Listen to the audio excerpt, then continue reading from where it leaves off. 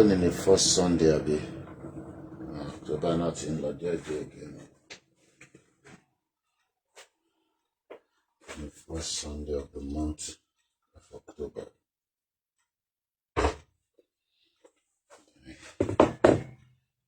Should not do the kick off here, dear.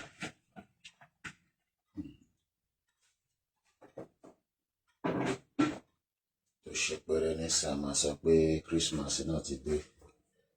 I'll go to my wall, a gift.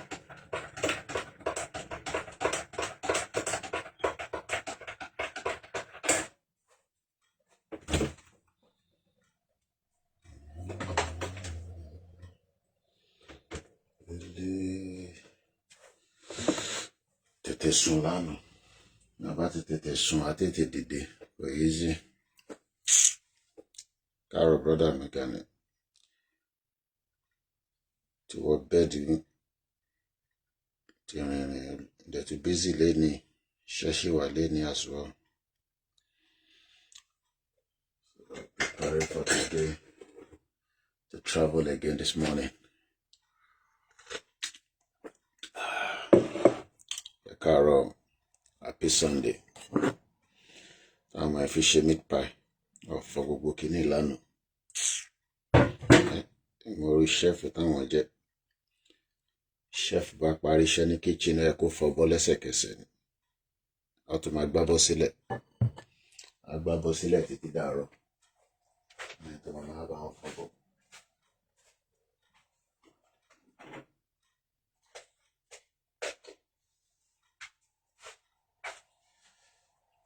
Ṣé dáadáa ni gbogbo ají? I don't send a request. I send a request kankan ṣàárọ̀. Ní time mi láàárọ̀ yìí. Àwọn èèyàn ṣì ń sùn nílé. Èmi náà láti rọra máa sọ̀rọ̀ ni. Ilẹ̀ tí mọ̀. Ìyàwó mi gan ṣẹ́wọ̀ bẹ́ẹ̀dì ni. So, Mr. Gbọ́láhàn ẹ káàárọ̀, happy Sunday. Ṣàlàáfíà lẹ wà. Kò ṣe olù.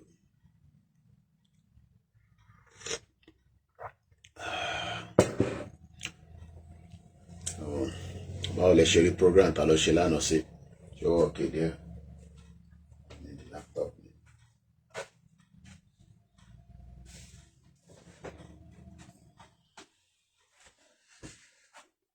Program ta ló ṣe lánàá, báwo lẹ ṣe rí sí? Ṣé ó lọ díẹ̀? Ṣé ta ló ṣe lánàá?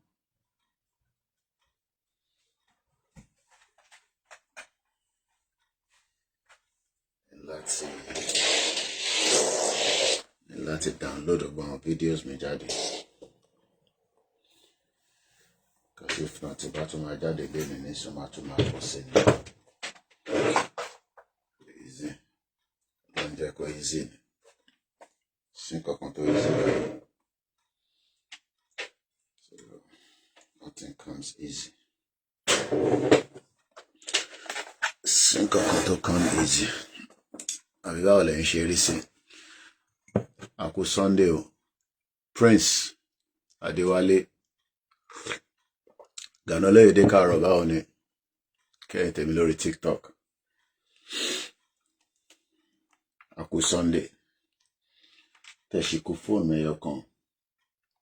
Mọ̀bí tí fóònù ẹ wà. Mọ̀bí táwọn ọmọ odò àfi sí.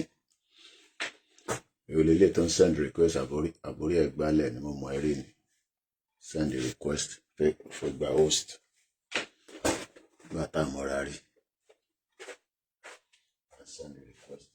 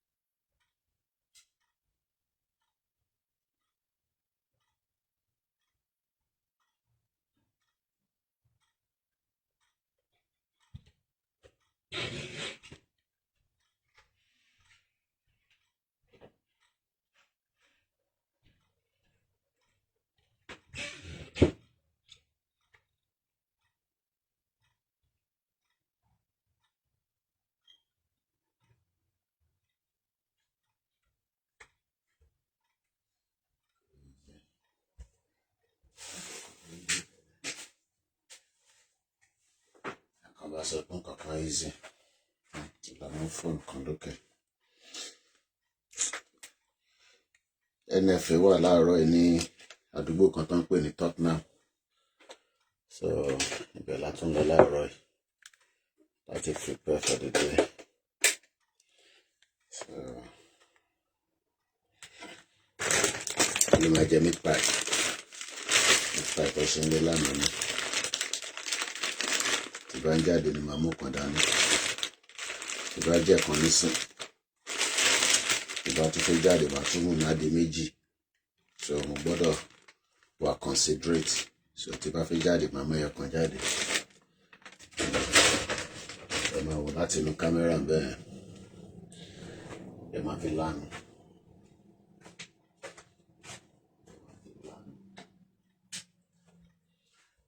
My weather wa ti change o, tútù ti dé báyìí,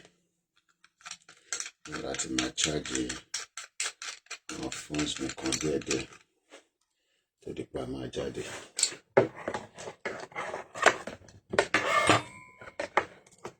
Okay, èèyàn wa a kò Sunday o, a kò ṣẹ́lù lọ́tún lọ́sìn, àdẹ̀kù ìjàgbára táwa ta dúró lórí self-determination ni o. Àwọn kan believe in self-determination fellowship election ṣe problem tèmi, problem tí yín nìyẹn.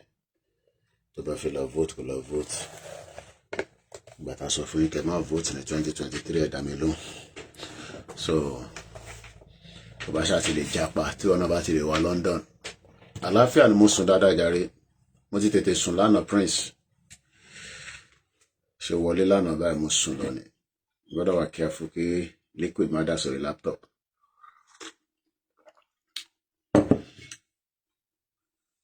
Mr. Bumi ẹ káàárọ̀, kí ló ń ṣẹlẹ̀ lórí social media? Ṣé Pella ti padà sí Nàìjíríà bó ṣì wà London? Pella àti Jarvis wọ́n gbádùn káàkiri ni. Mr. Korode ẹ káàárọ̀, àlàáfíà, a kú ìdájí, a kú iṣẹ́ lọ́tún lósì.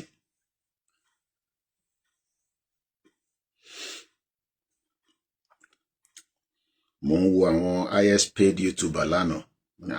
Àwọn èèyàn ń jẹ́wọ́ gan lórí YouTube yìí o.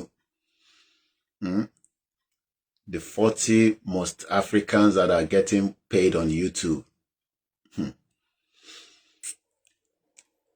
Lágbára o. So people, they make so much money on YouTube. Kìnìún kan ìnáná wà nù ẹ̀, Pastor Jerry, Mark Angel Comedy. Àwọn kan tẹ́ wà tí mo tẹ́ gbórúkọ wọn rí. Quite amazing. It is interesting. Very, very interesting. All right, let me download some of my videos yesterday. Download the Kurolori social media. These are my own work for future Koikimedia studio. Ẹ káàárọ̀ Mr. Boboye, happy Sunday. Ìdàlálàjì. Àgò máa fà bọ́ṣẹ́ lónìí. Iṣẹ́ wà fúnlẹ̀ wá forílẹ̀. Àwọn kan tí ní mò kí ń kọ national anthem wa mọ́. Àbínú kò easy. Iṣẹ́ wà, àpè kámẹ́rà ojú ẹ̀ dọ̀tí. Iṣẹ́ wà fúnlẹ̀ wá forílẹ̀ ibi wá. Kàgbéga, kàgbéga, kàgbéga fàlérí. Ìgbàgbọ́ wà ní pé bá ti bẹ̀rù làbọ̀ mọ́. Ká ṣiṣẹ́, ká ṣiṣẹ́, ká ṣiṣẹ́, ká jọlá. Ìṣọ̀kan àtòmìnira ní kẹjẹ ká máa lépa tẹ̀síwájú. Fọ̀pọ̀ ire àtòhun tó dára. Ọmọ Oòduà dìde, bọ́ sípò ẹ̀tọ́ rẹ. Ìwọ ni ìmọ́lẹ̀ ògo adúláwọ̀. Àwa ni ìmọ́lẹ̀ ògo adúláwọ̀. Mo kí o gbẹ̀yìn ọmọ ìrànmọ́ aládé o. Báwo ni ilẹ̀ Oòduà láàárọ̀ yìí o. Ẹ bá ń kí àwọn kábíyèsí o. Ẹnu ọmọ wọn ti padà sí London o. Bẹ́ẹ̀ ni ògo adúláwọ̀ MSK. Ẹ ti rí ẹ́mbásì wa lánàá tí mo fi wọ̀nyí. Ṣàlàáfíà lẹ́wà brọ́dà mi. DJ TKK. Mo kí àwa Nana. Good morning everybody. How are you? Ìdòwú Àlàbá, good morning. Happy Sunday to all our Christian brothers and sisters. Mr. Gbọ́láhùn Aliu, good morning. Akorede, Mushari comment in Ibibai. Olatunji, good morning. How are you all? Benny, the last man standing. My videos yesterday, Kilerisi. I love the British police. The one recording about look at this black man. Can you do this in Nigeria? Happy Sunday, Mr. Edu. Video I was putting the camera in their face. You dare do that in Nigeria? I will learn here. What's on to you? To film for cameras or your in Nigeria. There's no place like Europe, you know. That freedom, just don't abuse it. Mogbokpo moti or rape, talk charge for rape in Dubai. He was given leniency by the Emirate government, and eventually he died in a motor accident in London. So my question is, tó bá jẹ́ pé ọmọ yẹn wà ní prison, ṣé kò ní better this life? I'm 18 years old. Yes, yeah, this happened in London. Ọmọ yẹn wà ń ṣẹlẹ̀, ibi tó bá mọ̀ sí ni, ọlọ́mọ yẹn ká ṣìrìn. Imagine if the guy dey inside prison. Actually, wà nínú prison, but everybody wanted him to be free, return back to London, and eventually, ọ̀rẹ́ ti wà ní church, àdúrà wa gbà, ẹ kú iṣẹ́ náà sà, àníṣe lásán. So much shit is going on. How many people have seen the image of the tallest bridge by China in the world? Mr. Hamza Shitu, good morning. How are you, sir? Mélòó ló ti rí video yẹn? The tallest bridge. It's already on my social media. I posted it this morning. Our Shiwa ni baby in power yanjewa. Unbelievable. Imagine the kind of, engineering work that took place by the building here, the tallest bridge. That's it here. If you want. Can you see it? The tallest bridge in the world. Can you see there? Imagine building something like this. Ekaro, Mr. Said Mele, Chidadalaji, Ujumoreo, Aboru Aboyo. So let's come this way. Wow. This is in terms of this is the kind of what we should be thinking of. Look at the bridge. Can you see it? The tallest bridge in the world. China. Awashiwa nibi fulani power ngewa lori. Can you imagine? This is the tallest bridge in the world. I saw it this morning on X, formerly known as Twitter. Can you see it? Imagine constructing this to help our community across different parts of Yoruba land. Otuni coffee shop, look it. I can't show the video. You need to go and look at the video.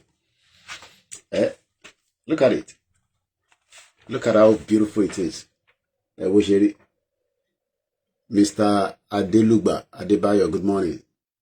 Ekaro Yawarita, good morning, Sally Clinic. Tech Cash, good morning. Please double tap and welcome to the program. Sunday morning, the 6th. Is it the 6th or the 5th? No, the 5th of October. Look at the biggest, tallest bridge in the world by China. Our Shiwa Nibi Fulani they kill us. Waiting we go do. Shina Tinubu go give us, all this wasting too much of our life. Tobali Sakuro Nigeria, almost hello. I was speaking to one of my auntie yesterday. What? She sent me a WhatsApp. Imagine people don't get their bag ready. If anything happens for Nigeria, they go japa. Koda, when I read the message, let me see if I can pull the message up. I'm coming. On bridge you find. Eh? Look at it. Inside real mountain. Look at it. Imagine the engineering work that went in. Can you see it? That's the bridge. All this on mountain. Mountain. Eh? Look at the bridge. Now still the day here, they say, Koiki, shut up. Can't say make I come back and live in Nigeria. Nigeria call Nigeria. Come back and live in Nigeria. So that my auntie sent a message to me yesterday. Enter our Instagram. You need to go to one of the other platforms because I'm going to use the phone for a few minutes. Then I'll come back again. Enter our Instagram. So please, good morning, Engineer Abdu. I hope so. This one will be engineer with the do POS. So about double tap. Good morning, everybody. So let me quickly read the message and I'll come back. Eshegon, those of you that are giving us gift. I was watching the 50 highest paid YouTuber in Africa yesterday. I was like, But apparently when they do self-determination, they scream, they shout. Abi, while some people are making serious money, but at least my name will be remembered for a very long time. Let me read the message quickly. This message was sent to me yesterday. Let me read it quickly. This is the situation of Nigeria as it stands today. How people are preparing for eventualities of whatever might happen. Nobody knows what's going to happen. I don't know. But all I know is that country in my fault. How soon will my fault? You see, the kind of messages I deal with every day. Can you see it? Messages. Too much. Too much messages. Yeah, that's it. Now,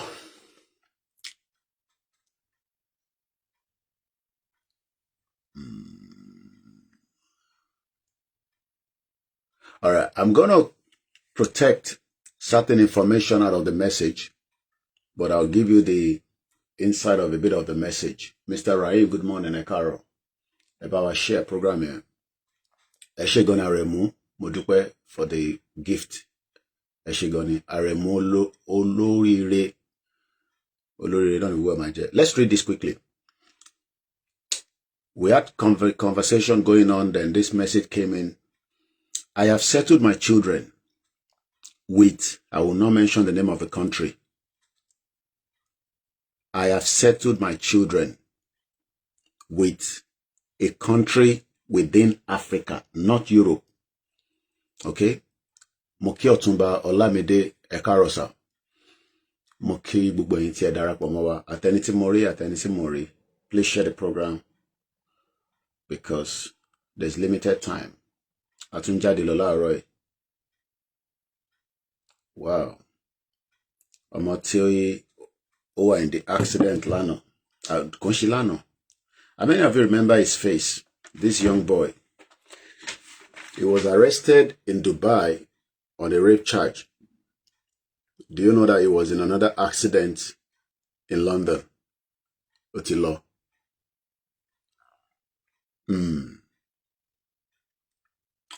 The question I'm asking is, if he is still in the prison today in Dubai, he'll probably still be alive. This life, you don't know the next day, the next move. You only know about today. He was charged on a rape count in Dubai. I believe last year or this year. Can't remember, but I'll read the story a little bit. Katopada saying, I'll come back to this one.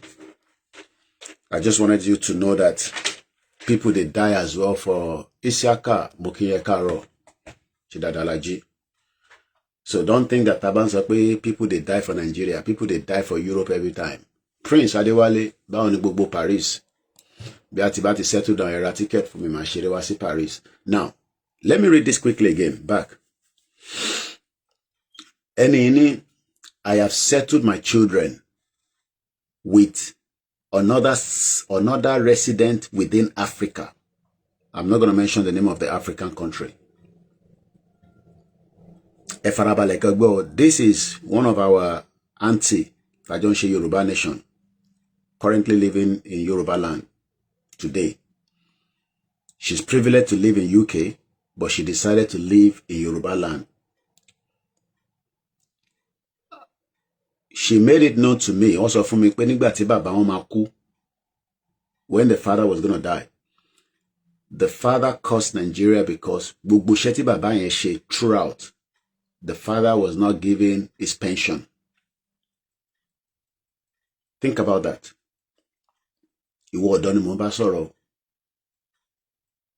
Okay? I'm not going to abuse you anymore because I realize that poverty and it's also a message, she's doing very well. She has 3 houses in Lagos. Lagos State. But she has 3 properties in Lagos State. They're not in government, just ordinary citizen. Simon Oyedare. I deal with many different things that people come and share their, concern. Into lukaluku fi darapọ̀ mọ́ Yoruba Nation ló yàtọ̀. Bàbá àwọn eléyìí ló ti sọ fún wọn even before ká tó jáde máa sọ̀rọ̀ Yoruba Nation ni bàbá wọn ti sọ pé Nigeria ò lè ever work. The father worked with the federal government and he was never paid his pension until he died. Imagine somebody worked for the government tirelessly. You know Yoruba people, with they work when it comes to I want to kàwé dáadáa nú àwọn bàbá yẹn. Kíyàn wá ṣiṣẹ́ for decades. Nígbà tó wá the time to ẹ̀kọ́ san pension ẹ̀. Or wá san pension ẹ̀. Àbọ̀rọ̀ àbọ̀yè o, mo kí bàbá mi Rahim, ẹ̀ka rọ̀sà, tí dáadáa ni. Àní ṣe lásán. Ẹni tó send message àti ń sọ̀rọ̀ nísìn. Mo fẹ́ lọ wo I call her auntie. Auntie ni máa ń pè wọ́n. She's doing very well. Wọ́n ṣe ọmọ kékeré o. Twins ni wọ́n. Let's go continue. So mo kàn fún yín ní background. Àwọn ilé London ló ti kàwé. Wọ́n ti padà sí Nigeria many years back. Ká tó bẹ̀rẹ̀ pé mo ń pariwo Yoruba Nation, a fẹ́ pariwo Yoruba Nation, Oòduà Nation, ni bàbá wọn ti sọ fún wọn pé Nigeria ò lè ṣiṣẹ́ mọ́.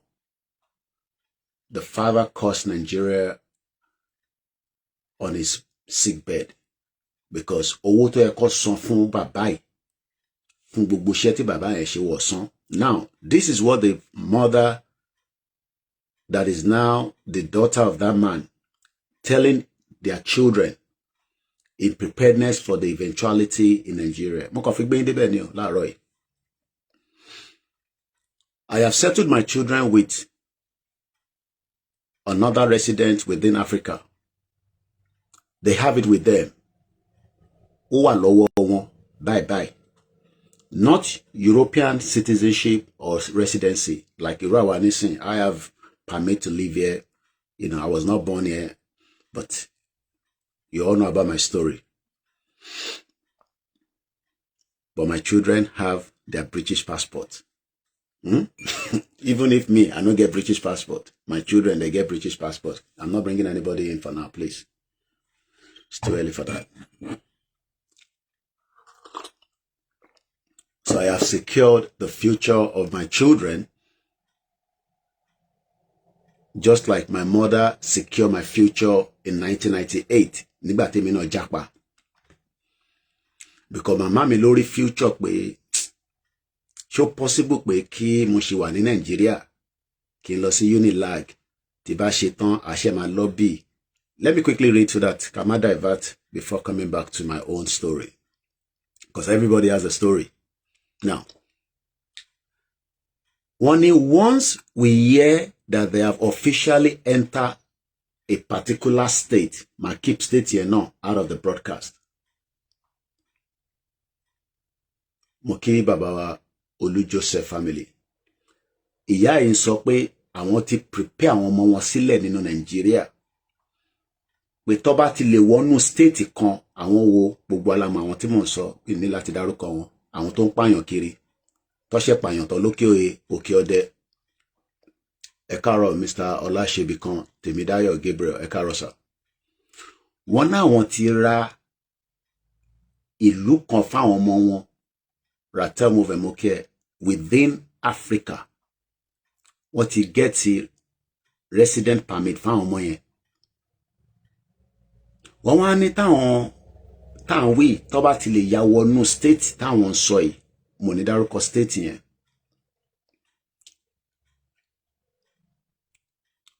We are running straight to ìlú tó ń sọ yẹn within Africa. We are running away back to African country. Oye yín, ẹ máa fi làákàyè gbé. I'm trying to avoid to give too much.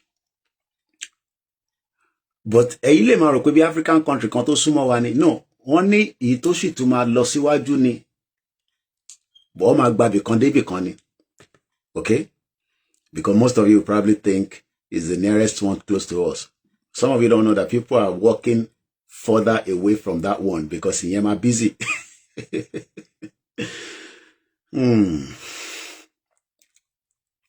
We are running straight to one African country to link another African country. This message was sent to me on Friday at exactly Kelimo, how people are not sleeping and becoming worried. This was sent before midnight, 23:46 p.m.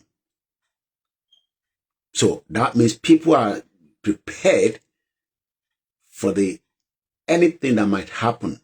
I want to prepare.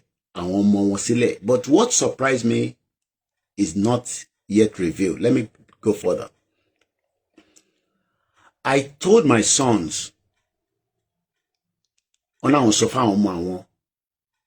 not to come looking for me. A man named Why me.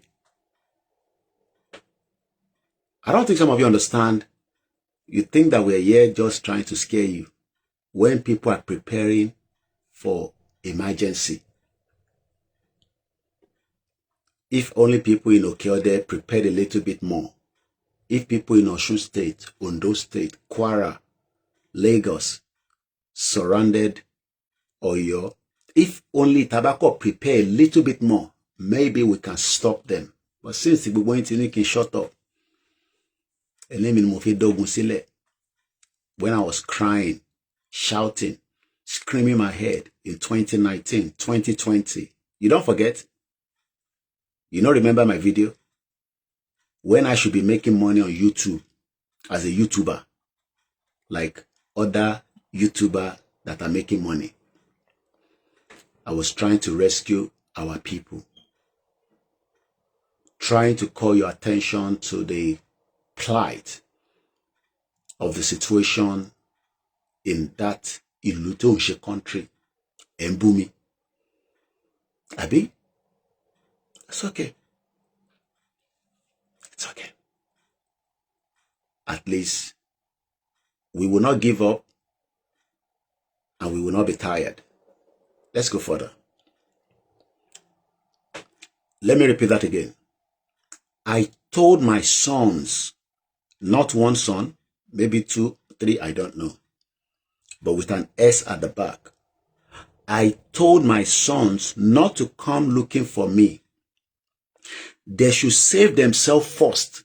Kọ́kọ́kọ́ wá bó ṣe máa gbára káwọn kọ́kọ́ kí ni mí ní save káwọn kọ́kọ́ ṣe ààbò fúnra wọn kẹ́tọ́ máa náà wáyà.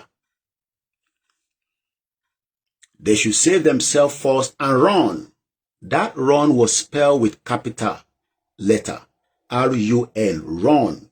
Japa, japa, japa, japa, japa, japa, japa. Sálọ, má dúró. Má no wá mi. Because if you no wá mi, ó ṣe ṣe kó capture or no. All these things might be like a movie, Abi. Shut up. Cannot happen. Ẹ̀rọ àwọn òkè ọdẹ bọ́ ṣe ń pariwo nísìn. Kí lẹ sọ sà, bàbá mi ààrẹ mú, ẹ̀mọ̀ káyìn gbọ́ Yorùbá, wọ́n ní kí wọ́n já fún ẹ̀mí ara wọn. Mo máa ń like àwọn tó gbọ́ Yorùbá dáadáa. Ẹ ṣáà máa bá mi ṣáyàn gbé fún ẹ.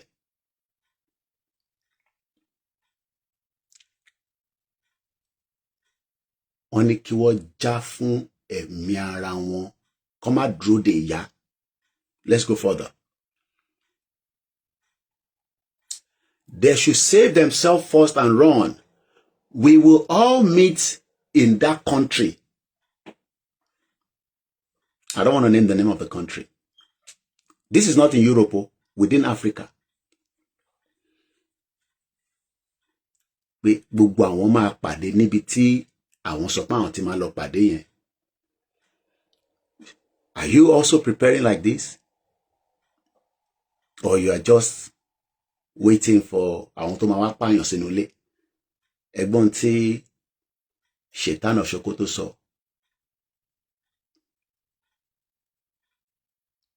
Let's go further.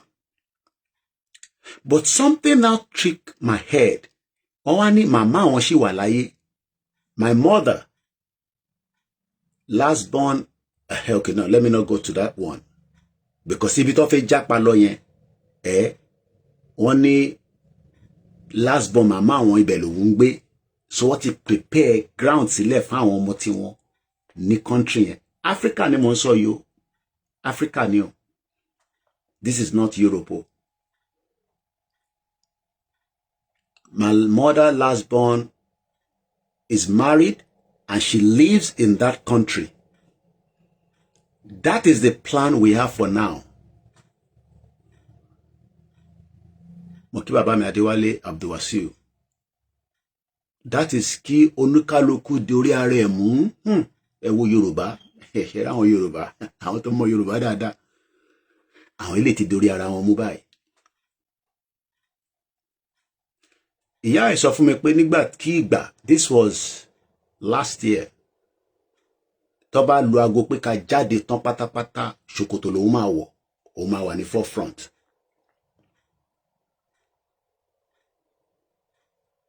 But we are not ready yet because kò sẹ́ni tó fẹ́ jáde tán pátápátá. We are scared. Ẹ tó nílé mẹ́ta lélẹ́yìí o. Àwọn ready. But nígbà tí ìyàn rẹ̀ ti ṣẹlẹ̀, wọ́n gbọ́dọ̀ make another plan ahead just in case táwọn tó ń pààyàn tó bá ya wọ̀lú. Ẹ lè ní wọ́n ní ya púpọ̀ pé bí a bọ́ ṣe ń pa wá ní kéékèèké yẹn náà ni. But ṣé n tí Màláfíà Ọ̀bádíà sọ ṣó ṣì máa wáyé? How many of you remember what the late Dr. Màláfíà Ọ̀bádíà, mo kíyà wa, àbí brother wa Àyìndé Bùsáyọ̀, Koiki Baálẹ̀, ẹlẹ́bọ ló ń kí yín o, ẹ káàárọ̀ Baálẹ̀, ṣé dáadáa lẹ́wà sà, ẹ bá ń kí gbogbo àwọn ará àdúgbò. Bàbá mi Timothy ni we are almost overrun by the bandits in Okun Yoruba area in Kogi State. Ẹ ṣé gan ni sà. Wọ́n ní Kogi State o, wọ́n ti overrun àwọn. Okay. Brother mi Daniel, báwo ni London láàárọ̀ yìí, òtútù yìí pọ̀ díẹ̀ o. Let me read further. Wọ́n ní every one of my friends, kò tí wá ń ṣàwọn nìkan. Every one of my friends have packed their bags. Just the essential. Tó bá sọ pé nǹkan essential, in tíyàn kọ́ lè need ní immediate ẹ pé wà ti gbé sẹ́gbẹ́ kan. Irú àwa náà ní UK nísìn, àwa kan wọ́n ti sọ fún wa, tẹ́ bá rántí, Europe prepared. Tẹ́ bá rántí mo ti ṣe program yẹn. Prepare 72 hours emergency. How many of you remember that article. Let me take you back. When this article, I mentioned it, tí mo sọ fún yín náà pé kólúkálukú níwọ̀nba tẹ́ bá ní ẹ múra sílẹ̀. This article was in March 2025. Routers. Anything tí router bá sọ, má tún doubt ẹ̀ láyé, because they do a lot of. This is the headline then. How many of you remember? That's the headline. European citizens were asked, were asked to prepare for emergency. Baba mi Simon Oyedare ní ogun àwítẹ́lẹ̀. How many of you remember? Article here. Let me read that article briefly before Katopa Sodo answer me. European Union tells the public to hold 72 hours of emergency supplies. Kí ló ń pè ní emergency supply? Kẹ́ ní omi tẹ́ lè mú fúnjọ́ mẹ́ta. Ẹ lóúnjẹ tí ẹ lè jẹ fúnjọ́ mẹ́ta. Gbogbo essential tẹ́ pé tí gbàgbàgbà bá ṣẹlẹ̀ níta. Torí àmọ́ tó lè ṣẹlẹ̀ ní Europe náà. You can survive for 3 days. Tó bá ti lè survive for 3 days, then government lè kick in. Because bí i 3 days yẹn gbogbo ẹ máa dàrú, government gan ni rójú ráyè ara wọn. Ẹ bá mi dá tap kẹ́dẹ̀ bá wa gbé ká gbé kíní ẹ lọ sókè díẹ̀. Ká bá dẹ̀ ráhùn tó fẹ́ support wa. Kẹ́ bá wa ṣe support. Adúpẹ́ àmọ́ lórí. Àjọṣe gbogbo ò ní bàjẹ́ láíláí. Ẹ ṣé gan ni Prince Adéwálé. Mo kí bàbá mi Lukman Jimoh. Bẹ́ẹ̀ni, London fine gan. Inú mi dùn tí mo dé Trafalgar Square after 2 months. Ṣé ló rà pé mo ṣẹ̀ wọ London ni? Inú mi dùn ṣìnrìn ni. Mo kàn rẹ́rìn káàkiri ni. Let's come back to this one. Every one of my friends have packed their bags, just the essential. I have also packed my bags too. We know they are coming. We won't bọ̀. And we know the government is not doing anything about it. Our life don't matter. What a pity. What a shame. My mother, ìyẹn màmá tó bí auntie mi, my mother, ìyá 80 years old. My mother say we should run and not worry about her. Ibi tí ó ti kick mi ní egungun ara nìyẹn.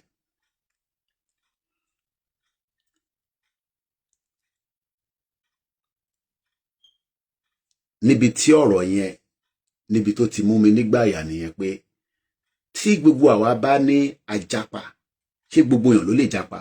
Just like bí bàbá mi Àyìndé náà ṣe ń béèrè bíbà ẹ̀. Kí àjàpá kọ́ ni solution. Kí a máa fi ìlú wa lẹ̀ nìyẹn. I agreed as well. Kò ṣe gbogbo èèyàn ló máa lè jàpá, but some people are preparing. That's the fact of life. Tẹ́yìn bá náà jàpá, àwọn kan prepare bó ṣe máa jàpá.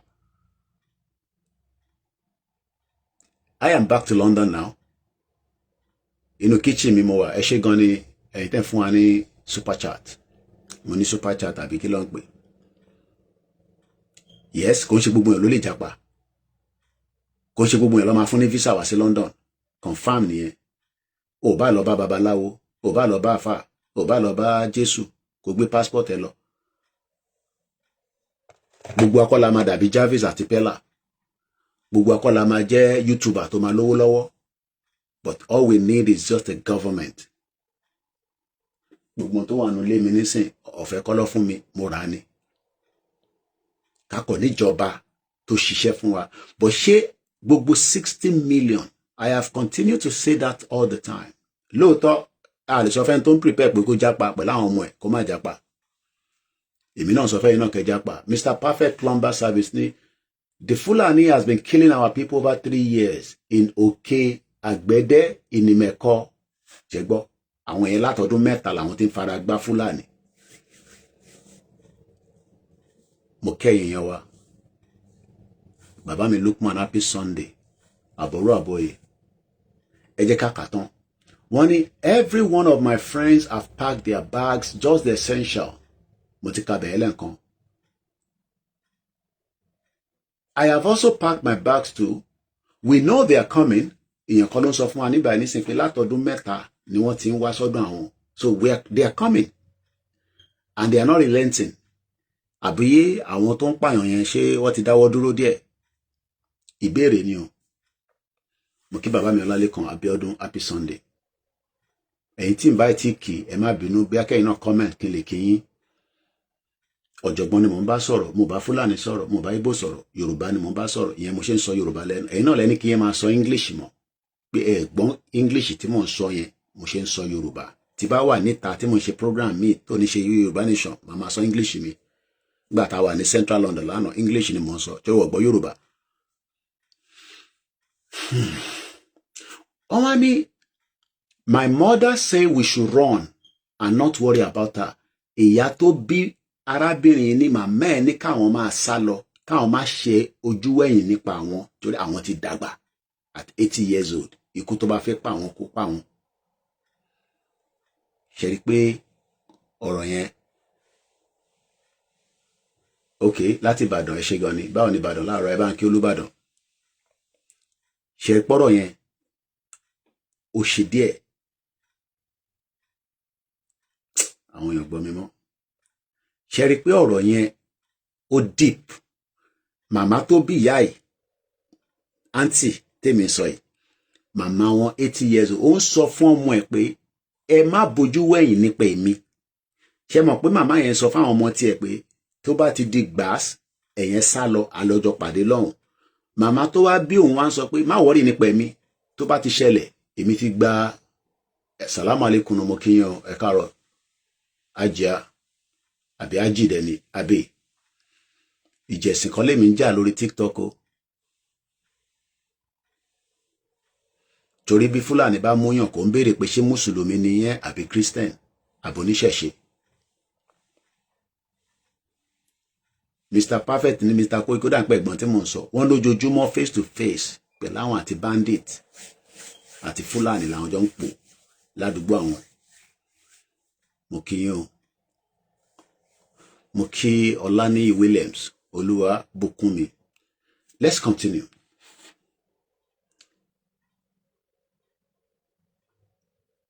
My mother said we should run and not worry about her. She's in her late 80s. Once it starts, we should go quickly. She says it is too old to start to run for death. Pé màmá tó bí àwọn sọ pé ṣé nísìnyí làwọn màmá sá fún ikú. That is where I'm asking that. Ṣó possible kí gbogbo èèyàn sá kúrò nílẹ̀ tó jẹ́ ilẹ̀ wa torí pé and play politics? Ṣó possible? Kò possible. Kò possible. Kò possible. Yes, we need our own nation, but kò ń ṣe gbogbo èèyàn ló fẹ́. Ṣé gbogbo èèyàn ló fẹ́ ni? Gbogbo èèyàn kan ló fẹ́. Ìyẹn ló ṣe ń fi gbogbo wa play politics. Politics táwọn Adélabú, politics Gbẹ̀gìrì àtẹ̀bà. Mo tún rí Omiṣore náà náà tó fi contest as a governor of Osun State. Abi? All right. She said she's too old to start running from death. Imagine, is this a country? Èmi náà bẹ́ẹ̀ ní sí pé ṣé Nigeria is a country? Ṣé ìlú ní Nigeria? Because wàá wá nísìn wàá fi defend it. Bí Tinubu bá fix gbogbo problem tó ń ṣe wá Nigeria, he's not going to be a life president. The only option he has on the table is to find amicably solution for dissolution. Anything short of that is a waste of time, not even a restructure. Anything short of that is a waste of time. Tí President Tinubu bá lọ, mo kí brother mi Adépọ̀jù, Yorùbá ẹ káàárọ̀, àwọn ọmọ Odùduwà. Tí President Bọ́lá Tinubu bá lọ pẹ́rẹ́, Ọkọ̀yà Fọláyan mo kí ẹ, bá ń kí ẹ̀gbọ́n mi gbogbo security wa. A whole town in Okun has evacuated because of the bandit. The name of the town is Okunran. Wọ́n ní gbogbo àwọn tó wà níbẹ̀ tẹ̀ ti sá lọ dànù. Sometimes gbogbo community towns wọ́n lè máa ju bí i 10,000, 20,000 lọ. But imagine a whole community evacuated because jàǹbá táwọn eléyìí ṣe. Auntie mi wá ní, imagine, is this a country? Mo kí bàbá mi Saheed, ẹ káàárọ̀. Is this a country where citizens have packed their bags and ready to flee? Ṣé gbogbo ẹni tó wà ní state kankan ló máa lè sá lọ? Okay, tẹ́yìn bá tẹ̀ ní strength láti sá lọ. Gbogbo àwọn arúgbó yẹn kọ́, kí la máa ṣe pẹ̀lú wọn? Àfi wọ́n sílẹ̀ kí Fúlàní pa wọ́n dànù. Tí gbogbo àwa bá lè sá lọ, àwọn arúgbó wa ń kọ́, because arúgbó wa very, ẹ wo báwọn ọlọ́pàá yẹn ṣe ń gbé àwọn arúgbó lánàá. Àwọn arúgbó yẹn ló ń gbé lánàá. Majority àwọn àgbàlagbà ni wọ́n protest tó jókòó. Ó wá take ọlọ́pàá 6 láti lè máa gbé wọn. Wọ́n dẹ̀ wà very careful kó má lọ lù wọ́n mọ́lẹ̀. Gbogbo ilẹ̀ rí fídíò yẹn lánàá tá a ṣe ní Central London. Mo kí Ọkọ̀yà báńkì gbogbo àwọn group ẹ̀. So kí ni mo kàn ń fàyọ láàárọ̀ yìí ni pé wọ́n ní àwọn fẹ́ move màmá àwọn nísìn lọ sí country tí mò ń sọ yìí. Màmá àwọn refuse, wọ́n náà wọ́n lọ láíláí. Ikú tó bá máa pa wọn kó yà pa wọn sínú orílẹ̀-èdè tí state táwọn wà, mo ní dárúkọ state yẹn. Báwo ni Manchester?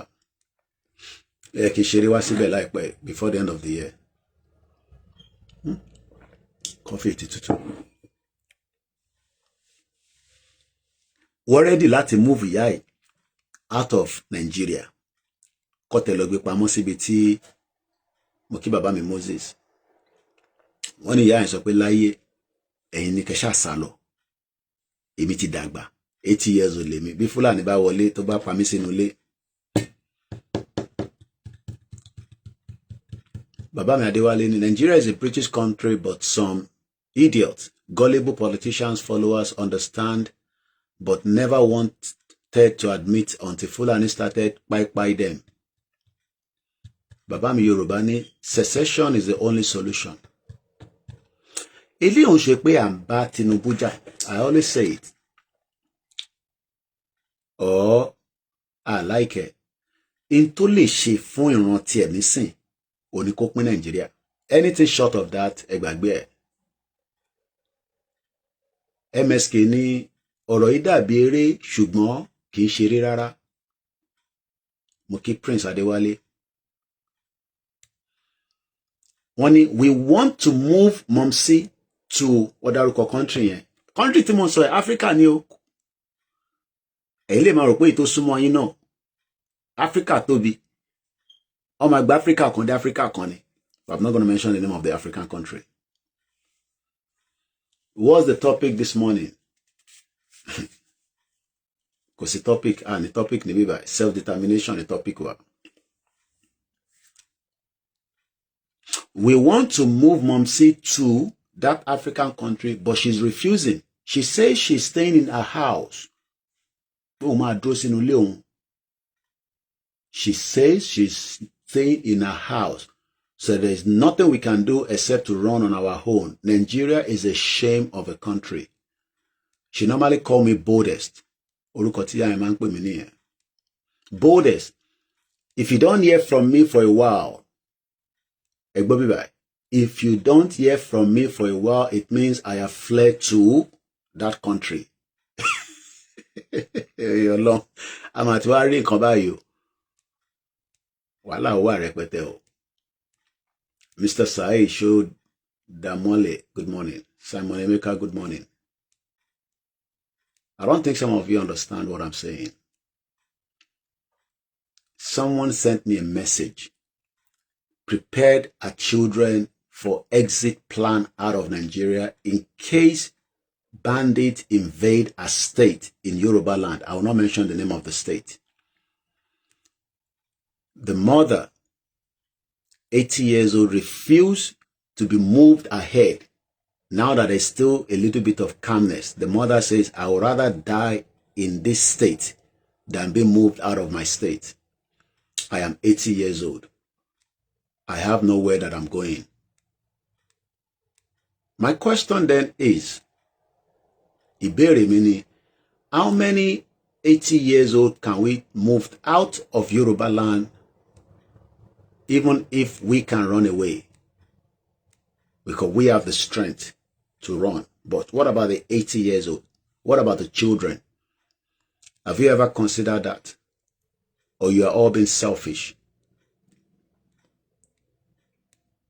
This is why we are saying to President Tinubu to look into the matter before it gets out of hand. Look at the jab between Jonathan and Garba Shehu yesterday. Bam, bam, bam. Every one of them is talking. Who brought in the terrorists into Nigeria? Buhari is dead. He died here in London. I remember showing you the video. Òun ti lọ nísìn. But the problem is still within Southwest and many other parts of Nigeria. When the borders, if you don't hear from me for a while, it means I have fled to that country. As I have fully packed my things, I am just watching as events unfold. Once it gets too close and too dangerous, I will leave immediately. Good morning, Mr. Abdul Qadri. Salamu alaikum. Ekaro. Chedadalaji.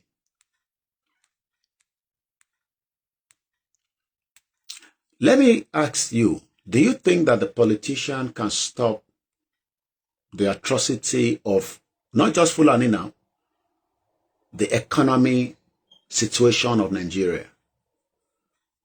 In Jerukwe, the politicians in the Southwest, they can. So this is what I received, and I sent a voice back to her. I don't know what I say in the voice. I don't want to play it out yet. So sad. I never knew the country would get to this point. God keep us all safe. Nigeria has really failed everyone. I have a safe coverage. The world is in turmoil because I told her I was going to central London to cover the event there.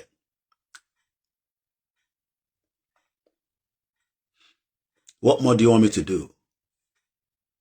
I cannot fight alone. We all have to fight it together. But some of you say you don't want to fight it because it is too dangerous and too risky. And we have left it to who? Who is going to come and fight it on our behalf is the question. Who is going to come and fight on our behalf? I'll make a start download my video. Hey, Jackie, she share me money. That's the reason why you don't start a live broadcast. You start a live broadcast because I have to download the videos I did it. Because every 30 days now, Facebook delete your video. Bam, out of their own archive.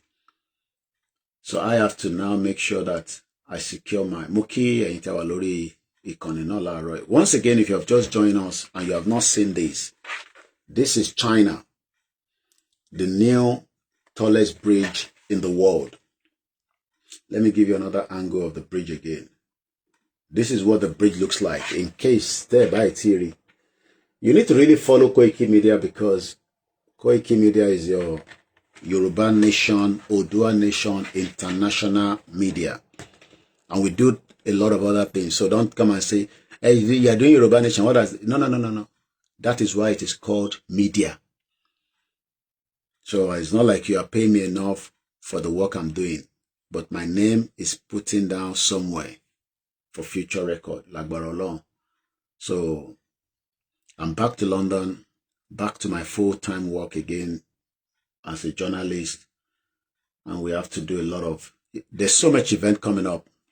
How many of you know about NFL? I'm sure if you're in America, you would love to be one of the players. So NFL is happening this morning from 9:30. We plan to travel down there, hopefully, and get some coverage for you. But what those coverage is going to come is probably more of my YouTube channel that says it is now 28 years I've lived in the UK. So you got to follow that channel. We will do more on TikTok, probably bit by bit, Lori Facebook. So those ones have got nothing to do with Yoruba Nation. But again, imagine if we have a country of our own, we can also invite NFL to come and play in Akure, in Ondo, everything should not be happening in Lagos State. Lagos koni ile Yoruba nìkan. We have other states.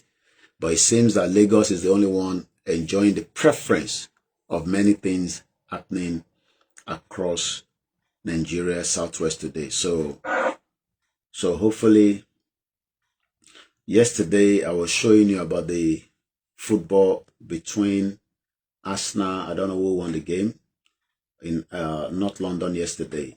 Imagine all these activities to lè mú revenue rẹpẹtẹ wá sí ilẹ̀ Oòduà.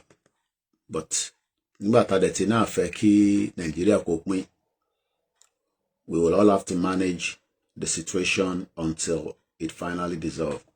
While we are doing this, some are not interested. They are more worried about how to make money on YouTube, on Facebook, on TikTok, on Instagram. People like Pella. Pella is not interested in Nigeria to break up. He's currently in London. I think he has returned back to Nigeria. I don't know. Enjoying life. Abi, you think say Pella want Nigeria to break? No. He's enjoying life now. Just like Davido. Davido is in London. I saw Eniola Badmus in London. I believe she was en route from New York, stop over in London, saw Pastor Toby, presentry, blah, blah, blah. It's nice. To want about an opportunity to do that. But we are looking at a bigger picture where everybody will have privilege. Everybody will have access to the basic things of life. Moki Baba mi waris Jinadu. But unfortunately, while we are doing this, others are doing their own thing. Around to she fracas, around to nja. You know, Ija Yabo Joati Liz and Jory. I don't think it's gonna finish anytime soon. So it's another ongoing event that drives a lot of traffic on the social media. I think Very Dark Man is currently in China talking about all these small power units. She yellow man is serving. Come on, Yoruba Marunu. Don't get carried away with all that. He's doing a business. He's doing good, but all that is not going to help you. It's like telling me now, oh, you don't have light. I will supply you this. You can use it for 8 hours. Do you know the amount of thing I plug in this house? I just finished plugging water. Can that thing plug water? Tibagbe Nosi. We're talking about having a constant, viable, sustainable electricity. Only China. China is running a business.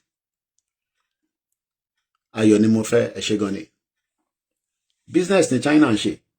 So when they see somebody like Very Dark Man that has, you know, the kind of traffic they need, why not? They will invite him to China. Come and help us promote inverter. Abikilo Nonta. So, but Nigerians are very gullible people. It's like came in a mass of anything. Money product contimofeta. My phone in for 6 hours. When we need constant, I have electricity now. It's not free. We pay for it. But it's working. It has not destroyed anything since I left. Because all this can happen. Ekaro Bishop Additional, good morning. Our money man, the financial Yoruba Nation advisor. Mokegbomi Darapo, Brooklyn. So, but what Nigeria, your big brother will finish today. End of Big Brother. After 70 days or whatever days in the house. I think Faith was evicted. Moke Masbi, Karo, Kushe, Happy Sunday, Bankiya Watomo. So what am I trying to explain? We need a government that can function. Not you going to China. Bishop Additional 1K Lori TikTok, MSK81. Promoting Chinese language curriculum in SSC. Everything is now working, is it? So all I see Very Dark Man doing is just selling a product to a system that failed. But Yoruba land can be better.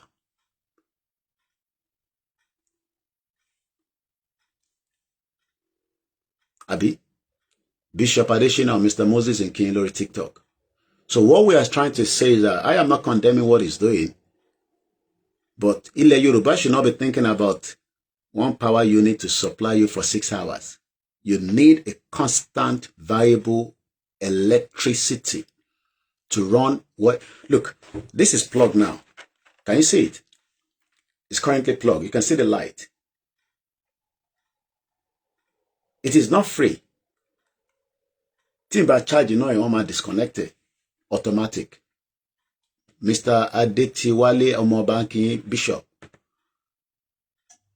But instead of us to face the reality and make a push, we are scared.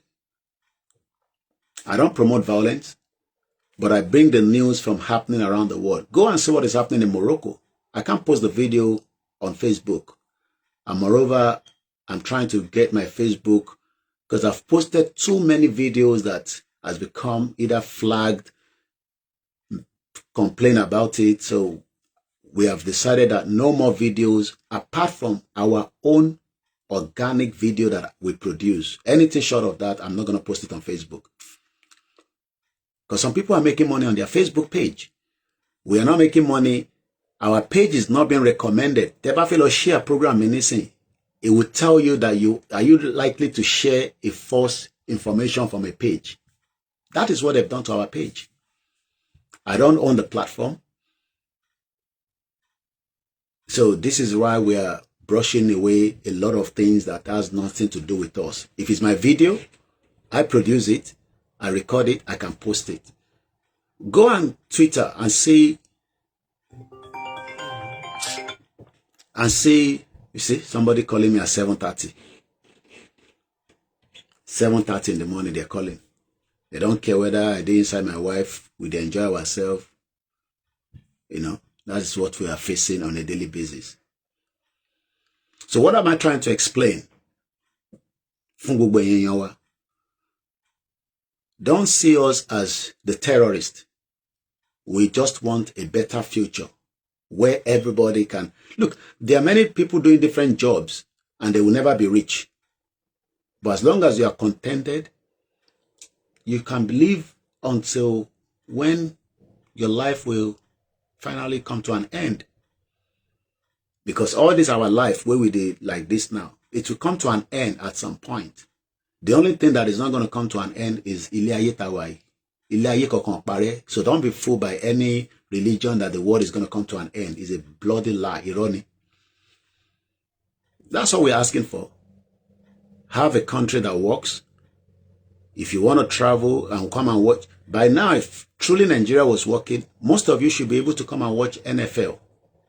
Many Americans have arrived. I'll be traveling there later on this morning because I think the program starts from 9:30. Many Americans have arrived in London to come and watch their team play in UK, in Tottenham Stadium, NFL. I posted the image this morning, or the flyer.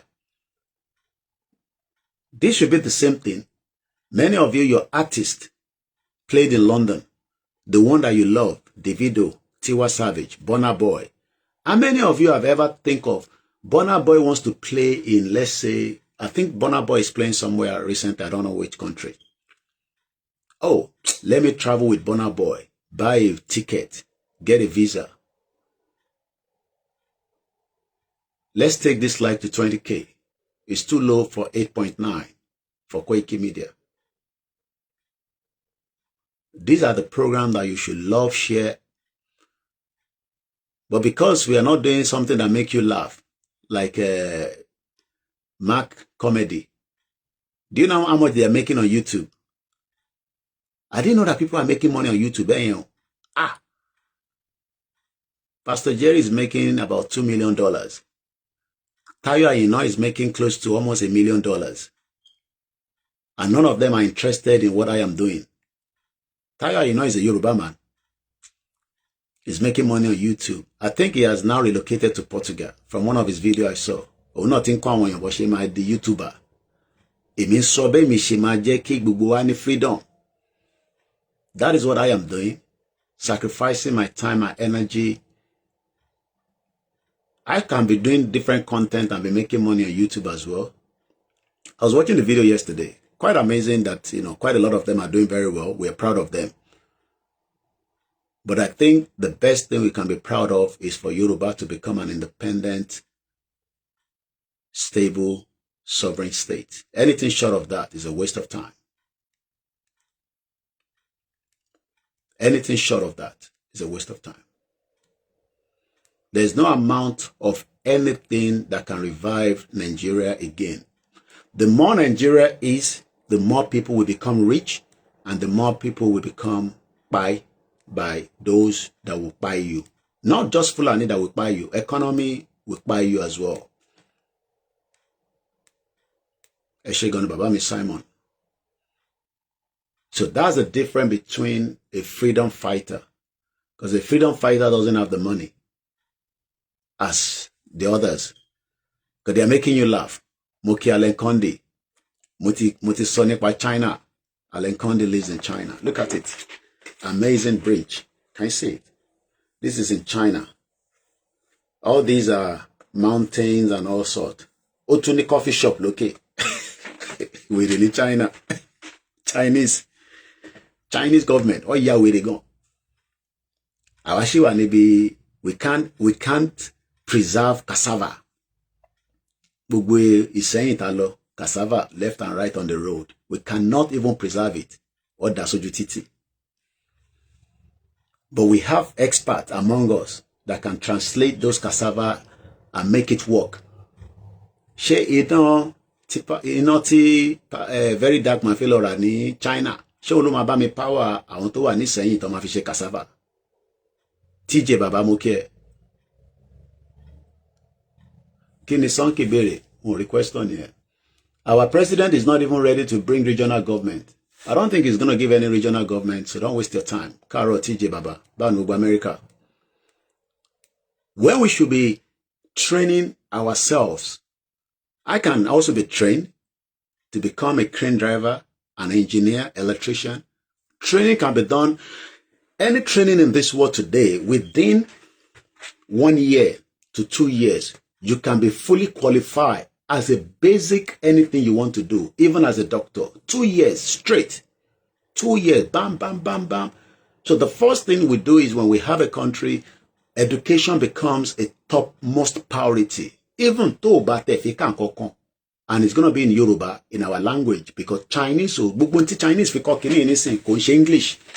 All this construction was done in their language. The calculation, the engineering, the physics, the wind, everything. So imagine building this in Akure, kawa ma fi èdè wa, ka ma fi kọ́ àwọn tó ma lọ bá build it. Kò ṣe pàṣẹ mama ní kó sọ English. Ta mama force wọn. Many people know something, but when you start telling them kó sọ English, Benny, Oba one, and nothing like regional government system is gone. That one is never going to come back. That's what we're asking for. Ibadan State, really. Chika, Uche, good morning. Within 2 years, we will have, let's say, Tabagba Ile Odua Leni. Katesope Tabagba ni next year. Kawa bẹ̀rẹ̀ training àwọn èèyàn láti 2027. Ka recruit àwọn students in different sector. Railway, hospital, free ni. We say anybody come and study for free with laptop and iPad given to you, internet access, 24 hours electricity. We want to train every goddamn person in Yoruba, not in English. Even the Japanese language too.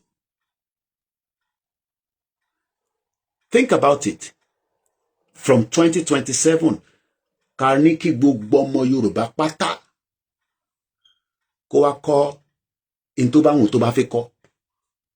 Whatever you want to train to become. Ceramic, ni tiling, ni carpenter, ni electrician, ni whatever, we don't care. For 2 years, from 2027 to 2028, first year. And you'll be paid while you are being trained. Amama sanwó fún ẹ. while we are training you. Àfẹ́jẹ́ kó lọ ṣiṣẹ́ kankan, má lọ náà wáṣẹ́ kankan. They call it apprentice in the UK. I don't know what they call it in America and Canada. Ẹ ṣé gan ni Ìyáwa Mima Alaga, ẹ ṣé gan for the super chat. Kò ní tán bẹ́ẹ̀. Because some people are in Nigeria, they're still giving us all this donation, while some are outside. I wish I can have so much money like those YouTubers. But that's why we're struggling. I'll come back to that. Now, by 2028, think about the numbers of people that would have been well equipped, ready to go into full-scale work. By 2029, 27 to 28, 1 year, 28 to 29, 2 years. Mokia Martins. Ọdún méjì láti 2027 lọ sí 20. Èyí tí a fi máa sáré 2029 tá máa ní Tinubu wà níbẹ̀ tá mọ̀ tó lè ṣẹlẹ̀ tí kò sẹ́ni body tó lè foresee in tó lè ṣẹlẹ̀ àfi tá bá ń parọ́ fúnra wa. In 2 years, full education, paid, electricity, internet, one laptop and one iPad for you. One laptop to work from home when you return back home, and the iPad to bring to school. Láti fi kàwé. And we are paying you, the Yoruba government, Oduduwa government. Kí lẹ rò kó máa ṣẹlẹ̀ sí ilẹ̀ Yorùbá àbí ilẹ̀ Káàárọ̀ Oòjíire? By 2030, we will have millions of Yoruba, àwọn ọmọ Oduduwa, whatever you want to call yourself, well-groomed, well-prepared to go into the labor market. Kí ló ń pè ní labor market? Go and watch some of the videos I did yesterday. Construction work continue even in a very tight space. But what you want now is Tinubu to return back to power in 2027. Okay? Still in Nigeria, but you cannot gain and get anything that I've talked about. Mr. Oluwashinoni, that is how it is working in Western region with Baba. You must first equip your people with education. Moriembe Martins, Carol. Akọ́kọ́ gbọ́dọ̀ prepare àwọn èèyàn wa pé kọ́ ìwé tá dẹ̀ fẹ́ náà fẹ́ kà yẹn, not in English, because English is not our language. It has to be in our own Yoruba language, in our own design curriculum. And you know, Lema designer, some of you are already prepared to train people. Don't think that Anto and diaspora and Colombo were trained. No. Some of you in Nigeria today, you are well ready to train millions of our people. If that environment is there, but rather than that option, I felt option key. Káwọn kan ká máa rí wọn lórí Instagram. Àbí ká máa rí wọn lórí social media. Somebody say, I will train people about any paint production. You see? Ready to train people. And tó fẹ́ train náà máa gbowó kò ṣọ̀fẹ́ o. A máa fún ní gbogbo resources to need. So, by the time the people are groomed ready to go into the labor market, boom, Yoruba land will become far better than Japan and China. 2 years, ni mo ń sọ you. 2 years of full-time training, being paid as well. Ẹ máa bèrè pé Koiki bọ́ níbo láti máa rówó tá máa san fún wọn. We have the resources at home. Mo kí bàbá mi Kúnlé Ṣítà. We have the resources to pay for this purpose because it has been done before, proven, tested, with less technology during the regional government. Abami Kunle Shita, send owó sí mi o, ó ti dé báyìí nísìn, gbogbo owó tẹ́ tọ́jú pamọ́ fún mi yẹn, ṣé kí n send account number yẹn wá láàárọ̀ ẹ̀, kó tó di pé mi náà máa bẹ̀rẹ̀ iṣẹ́. So, I hope some of you understand that our future is really at stake. Look, gbogbo àwọn Ọbásanjọ́, gbogbo àwọn yẹn, wọ́n ti gbádùn ayé. They are not interested in our lives anymore. it's all about me and you now. Ẹ káàárọ̀ bàbá mi Òkìkíọlá, ẹ ṣé gan ni fún contribution ní the other day. Ẹ ṣé gan ni, mo dúpẹ́. Imagine how many nurses, doctors, surgeons, dentists. I remember a time I went to Turkey because it was cheaper for me to clean my teeth in Turkey than London. Benny. It was cheaper for me. Because, number one, the Forex, the foreign exchange. OLAYOMI Godson, good morning. Eba wa gbe kini lọ sí 20k by now, ẹ kò ti dé 20k. Tí gbogbo yín bá ń ọmọ tẹ́ máa ṣe tó máa fi dé 20k. Ẹ jẹ́ ká gbé lọ sí 20k. Bẹ́ẹ̀ yín tẹ́ lówó tẹ́ fẹ́ fún wa. Ẹ love ẹ, kẹ́ double tap, kẹ́ share. That's all we're asking for.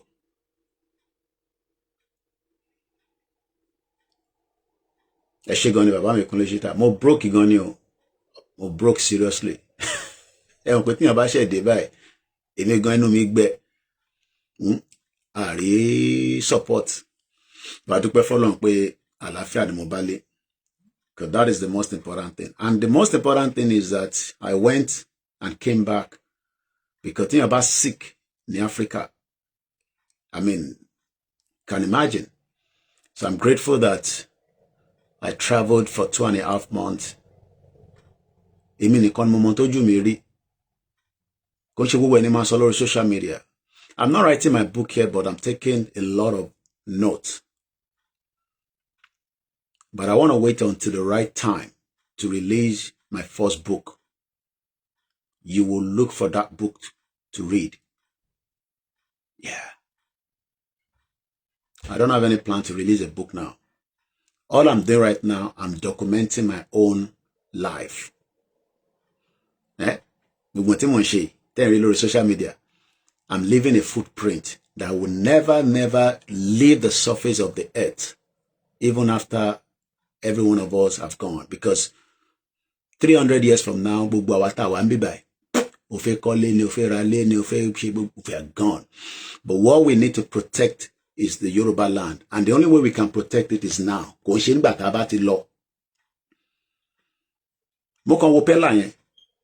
a young man. But at the end of the day, they don't want to get involved. Okay, let's give and take. TikTok back in Nigeria. YouTube back in Nigeria. We can design our own. We have those of you that are good in coding that can start all this. But one thing is, the West doesn't want you to grow.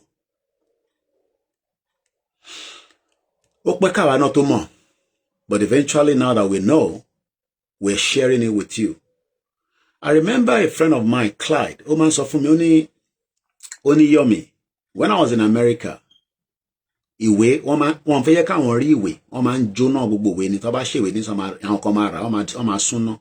so the beauty of us communicating like this, mo need NBC, kini come pẹ̀lú National Broadcasting Corporation. Lai Mohammed did everything to destroy. Lai Mohammed lo destroy YouTube channel wa. Ó yẹ kí ma re owó tó pọ̀ dáadáa lórí YouTube channel mi. Some of you think maybe I'm making, yes, I should be making money on my YouTube channel, especially the Koikimedia. Some of the people I was watching yesterday, Elomi need 20,000 followers, and they are making up to thousands of dollars with their content. I should have made money as well. But Lai Mohammed reported, Lai Mohammed nisi not ife pa gbogbo wọn tán níbẹ̀. Lai Mohammed, I agree, but this West we troop to their countries. Yes, we troop here because even the nearest person like you have, we troop here as well. What do you want me to do? We have to come here because if we are not here, I cannot do what I'm doing in Nigeria like this. That's number one. And secondly, when people say you troop here, Yoruba people have been traveling to UK, not now, as far back as in the 50s, in the 40s, we have traveled. We are Ajala travel all over the world. Ajala travel all over the world. Ajala travel. Koto be in 1978, ni Monsi meeting travel. I was born in 1978 and I was not born in the UK. And I would have had the privilege to have been born in the UK because last born in my mommy was born in the UK in the 1980 with a British passport when they gave birth to her lọ fún ní British passport. Èmi ṣe wá jìyà 15 years kémi tó gba permit pé mo fi gbé ní bíbá. You can see the difference because my mom thought Nigeria was a working country. Kó lọ rajà kó dé. She was a secretary with Mobile Oil. She traveled like Enton Losoju Elegba. In the 80s, my mom was doing what they called U-turn. As I speak to you right now, my mom is abroad. She's still traveling. Mama told me I was at the airport terminal 4 on Monday. She Monday ni mom si lo. Ni mama mi lo. Yeah. She's on holiday again. Yeah. Even in her 70s, she's still traveling.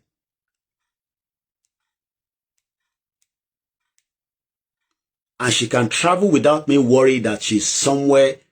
She has sent me loads of pictures, videos, hotel tower. She be mama teno, she le travel niye. Shoti mu mama lọ sí Ghana, Benin, Togo, Kenya. I was watching the guy this morning, mo posted Tanzania asking for visa from Nigeria. Do you understand what that means? Tanzania. You need a visa to go to Tanzania. Kilo wambe. Bishop Adesina on the government only have issue if you have the resources to back his money in the forex transaction. The guy was refused a visa to Tanzania. Kini kon Moses. Baba mi se mona debi se karo.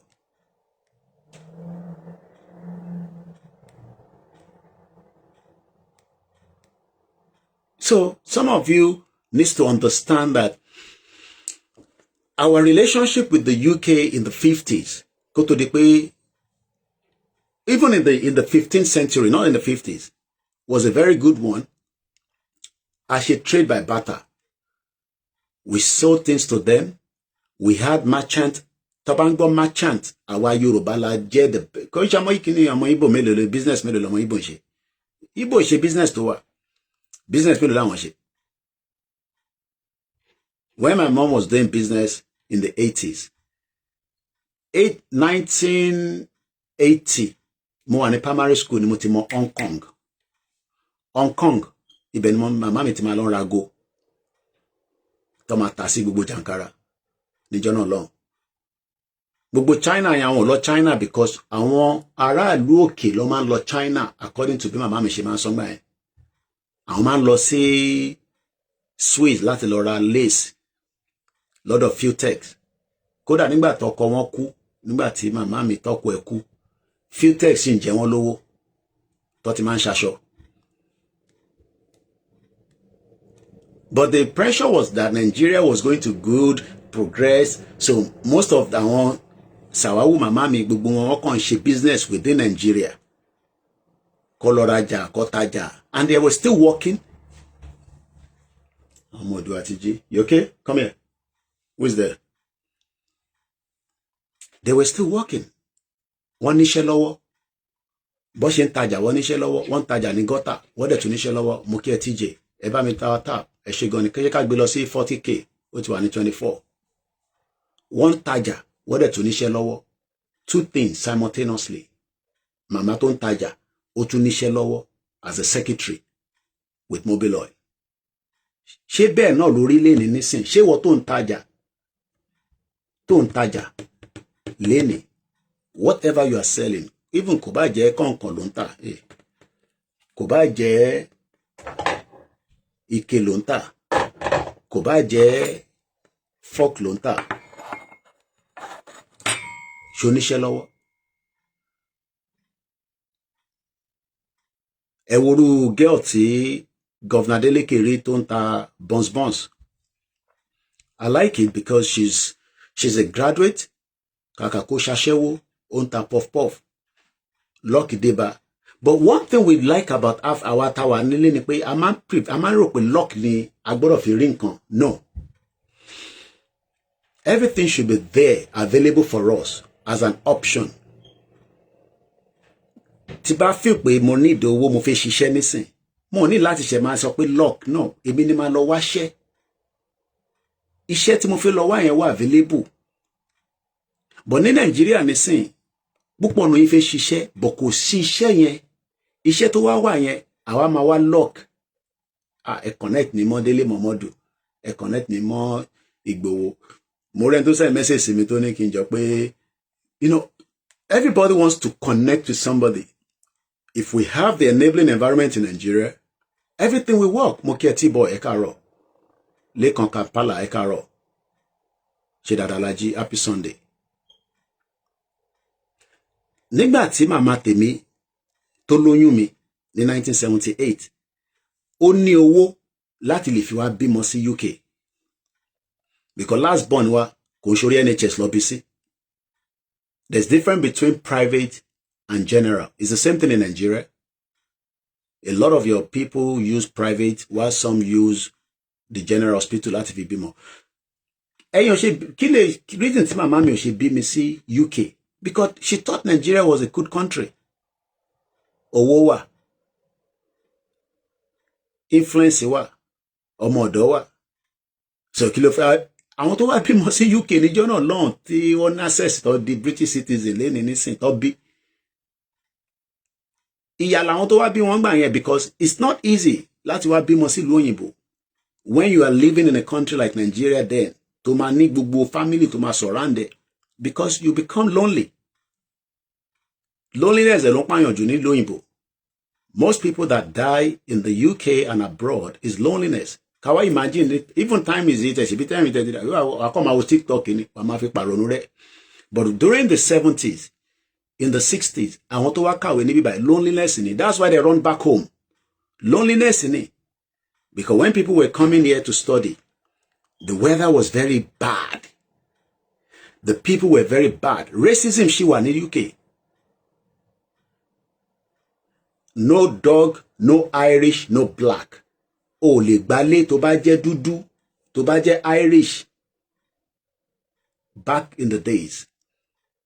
So, somebody like my mom refused to give back here because kò ní gbogbo nígbà tó wá bí last born wa wọ́n gbé grandma mi kọ́lọ́n fọ́run kẹ́ wọn. They brought her all the way from Nigeria to come and stay with my mom láti lè bá wọn tọ́jú ọmọ. Lẹ́ni nísìn British man refusing majority of us and lọ́mọ nísìn tàbá ní ká gba visa fún grandma wa kó máa bọ̀ nísìn. Tí bá ní mo fi gba visa fún màmá ìyàwó mi nísìn wọ́n lè ní àwọn òfin fún wọ́n máa give all kind of excuses. It was not like that back in the days because visa at arrival. But even Tanzania ń béèrè visa lọ́wọ́ Nigeria. Who is Tanzania? Mélòó ni wọ́n? Nigeria can cross Tanzania within 10 minutes. But Tanzania is showing you that to come to their country, you need a visa. This is what we are saying, that we need our own country. So that when we have our own country, we will decide who comes to our country. But when any gbogbo ọ̀nà làwọn ṣe, gbogbo button làwọn tẹ̀. But yet, that visa was not granted. Why? I don't know. So I think the guy missed the concert. Tofilofun, Kinikon Moses. I saw it this morning. I've been up since almost 4 o'clock in the morning before I decided to come and do just a small live broadcast. So,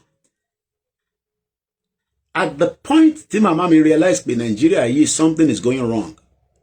It was not in the 70s because things were going better.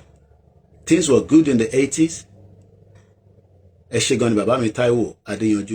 Things were better in the 70s up to the 80s because people like our mother got a lot in Tasho. They were doing a lot. Kò dẹ̀ sí gbogbo àwọn Igbo tó ń oppressing lẹ́kọ̀ọ́ nísìn alábà nǹkan kan yẹn. Yorùbá ló dominate gbogbo ilẹ̀ Yorùbá pẹ̀lú máa rajà máa tajà. And we know the game. Tó fi di pé Yorùbá wá di alábàárù, ẹ̀yin lẹ́ṣẹ̀ wá di alábàárù, àwa la máa ń tajà fún gbogbo wọn tẹ́lẹ̀. I know that because mo mọ iye Igbo tó máa wá rajà lọ́wọ́ màmá mi. But lẹ́ni nísìn gbogbo wọn ti lóòtẹ́ẹ̀l, wọ́n ti kọ́lé oríṣiríṣi, and we know the agenda. Tá a bá tẹ̀ mọ̀ tẹ́lẹ̀, tá a bá mọ̀ agenda Igbo tẹ́lẹ̀, a ti mọ̀ agenda wọn nísìn. I am not fighting the Igbos, but we know that they have an agenda. Kò ń ṣe Fúlàní nìkan ló l'agenda, Igbo náà l'agenda. Bá ṣe ń pariwo Fúlàní, Igbo gan ní agenda lórí ilẹ̀ wa. Fact ni. Because ilẹ̀ wọn kò dàbí ilẹ̀ tiwa.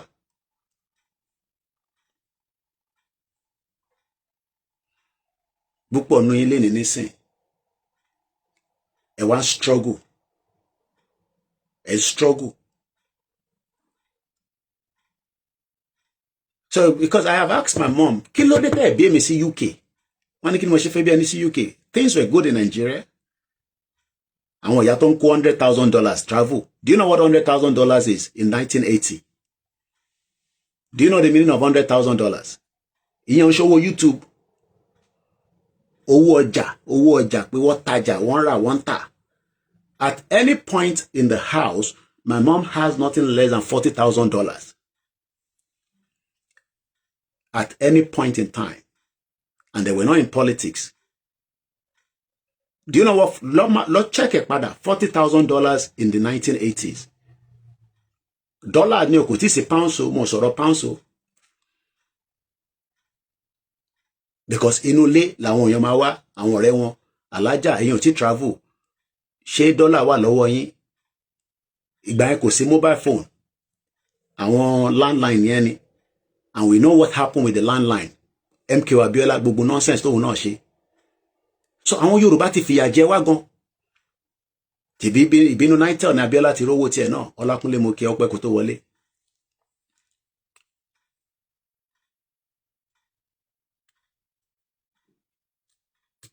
Kí ni wọ́n sọ ego? Koiki na wá for you, what agenda? Àbúrí òpè. Ṣé ọmọ Igbo ní àbọ̀mọ Yorùbá? Torí orúkọ tó ń lò yẹn. Ká lè mọ irú èsì tá fẹ́ fún ẹ. Ó ní ego. Ṣé orúkọ ń jẹ́ ego?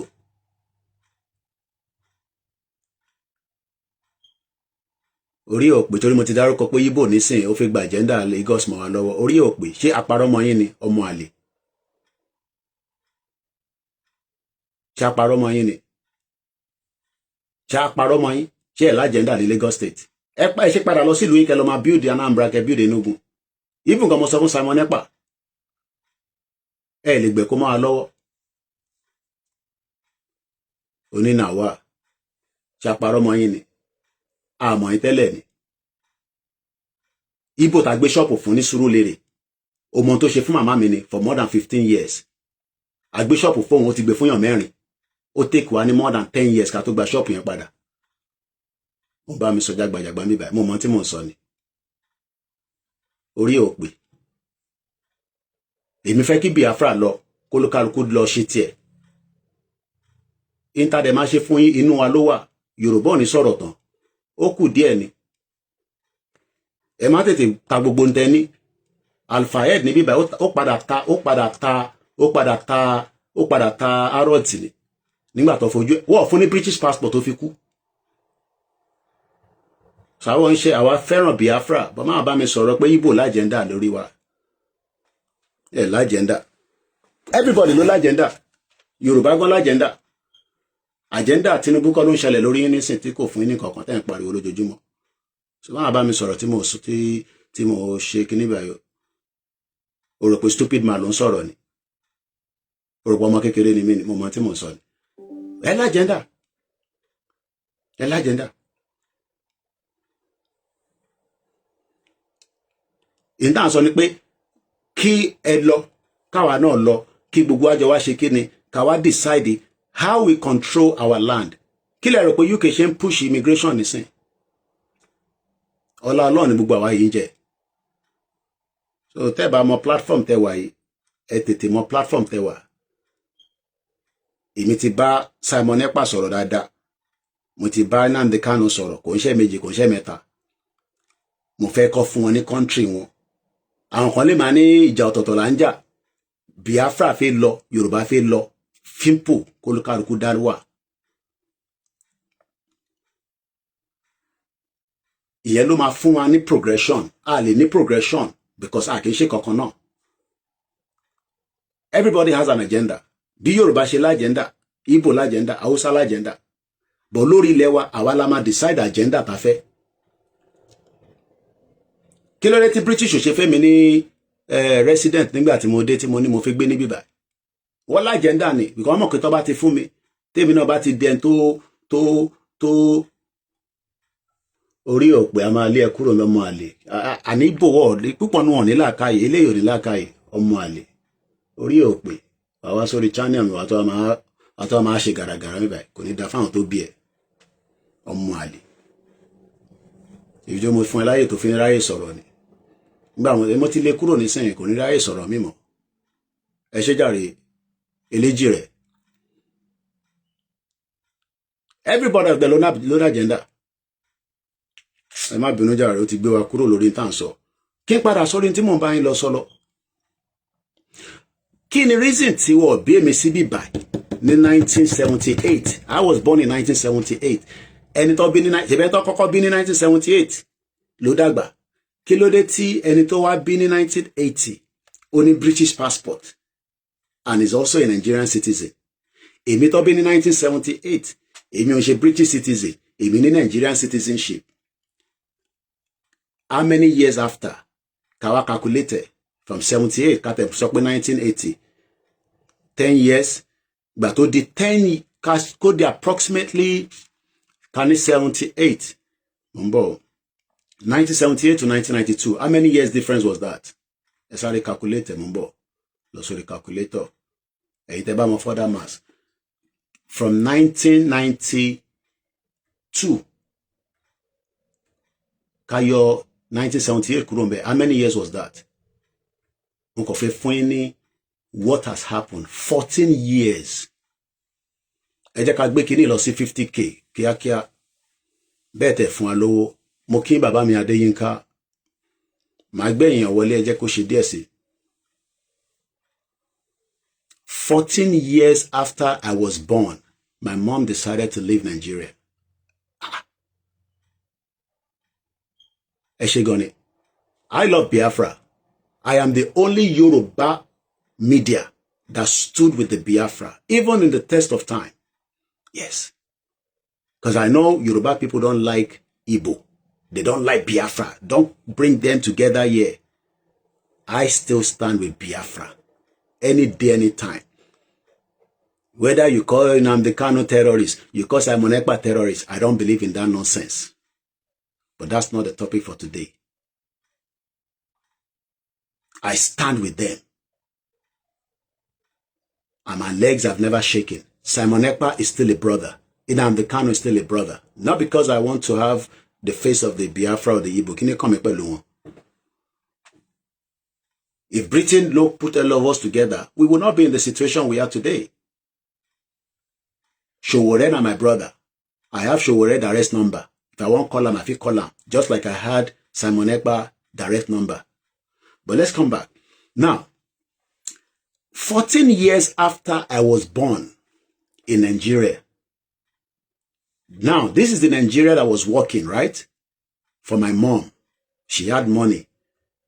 And if you don't know who they talk, Baba mi ni wọ́n pè ní Koiki tí Obeki.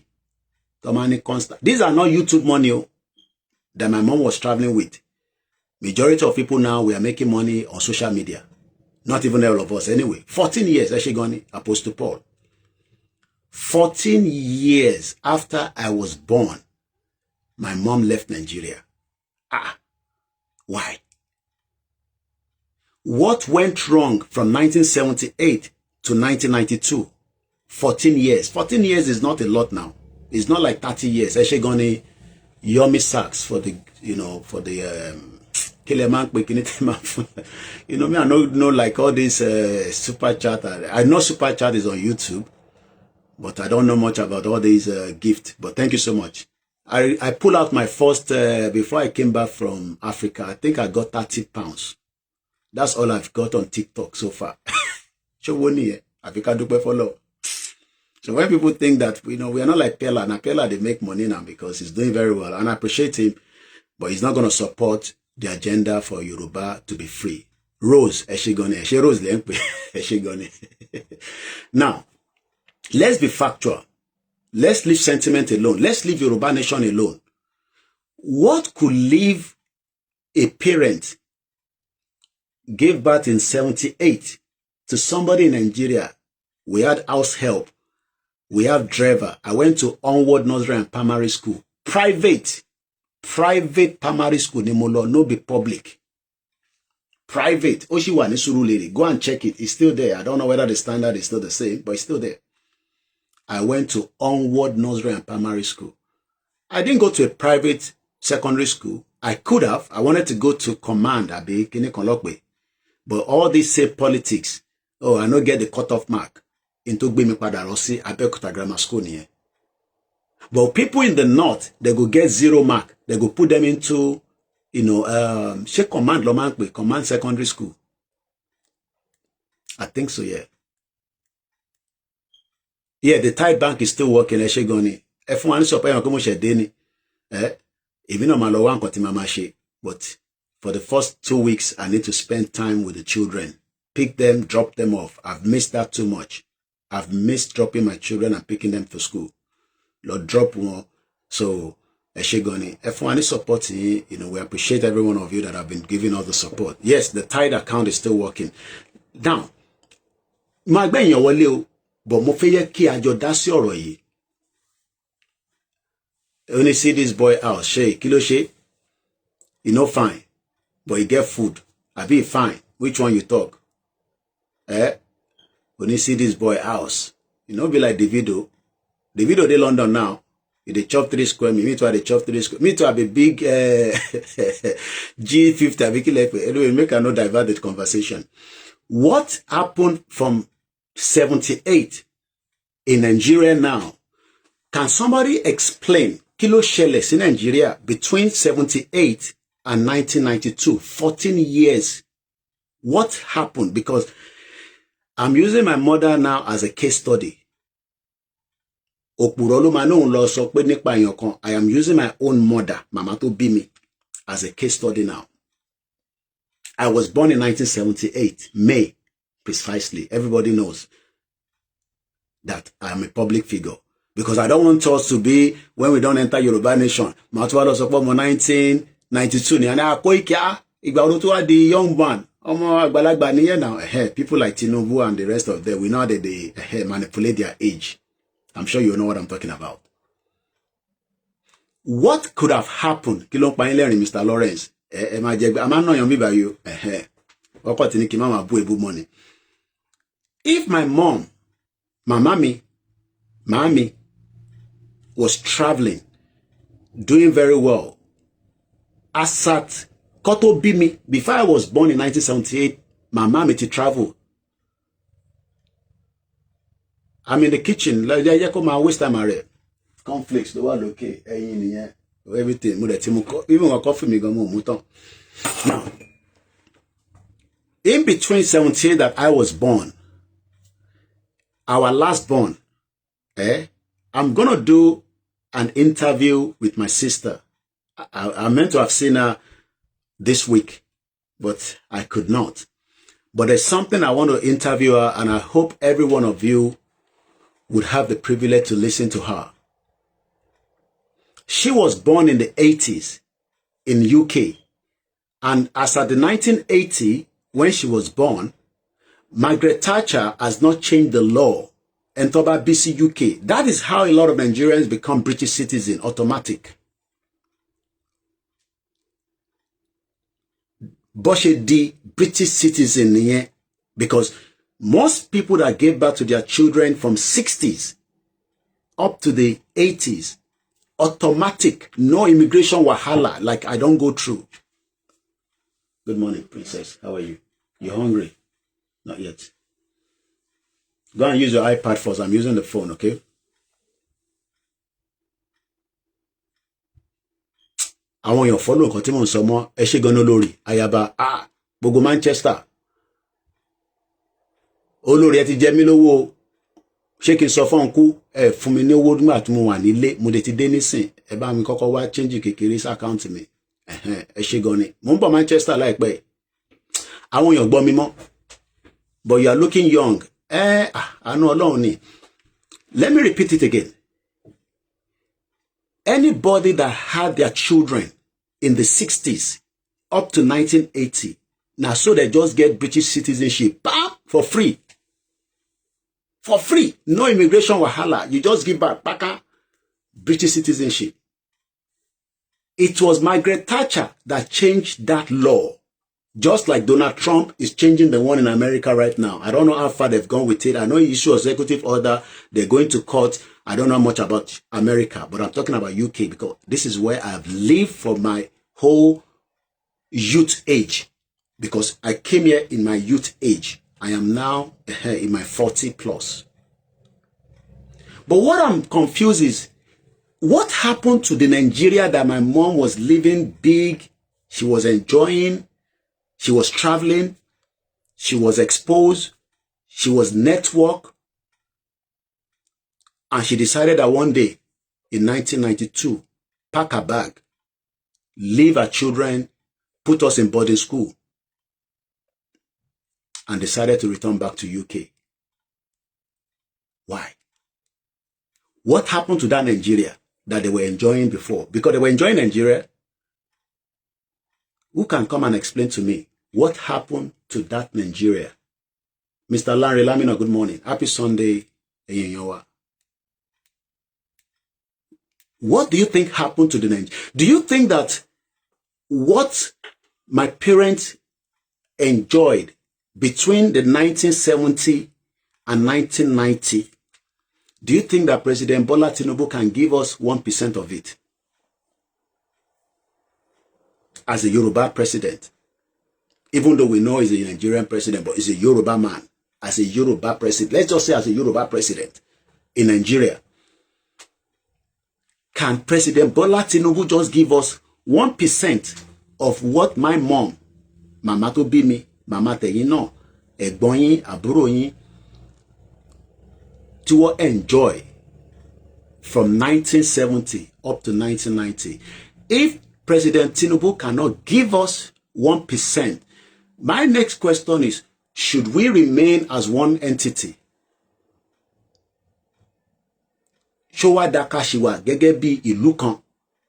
User 710 ní Koiki, I doubt it. Àwọn nìkan ló wà lórí program, àwọn tó kù comment mọ́. Your hands are tired. Don't be tired. We are engaging. Teacher. I'm asking questions. You don't have to accept what I'm saying for us to. I'm going to bring you in a minute. My baby Wale. Wani Baba cannot do anything. Alen Konde. We want Odua nation. Mr. Femi Sokwe, no. Now, let me bust your head again. When I now came here in 1998, remember now, I left Nigeria in 1998. After Tima Mami Tikuroni, 1992. So let's look at the year difference. Only Tinubu is a greedy man. 93, 94, 95, 96, 97, 98. It took 6 years, Odumefa, for my mom, my mommy, because they say don't be using the word mom, to bring me out of Nigeria and brought me to the UK. Not my wish. UK. But somebody saw something before me in the 90s. Whatever she saw, I did not see it. Now that I am now saying that I have now also seen some things. We know the West doesn't want Nigeria to develop. Okay, Abisoye Ekarosa, good morning. Afoba JB, good morning. Tinubu want it, make its register. We'll get English here, maybe no. The leaders are not futuristic in their dealings. Most of them give clueless of purposes. Because there is an agenda behind it that the West doesn't want the development of Nigeria. That's a fact, whether we like it or not. But the fact is that when I got here in 1998, the first thing that blew my head away was because I was studying a bit of, computer ni Igbo-Shere ni Lagos Island. I've talked about this many times. Robertan Computer College, opposite Igbo-Shere High Court. Ìgbà tí mo ṣetán ní Abẹ́òkúta Grammar School. Caps 3-star, thank you so much for the, for the gift. Mama mi ní kí n lọ kọ́ computer. I wanted to go to Lagos Unilag. Abikile Nkpe. No. Ma lọ ṣe jam kankan. Ó ti ṣe secondary school. law she computer course. And I went. It was expensive. Not everybody can afford it. When I got here in 1998, and I went to Wood Green, àdúgbò tí màmá mi ń gbé nìyẹn, mo wá lọ sí library, mo wá fi ṣí email. My email that I'm using today was opened in 1998 at the Wood Green Library. I was expecting the kind of computer that we were doing at home. The code, you put code on it, pa, pa, pa, pa, pa, pa. As at that time, they were already using Windows 2000. What you call on Windows 98. And to buy more 1998, a commented. What in low Windows 2000. Why town one west to Shefawa noni DOS Eshegoni? Thank you so much. This is cyber cafe. You gotta be very rich to go to computer college in 1995. No, 95/90. I finished Abeokuta Grammar School 95, returned back to Lagos Island just about June. And I believe I went to Robertan, I think if I'm right, I can't remember precisely, be at 97. But before I traveled out of the country, it was for 1 year. DOS, Eshigoni, Lonlo, you put the code, bam, you put the code. When I got here, and I sat on the computer, and the woman opened the computer, which kind system be this? The woman said, this is Windows 2000. And I told the woman, I said, but this is not what we are using in Nigeria. Only Microsoft, just like they are releasing all this Apple and all this stuff. Only I won't do more. You know, now is now that we remember all these things. And I'll give you one more before we start bringing people on board. The other one was my school sat, WAEC. I went to Holloway, University of London Metropolitan University. Ìyẹn Holloway. I think they changed the name now. Let me just double check. London Metropolitan University. Mo fẹ́ lọ ṣe foundation course. Mo kí n láti Ìkẹrẹ. London Metro. I'm just in my email. London Metropolitan University.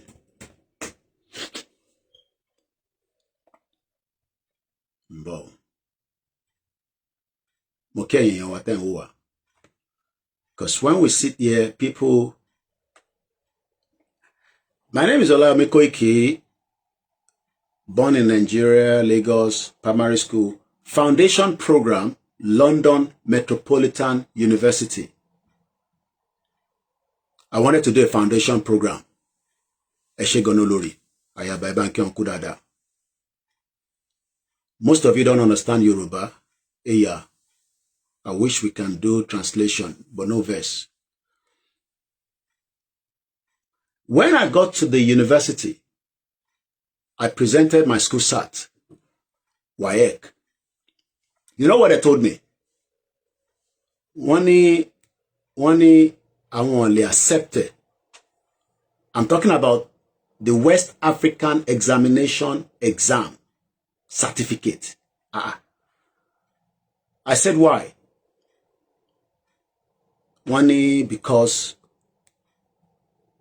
it is not recognized. Olori, there not to go through until go through here. One, it is not recognized. You know, black people, they always diverse. I went to Abeokuta Grammar School. They say, woman, no, woman, I said, no. One, it is not recognized here. One, it is not recognized. I was like, okay. They now told me, do I have any other exam that I did in Nigeria, that in all this Cambridge or GCE exam? I said, I didn't want to mention it because I failed that exam. I tried it, I failed. So mo aide, mo fi sọ fún wọn. Money no, money mo kọ́kọ́ sọ pé no. You know, definitely, you know Igbo people. when they ask you question, whatever they ask you, whatever you say first, Oloma kokomu, money no. Maybe the woman don't know saying a lie with they tell lies. You know, they know psychologically. The woman says, are you sure? The woman, they ask me, am I sure? I can't say yes, but I failed it. The fact that I attempted it was more than enough for them. Kilo she, one other, she money result and money, mokuro Nigeria. When call this number, give them your name, your date of birth, your center number.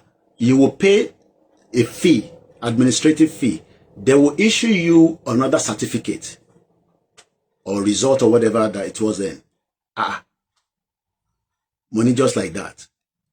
To be honest, that was posted to the house. I now took it back to the university. That was accepted against my WAEC. Benny, dynamics of it, that happened because they have a system set up for themselves. Just to buttress what we are saying, the West was never interested in the development of Africa. They were more worried about how they can take the brain out of Africa. People will get brain, will be well educated. And what they've done is, those that they can train, Obasanjo was trained in Sandos, Buhari was trained in Sandos. These are their military places here. The best you are. And I'm sure some of you know people that are good within your community, within your state, from each of the Yoruba land and other part of Nigeria, that were given scholarship just to relocate out of Nigeria and come and help them set up a system that is working for them. And in the long run, after I wanted to now apply for network railing job in this country, they asked again for my school cert. I gave them my WAEC. They refused. They wanted me to convert it back to the standard of the 1 year.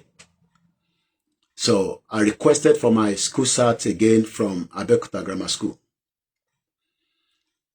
And I now send it to what they will do, they will convert that your result.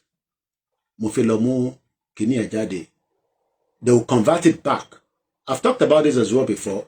This was in 2023. I did apply for a network rail apprentice autumn program. No, I think it was in 2022. You know, but what mummy, I would have loved that job. This is network rail. And in the UK, this is their outfit. So some of you that doesn't know that there's a lot of opportunity here.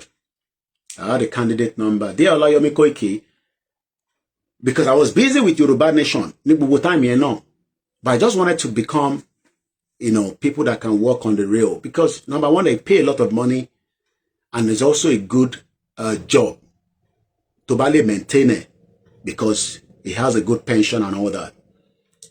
When we have made several attempts to contact you about a query on your application, and we don't seem to have heard from you, we now assume you don't wish to continue, and we will withdraw your application. You can still get in touch with us. Immediately I saw this email, I sent them a message then.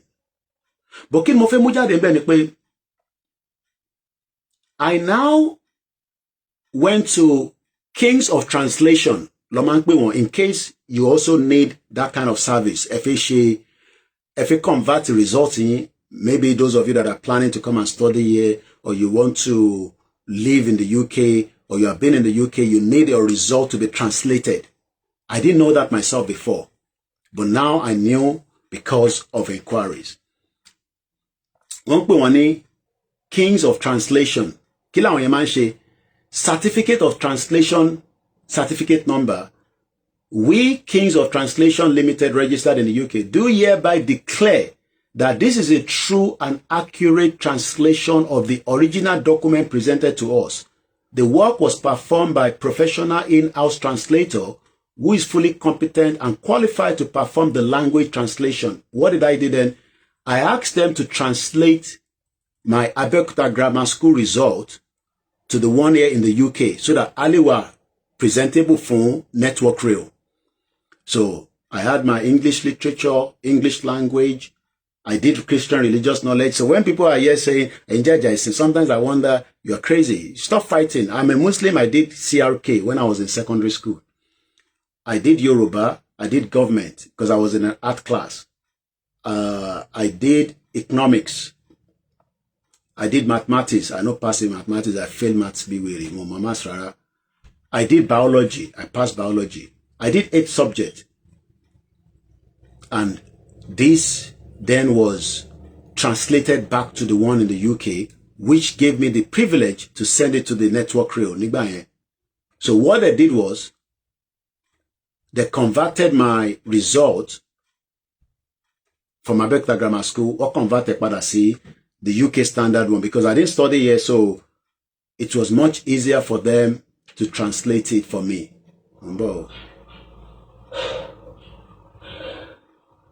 Mofilo result about she translated. What am I just saying is that I want you both need any interest in us.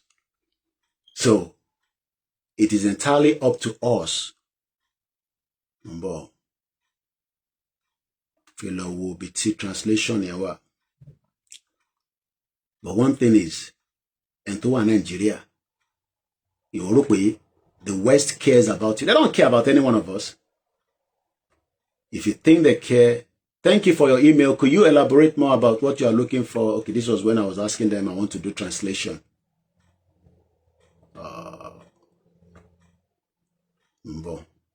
Then I'm going to bring people in. Go to the Pama end broadcasting. To Banshikpe Network Rail to request. I would not even know that I could do that. Maybe I could have done that in 1998. But I didn't realize I could do that then. I think this day. Eventually, I sent a certificate to Network Rail, but I didn't pass through the next stage.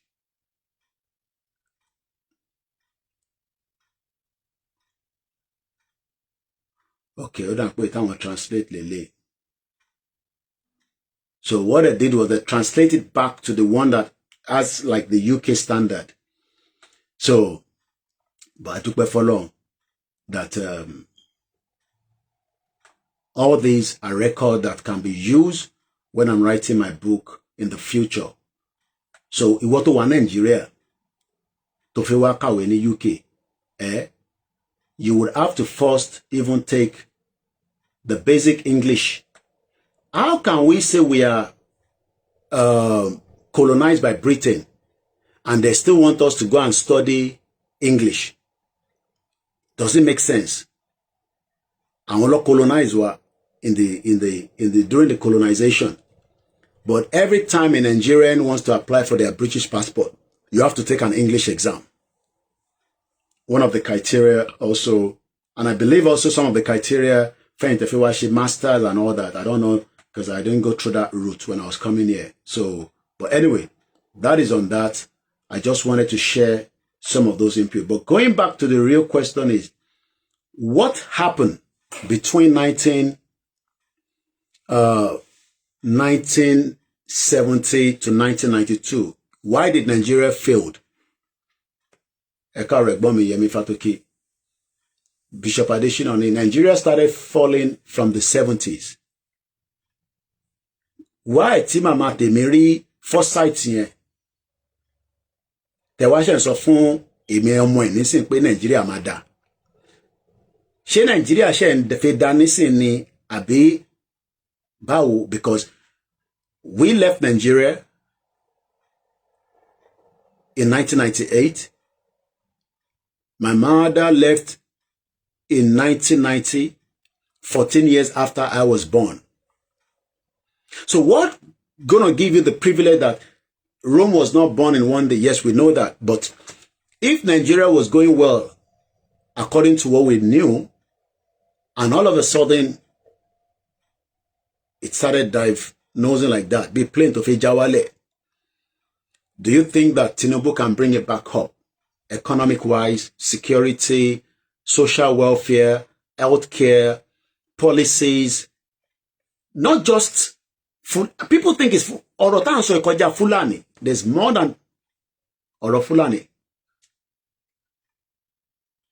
Ekaro Alani worldwide. Yemi Fatoki Moke Ekaro Edeku Tojumi. Like I always say, not everybody in Nigeria is poor.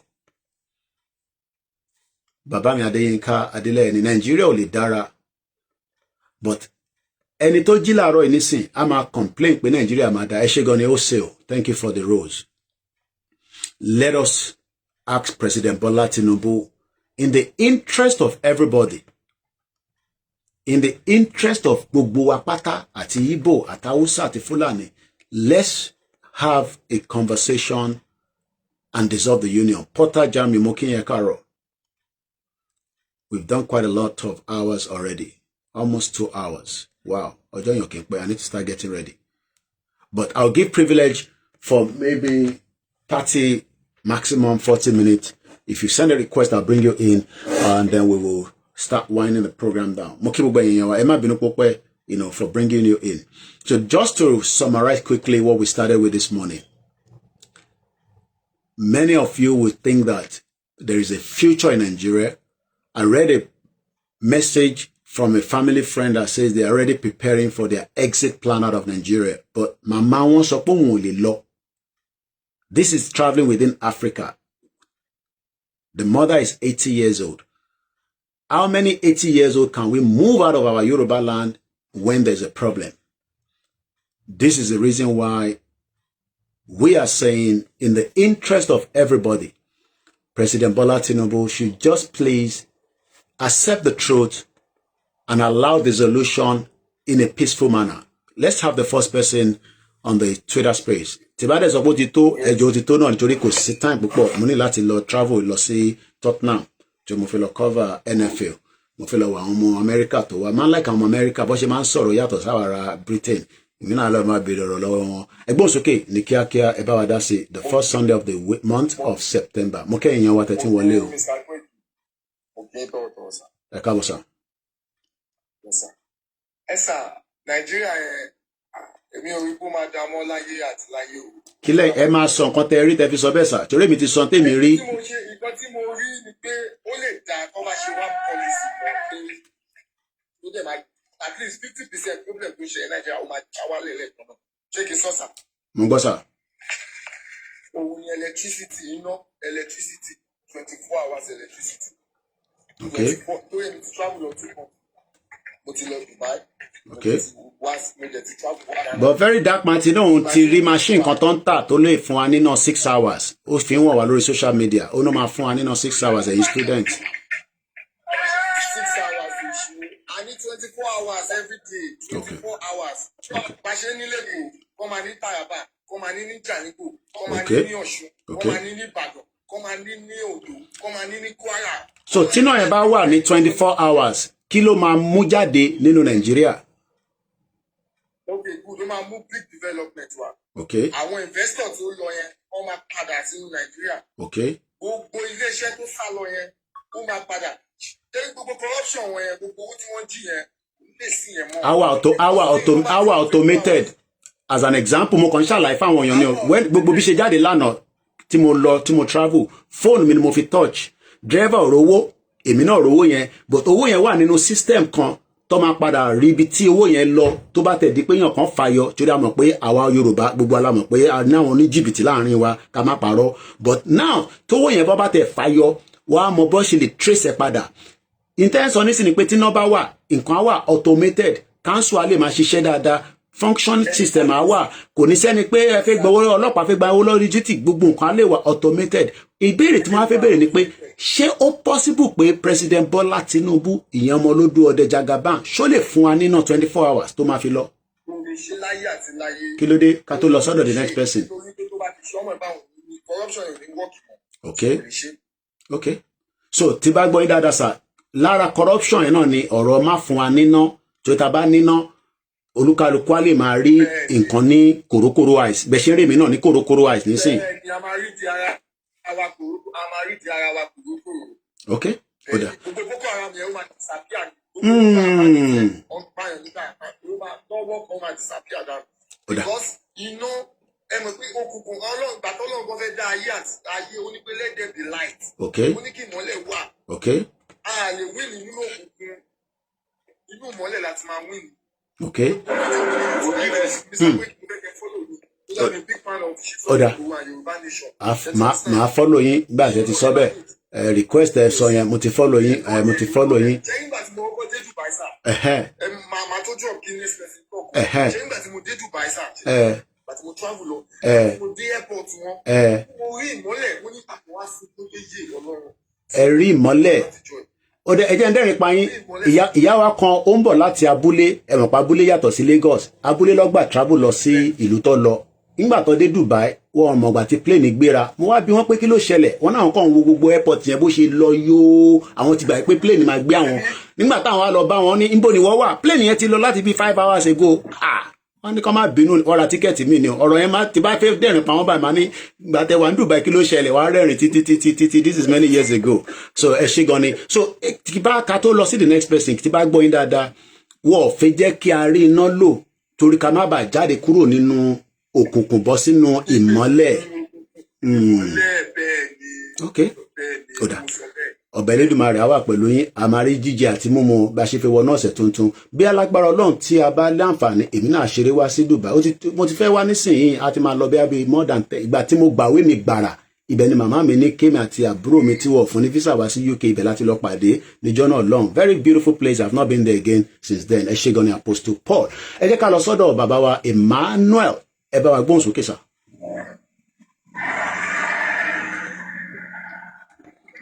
bàbá wa Emmanuel tá bá ti pè yín ẹgbẹ́ wa ṣí máìkì yín torí ìrọ́pọ̀ ká fẹ́ bá sọ̀rọ̀ àdẹ̀fẹ́ pẹ́ torí a ti wà lórí ètò yẹn náà ó ti tó bí few hours torí àwọn èèyàn náà data ló ń lò ẹni tá bá ti pè tó bá ti dáhùn a lọ sí the next person nìyẹn Black Cent 05 ẹ bá gbóhùn sókè. Hello, Mr. Koiki. à ń gbọ́ yín loud and clear. Okay. Ẹjọ́ ẹ má bínú. ọ̀dà Mr. Emmanuel ti sọ̀rọ̀ ó yẹ gbóhùn sókè à ń gbọ́ yín nísìn. Ẹ ṣe ẹjọ́ mo fẹ́ rí kí Nàìjíríà lè dá àjọṣe gbogbo wa ni o. ok. gbogbo ẹ̀ṣẹ̀ á ti ń lọ yìí Nàìjíríà kò lè dá tàbá wà papọ̀. I'm very concerned about the issue of Nigeria. That mo dá Amẹ́ríkà yìí báyìí ó ní pé àkàngbélé ayé gbígbà pé yóò gbélé ayé ni. ok. Oyè yín. àgbọ̀yé sà. Àwọn pariwo Nigeria is giant of Africa on paper for nothing. ẹ ní sùúrù ẹ jẹ́ agbéra wa débẹ̀ o ṣé pé Nàìjíríà ò kì í ṣe giant of Africa ni. We are suffering. bàbá yìí tún gbóyìnbó wọlé o ok à ń gbọ́ yín sà. We are suffering. Kò sí kankan Nàìjíríà rárá. Kò sí kankan Nàìjíríà. We are suffering. Both states mo wà yìí everything. You don't need to have a car before you can commute. Okay. Àwọn tó ń lò lọ́wọ́ wọn fún wọn ní full scan gbogbo everything lọ déédéé. Security and life of property. Tí ẹ bá sọ hey bẹ́ẹ̀ kẹ́ tó ọlọ́pàá ti dé. Okay. So kò sí yẹn Nàìjíríà. Okay. So only thing that ṣe náà ṣe ní náà pé Nàìjíríà máa divide. ẹ jẹ́ n bí ní kankan why tó jẹ́ pé tí gbogbo àwọn èèyàn bá ti dé ìlú òyìnbó àtẹ̀mí náà ni o tá bá dé ìlú òyìnbó yẹn la ṣe máa ń rí pé Nàìjíríà ò dáa kí ló máa ń ṣẹlẹ̀ tó yẹ pé àwa tá bá ti dé ìlú òyìnbó la ṣe máa ń rí pé Nàìjíríà ò dáa. àti live life gidi ni ó ṣe rí nìyẹn. Okay. àti enjoy life rárá. Okay. When I was in University of Ilorin, student life is the best la máa ń pè. Mo wá rántí pé as a student, I was suffering a lot. I was supposed to have a car. Okay. I was leaving University of Ilorin at the man door. I'm a commute. I'm running at 1 hour or 30 minutes every day. Okay. So all those things, we are suffering. Okay. But over the car put it on this week. Say, Baba Tinubu, I want to introduce state police. Okay. I want to introduce state police. I'm very sure regional government, Okay. Before our great nation. Okay. So line tells up pé tí bá gbọ́ yín dáadáa, Baba Tinubu ti fẹ́ ṣe state police. After state police, àwa push Mokin Alaja Bilikis, àwa máa push fún Yoruba nation. Yes. Oda. Ṣé state any solution? Ṣé state police yẹn ṣé within this tenure ni ó likely to bọ́ sí àbí nígbà wo torí pé tenure Baba Tinubu ti fẹ́ tán báyìí ní first time lamino. Within this tenure. So tẹ́mi àti bá máa fi sọ̀rọ̀ ní this time next year kọ́lọ̀ fún alẹ́ mi gún àtàláfíà àti fẹ́ máa sọ pé ìjọba yẹn náà ti fẹ́ máa dẹnu kọlẹ̀ torí election àti fẹ́ wọlé by that time ẹ má sọ pé ẹni wá síbí báyìí mọ́ ẹ wá tó wá ṣàlàyé fún àti state police yẹn bá wá àbí tó bá ní wá. Okay. So ẹ ní ìfọ̀kànbalẹ̀ pé Baba Tinubu máa ṣe state police before 2027. Wọ́n máa ṣe lágbára Ọlọ́run. Oda. Ọlọ́run fún wọn ṣe. Ọlọ́run fún wọn ṣe. Oda. Ẹ jẹ́ ká máa gbàdúrà regional government and state police. Oda. After that, a mú fún ìṣẹ̀lẹ̀ yìí. God bless you, sir. Ẹ ṣé gan ni mo dúpẹ́ mo tó mọ̀ pé ẹnu iṣẹ́ lẹ máa wà bí kí ẹ máa ṣàìsùn pé ẹ fẹ́ dìde ni Black Scent 05 ẹ máa gbéra sílẹ̀ mi yáwa mímà mo ń bọ̀ lọ́dọ̀ yín but Black Scent 05 ẹ bá gbóhùn sókè ká tó gbé àwọn the next people wọlé kíákíá.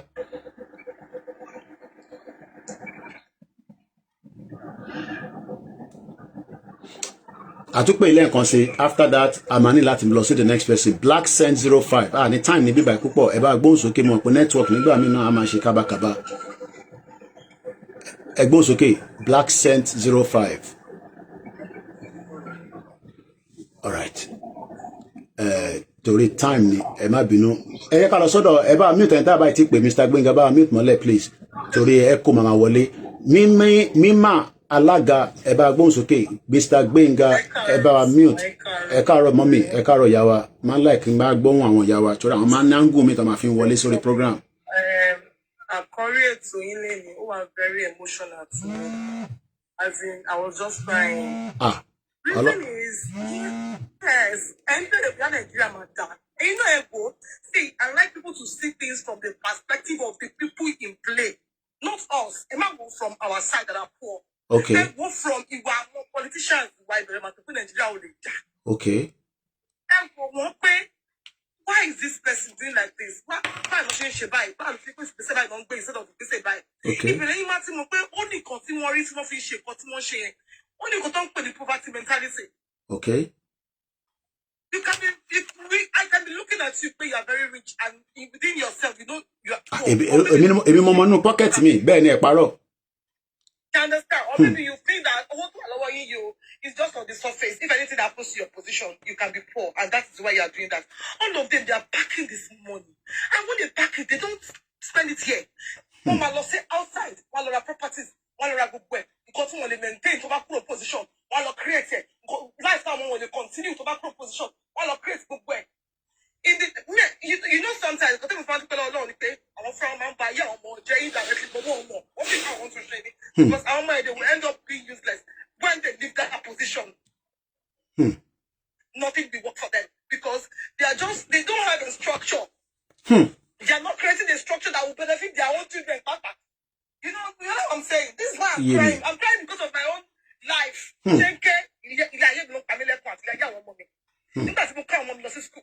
Tí mo wòye tó máa sọ every year. Tí mo dẹ̀ ń wo nǹkan tí ó wà available fún àwọn ọmọ yẹn. Certificate they will end up with. Mo ń sunkún. Because my brain is just baseless and useless. Èmi gan tí mo ní masters. Mo lọ sí ìlú òyìnbó ń sà, I go and start from scratch. Èmi gan tí pé mo try pé mo lọ sí Dubai. Mo feel pé okay, I was just going to buy. Pé kẹ́ lọ máa ṣe bí akáràkátà nǹkan. Mo ṣe course. I joined them because I always like to learn and I like to mingle with people. I'm an extrovert. Just that, see my mom or them are introvert. No, I'm just trying to look what kind of person you are. Not coming close to you. She understand. So, what's the cost? That cost, won't pay me anything, picking one kind of country, it's what she said. She understand. Yeah. Oh, okay. But when you tell me she has just to share, like what job opportunities that I have with that certificate? Useless. Ṣé kò síṣẹ́ ní ibi tẹ wà ní state tẹ wà ní mà ní Nàìjíríà bẹ́ẹ̀ ni àbí ẹ wà qualify náà fáwọn iṣẹ́ yẹn mọ́ ni. Iṣẹ́ is available to those they want to give it to. Okay. It's not for somebody who does not know. Don't need connection with network. O gbọ́dọ̀ mo sọ mọ́rú program lẹ́ẹ̀kan. You have to know somebody. You have to go and You have to subdue yourself to some. It's actually lucky to the final stage. Only to subdue arrest some. No. You can't do this. That is when you a lot of things. I want to say everybody knows about it. But the reason that you should have done first of you. But one got one shiny here. What's in one quick because oh my dad will show where you're calling Matiwa. Even Tiba Power to one bed by Jagaban Benny. But what if one nickel once he that he will never notice them. He will never know. And maybe indirectly or subconsciously, you understand? Because if you say, "What I call," I about show, I about to see you. Oh yeah, hello, I need to get by the egg by hello, she. I think Bill was a what? She understand? Okay. I want your jail. You bring power. Hello, I need the your papa for 71,000. I've something I recently say. But if you come here till the common amount of 40% to down to share it to generation. As if Bill one year. Sorry, she or no. That 15K look para pussy. Or where you go to share no to do something to kakari. You understand what I'm saying? Yeah. So what if they massive people they done? But kí ni reason táwọn governors wa tiwo ṣe so much láti fi ran àwọn parent lọ́wọ́, especially when it comes to the school, because irú èmi náà ní sìn.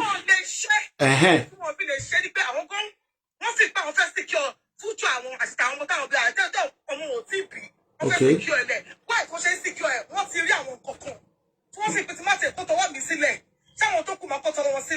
Okay. See, there are structures that are against this country, whether we like it or not. There are some structures that are against the country. Against this country. This country cannot. Wow. Go forward.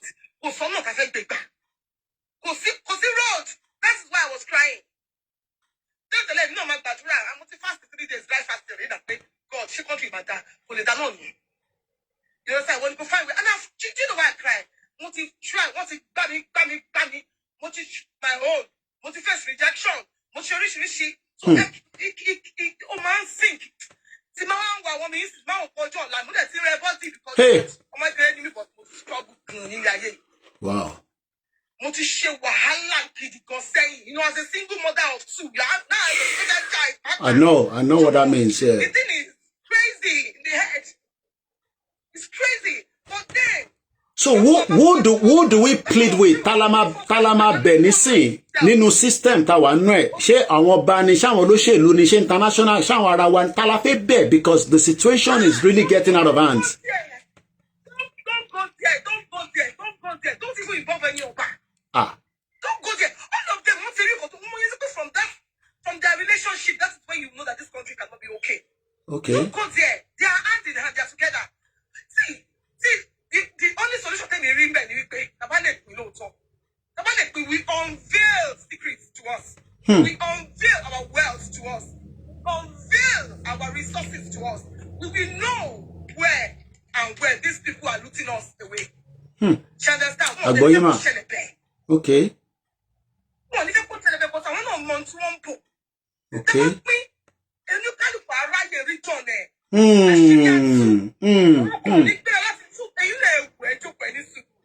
So possible key Fulani wala ti ìlú ẹ̀ kó wá trace map dé ibì kan kó wá máa pààyàn ńbẹ̀ ṣé bẹ́ẹ̀ nìkan ló wà ní gbogbo ilé ayé ni ó ní nǹkan tó wà ńbẹ̀ nìyà ó ní nǹkan wá síbẹ̀ ó lè láwọn tó wà lẹ́yìn wọn tí ò bá rí bẹ́ẹ̀ ọba ò ní máa wò ná tí àjèjì bá wá sí territory for the first time tí ò bá mọ̀ sí kò ní wá second time tó bá second time mo máa gbáradì sí tó bá tún ó tún máa jẹ́ gbá lọ. Continue one more time. Continuously. Like continuously like that. They just Guinea has started a long time. I will say I suffer from their hands. Benny, láti 1904. They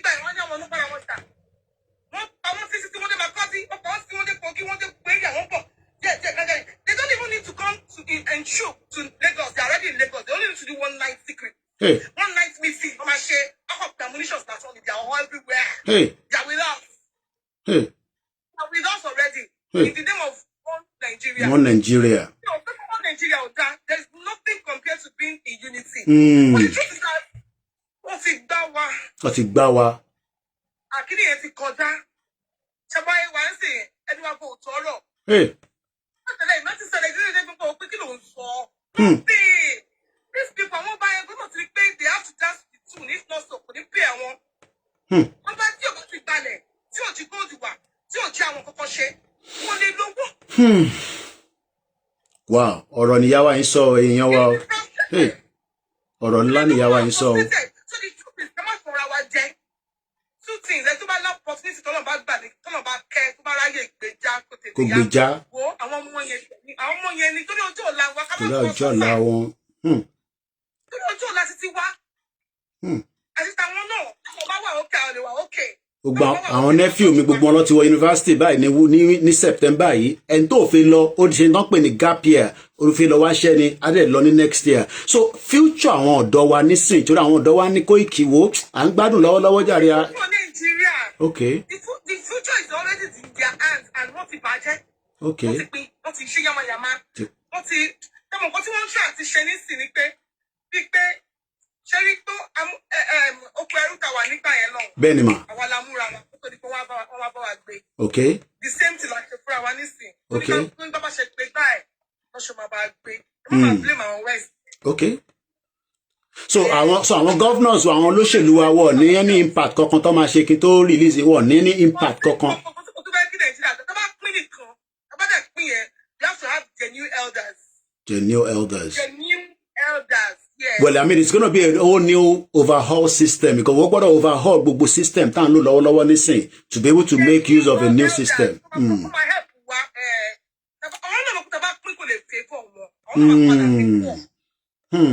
Ìyẹn ló ṣe ń takú pé pínpín yẹn kó má ti wáyé nísìn. Britain ní ẹjẹ́ wá sàn kankan Britain ní nígbà tí David Lammy wá mà ó ní by 2075 that's 50 years from now ó ní gbogbo Nàìjíríà tẹ́ ń sọ yẹn ó ní kódà òun ló máa top gbogbo Africa kí lẹ rò sí ọ̀rọ̀ yẹn sà ọ̀rọ̀ yẹn mà ó ní by 2075 which is 50 years from now. Àwọn bí àwọn tó bá wà ń bẹ̀ àwọn tó bá jẹ́ politicians wà pé all of them they are rotating themselves. Bẹ́ẹ̀ni. Because they know that how that place they cannot do anything there. So bí àwọn tó wà ń bẹ̀ ló máa ju gbogbo Africa lọ. Okay. Wà wá tá wà Nàìjíríà God forbid sharing poverty itself is an instrument in their hands. Wọ́n mọ̀ mọ̀ jẹ́ kẹ́bi pa wá. Tẹ́lẹ̀ bá pa ẹ́ báyọ̀ lọ́sọ̀ máa ní kí wọ́n ta agolorize pọ̀ tó máa lọ sójú inú oòrùn. Okay. Agolorize. You have to be hungry to come and do what they want. You understand? Agboye. But with good intention. See, I believe so much in this moment as I said. Go to the body there. I go para movie fight for by the pay. Or to buy about to buy man go, you man to pay out show a last. Not knowing that nothing can work. It cannot work. Go to buy a call one call.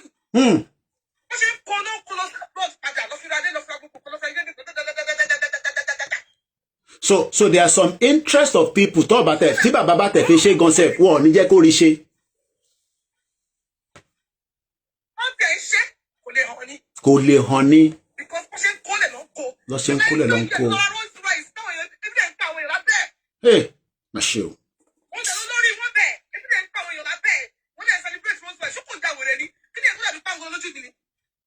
Ẹ̀wọ̀n pọ̀ gbọ́dọ̀ rí wọn nínú big car.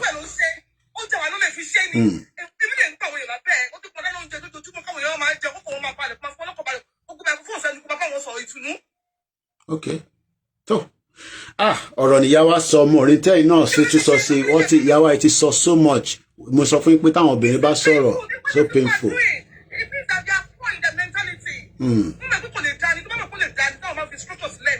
Okay. So, wow, contribution yìí ó wà very emotional gan ẹ ṣé gan ni o. It's very emotional because when you see that and you don't have the power to move them ahead, you'll be crying now. Benny. Wow, it's a very daunting situation we are facing right now in Yoruba land in the southwest. It's almost useless, so you'll be crying now. Elédùmarè. Ẹ ṣé gan ni o. Mọ́mí wa yìí kí ni mo fẹ́ tún sọ ṣọ́ ẹ̀ mo tẹ̀ mọ́ bí ṣe fẹ́ console èmi gan fẹ́ console ara mi mo mọ̀ tún ṣe wá fẹ́ console àwọn náà bí a bàbá wa cap 3 star ẹ̀gbọ́n tó sọ yẹn ká tó kọ́ àwọn ẹlòmíì wọlé mọ́mí wa tó sọ̀rọ̀ tán yẹn mo tẹ̀ mọ́ tí mo fẹ́ sọ bí ẹ̀yin nìkan tẹ̀lé bá mi sọ fún wọn láti fi tù wọ́n nínú díẹ̀ tó mọ̀ pé àwa náà kò ṣe pé ọ̀fẹ́ náà ni gbogbo àwọn ọmọ wa tó ń lọ sí school níbí báyìí à ń san tax ni pé àwọn lọ sí school yẹn tax ni but at the end of the day tó bá pé àwọn èèyàn tó ṣe ń san tax ní Nàìjíríà náà ló ń jẹ́ káwọn ọ̀dọ́ rí lò ní gbogbo ọba máa work ẹ bá mi fún ìyàwó ẹ kẹ́ kọ́kọ́ bá mi fún wọn ní ọ̀rọ̀ tútù díẹ̀ kẹ́ tó wá bẹ̀rẹ̀ tí ń sọ sí sà. màá sọ fún ìyàwó tó ń sọ̀rọ̀ pé mo feel pain yẹn ó serious to be a single mother of two and a special child for that matter and then with the situation of the country àti gbogbo struggle tó ti go through well God thank God yìí pé some people are still worse than that but she tried to so she is still among the privileged few because àwọn kan tiẹ̀ náà rí ibi tí wọ́n ti máa lè views wọn mọ báwọn ṣe sọ̀rọ̀ láàárọ̀ ẹ̀ mọ̀ ìgbà míì téèyàn bá ráyè sọ̀rọ̀ ó máa heal. ẹ jẹ́ kí ọkàn yẹn calm down but at least mo ti sọ̀rọ̀ àwọn ẹ̀gbọ́n mi wọ́n dẹ̀ máa ronú in that direction. Okay. So taba work on that angle things should be happy and that is something. ẹ ṣe gan ni. but nítorí àkókò mo mọ̀ pé nǹkan tí adé sọ látàárọ̀ nǹkan tí gbogbo wa mọ̀ ń pa ẹ̀ ni ṣùgbọ́n solution òun gangan ni èmi kàn máa sọ̀rọ̀ lé lórí. ẹja gbọ́ wò. solution tí everybody ń wò ní pé ẹ jẹ́ ká divide ẹ jẹ́ ká separate ẹ jẹ́ kí báyìí tábà máa divide tábà máa separate nǹkankan lèmi kọ́kọ́ fẹ́ rí a wá láti a particular side tèmi bá sọ pé sìn o à ń gbé 5 bedroom flat o mo fẹ́ dá wà láàárín àwọn others máa make sure pé yàrá tèmi wà yẹn mo ti prepare láti make sure pé tí bá máa dá wà mo máa wà okay náà ti pé ìgbà tí n bá dá wà mo yìí máa lọ tọrọ ìṣáná lọ́wọ́ ẹni tó wà nílé kejì mo yìí máa lọ tọrọ gáàsì lọ́wọ́ ẹni tó wà nílé kẹta tàbí mo máa lọ tọrọ omi lọ́wọ́ ẹni tó wà nílé kẹrin. A ní oríṣiríṣi tiers of government a ní local government a ní state. Yorùbá tá à ń sọ yìí amòye state ti ní. Tí bá kọ̀ fún ní breakdown 191 local government la ní 191 local government ní ó wà ní south west of Nigeria nílẹ̀ Yorùbá. Lọ́ndà exactly so gbogbo ẹ̀dẹ̀ ló ní àwọn tayàn síbẹ̀ àwa tá à ń pariwo lẹ́nìí pé wọn ò ṣe dáadáa wọn ò ṣe dáadáa nǹkan àwa wà tá à ń gbé nínú ìlú yẹn ni àbí ìta la wà àwa tá a bá wà ń ta ṣé a ti wọlé káwa náà wá join wọn káwa náà wá jẹ either local government chairman ni tàbí councillor àbí àwọn. bọ̀ ṣé wọ́n máa fún wa ní privilege ẹ jẹ́ kí n sọ̀rọ̀ fún yín ní ẹ jẹ́ sáré ṣàlàyé lórí bẹ̀rẹ̀ fún yín kíákíá ká tó ẹni sùúrù sà nígbà tí Tinubu fẹ́ wọlé ní 1999 kò ṣe pọ́ sọ fún mi ní ADC náà kó tó di pé wọ́n change party tó ń ṣe nísìn gbogbo àwọn tí ẹni sùúrù wà ẹ má intervene mo fẹ́ respond àwọn tó jẹ́ best of the best wọ́n tẹ̀lé Tinubu wá gbogbo wọn pátápátá kò sí ti Tinubu lòun náà that was in Lagos in 1999 so ẹ bá wa land padà mò ń gbọ́ yín. ṣeré bẹ́ẹ̀ sọ yẹn torí pé wọ́n tẹ̀lé ni ṣebí àwa la ti fọ́ọ̀mù kankan báyìí ẹ ṣe ń sọ̀rọ̀ yìí ẹ ti ní group ẹ ti ní nǹkankan. bẹ́ẹ̀ni sà. ṣe sọ pé group yẹn tó lè kọ́ sí pé kí ó break kò lè kọ́ sí pé ẹ jẹ́ ká focus lórí one local government ká gbà á gbà ọ ká focus lórí one state ká gbà á gbà. báwo la ṣe fẹ́ gbà ẹni sùúrù again báwo la ṣe fẹ́ gbà pé pẹ̀lú politics tó ń ṣe ni àbí by revolution. agbára tí ẹ rò pé ó wà ẹjọ́ kò ń ṣe revolution lẹ́nu ká tẹ̀ yìí. so báwo la ṣe fẹ́ gbà yẹn ẹ ṣàlàyé fún wa. a lè kọ́ sí òun náà báwo la ṣe fẹ́ dá dúró ṣe bá fẹ́ dá dúró là ń sọ. ẹ fìyẹn sí bá ṣe fẹ́ dá dúró yẹn is a different thing ẹni bá ṣe fẹ́ gba local government yẹn mo fẹ́ gbọ́. náà ni mò ń sọ sáà ẹjọ́ the same thing náà ni mò ń sọ. èèyàn kan sọ̀rọ̀ lókè. ẹni sùúrù ẹ wà please mo gbọ́ yín. ẹ tètè fún wa ní bá ṣe fẹ́ gbà yẹn ẹ kàn lọ à ń fẹ́ gbọ́ bá ṣe fẹ́ gbà yẹn mo ṣe fẹ́ mọ̀. nǹkan tẹ̀lé sọ ni pé èmi èmi ó jẹ́ èèyàn kan tó jẹ́ pé mo ti experience a lot of things just like ìwé mọ̀ pé bẹ́ẹ̀ ṣe ń sọ̀rọ̀ lẹ́ẹ̀kan ọmọ Èkó lèmi náà Catholic mission nílé wa níwájú city of. ẹ má ṣẹ́rí gbogbo yẹn ẹ tún padà sẹ́yìn ní bá ṣe fẹ́ gbá yẹn ni mo fẹ́ kẹ́ lọ straight. mi ò sọ yẹn nǹkan tí mo wá sọ ni pé lọ́wọ́lọ́wọ́ báyìí tí a bá sọ pé a fẹ́ pín agbára tó wà láti pín yẹn ibi tá a fẹ́ pín sí bó jẹ́ kékeré nínú ẹ̀ ẹ jẹ́ ká máa gbà ká bá ń gbà bọ̀ ó dàbí pé à ń take over gradually tá a bá ti gbà lọ́ńdà ibi tó wà yẹn àwa la máa ṣe. báwo la ṣe fẹ́ ṣe tí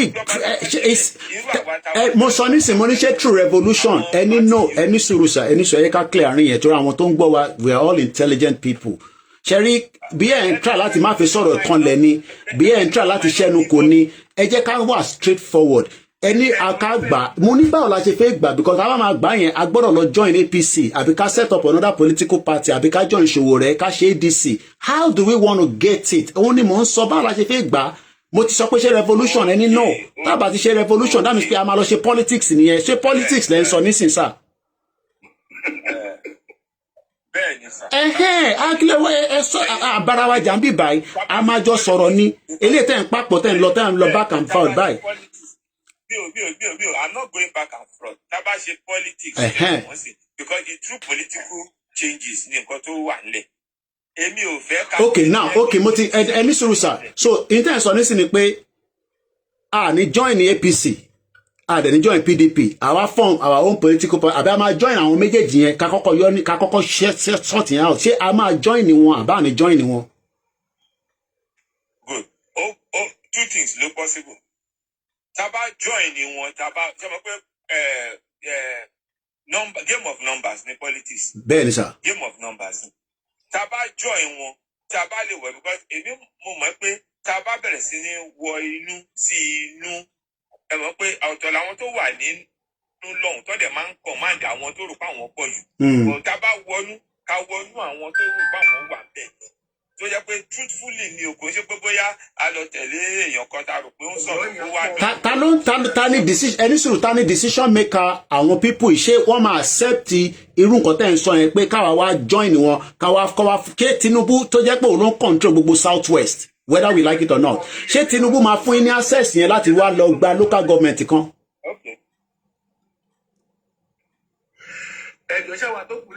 ẹ sì ní sùúrù mo fẹ́ clear ẹ jẹ́ ká clear wọn dáadáa ẹ ní sùúrù ẹwà ẹ má ti dá sí ẹ jẹ́ ká clear wọn àwọn èèyàn pọ̀ lórí broadcast ẹ jẹ́ ká gbọ́n nǹkan tó ń sọ. so èyí tí mo fẹ́ gbọ́ nísìnyí ni pé a máa join APC but APC yẹn wọ́n máa àwa lọ gba local government kan but tá a bá wá join APC yẹn àwa sọ fún Tinubu. okay so okay àti ru yẹn mo ṣe fẹ́ mọ̀ àti rule out APC àti PDP àlọ́jọ́ ìṣòwò rẹ̀ àwa fi yẹn fi ṣe kí ni àwa fi lọ wọlé sí local government kan àbí. àṣà pé tí ẹ wò ṣe rí lọ́rọ̀ tá a wà yín sí tí a bá fẹ́ change the system whatever ìtaba ti rí agbára sí. bó Sowore gan wọn fún ní opportunity kò change system ten sọ yẹn sà lórí pé ó fẹ́ ṣe politics àwọn sáwọn èèyàn rí Sowore pé ó yàtọ̀ sí Tinubu ni. ok ẹni sùúrù capstar ẹ jẹ́ ká gbọ́ tẹ́lómi sọ̀rọ̀ Mr. Olú ẹ bá wa gbóhùn sókè sà mò ń bọ̀ Martins. when we are talking of Nigeria or Nigeria only bẹ́ẹ̀ni sà. we need to look at two factors. okay sir. The first factor is kí ni problem wa. Okay. Then kí ni solution to the problem. Ẹ bá a ṣí sà. Then secondly, have you ever think of can we get a leader who can make a sacrifice for the whole nation? Okay. Which is nobody ready to do that. What about Tinubu sir, Jagaban?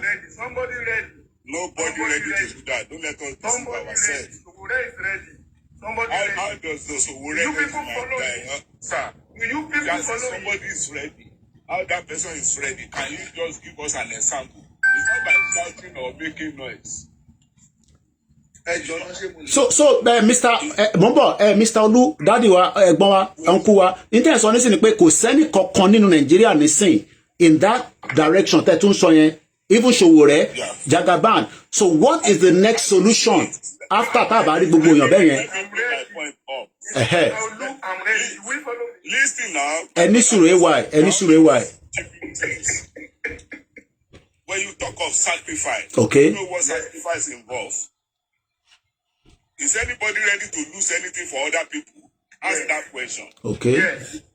But if you are saying you want to make a sacrifice for a nation, you should have it at the back of your mind that you are going to lose a lot. Okay. You are going to lose a friend. Okay. You are going to lose a family. You are going to lose your assets. Okay.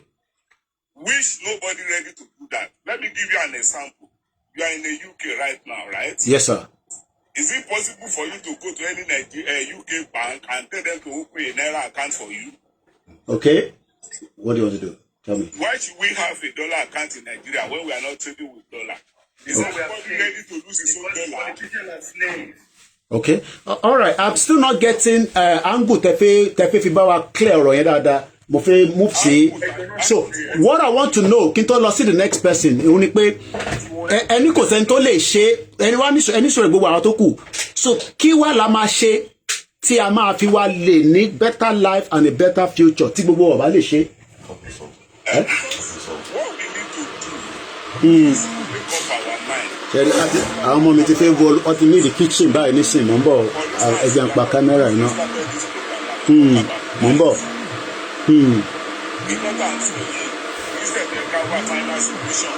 Ẹni sọ̀rọ̀ èèyàn wa 1 minute. Okay.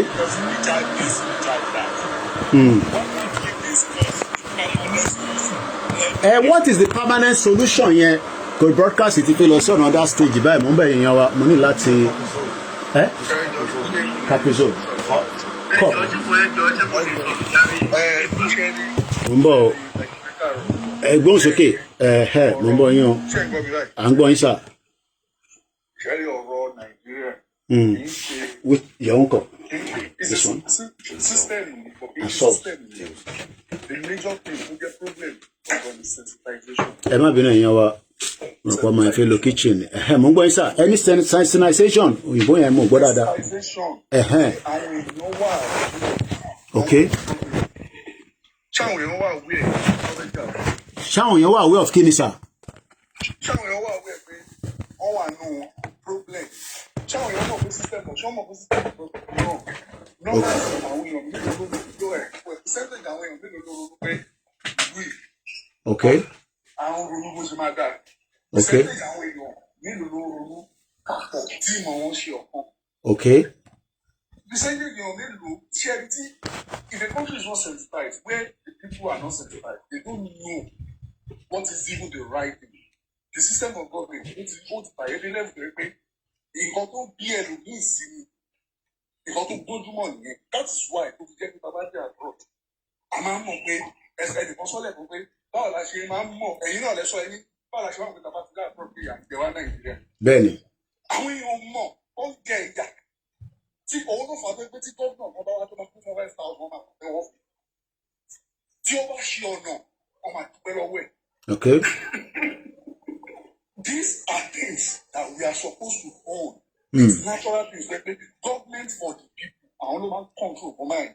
But what kind of people are we? Number one, we are diverse. Okay. I need Hausa. I need Igbo. I need Arawa. I get it. Okay. Okay. Okay. Discrimination. Okay. Is something that Westerners don't embed in us. We come to law. Okay. Okay. Discrimination is that is why Nigeria, about it to get on guard. It is selfishness, we don't think together. To get on guard, to solar okay. Okay. Okay. Okay. So what is the solution now? After that, if any problem here. The solution to it is our time aware you. Okay. We are so low in numbers. Nigeria is over 250 million people. Okay. And I can tell you that we have less than 30 million graduates. And about to half graduates, full graduates, okay. And we all school over that, àwọn èèyàn ṣe course pé government ló fún wọn school ló fún wọn kì í ṣe nǹkan tó fẹ́ lọ sí. They lost their passion from that start. Ibi lọ sí gba jamb báyìí ó ti sọ pé òun fẹ́ di nurse ó ti ní passion fún nurse ó ti ń wọ́n tó jọmọ ọ ìgbàdàn tí ní bó ṣe physics tó ti kíní kan tó ti fẹ́ rẹ̀ wọ́n ti lọ kúrò in here in the UK here in the US everywhere to the western country America. ẹ̀yin tá ń pẹ́ ṣe sùúrù kan fẹ́ okay so kí ni solution yẹn gangan tá a máa ṣe. solution tá a máa ṣe ń sìn ni pé a ní láti máa jẹ́ kára ọkọ̀ wà àwẹ̀ èlò kọ̀ọ̀kan gbà wà àwẹ̀. So awareness abi ẹ ṣe fẹ́yìn tẹ́ fún wa ní rose. We need to be aware that we want our country to better. Cherry, which country? Ẹni sùúrù world mirror sọ pé which country táwọn lọ sọ pé which country lẹ́ǹkan ta ló sọ pé.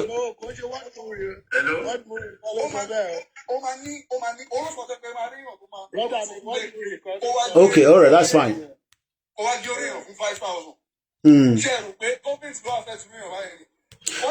Is it and sort of brought me offline? What is the role of the government láti fáwọn èèyàn wa ní kọ́wà equipped ká ti sọ pé àfi kúrò ní Nigeria? Kí ni role government, and is the government going to play that role? Because the government is not playing the role. Ìyẹn àkọ́kọ́. Yeah, and is Nigeria a country that will eventually become the kind of country that everybody wants to see? You know. Nigeria itself will not become a country that will be great. Okay. Now, as I'm speaking, Cherry, Peter wants to see. Bẹ́ẹ̀ni sir. Cherry, as it is, Nigeria, the world has left us. The world has left us. Okay. They've left us. Okay. Nigeria is in 1999, but our Benue is in 2025. Okay. So that means the country is backward. Okay. They have phones. They see what is happening around the world. Some have not even been abroad, but they can tell what they want. They are eager. They want great. Okay. That's why they will do anything to be great. It will involve evils. It will involve what was Nigeria designed to be great? Because and that's why we are having a lot of conflict. And that conflict is still there because run Nigeria. The best solution on the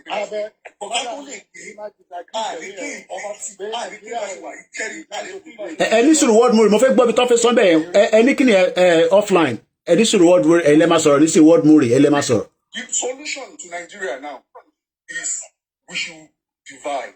Okay, all right. So okay, so we still but okay, need more awareness fáwọn tó wà on the ground láti mọ tó ń ṣẹlẹ̀ gangan. Oh.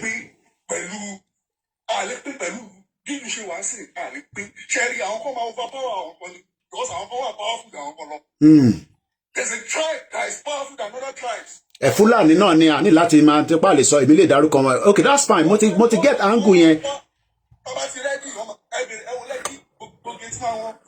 Hey, Ọlọ́run máa ṣàánú wa àwọn tó ń gbé Lẹ́kí kọ́ máa tẹ̀ lọ jí orí àwọn èèyàn.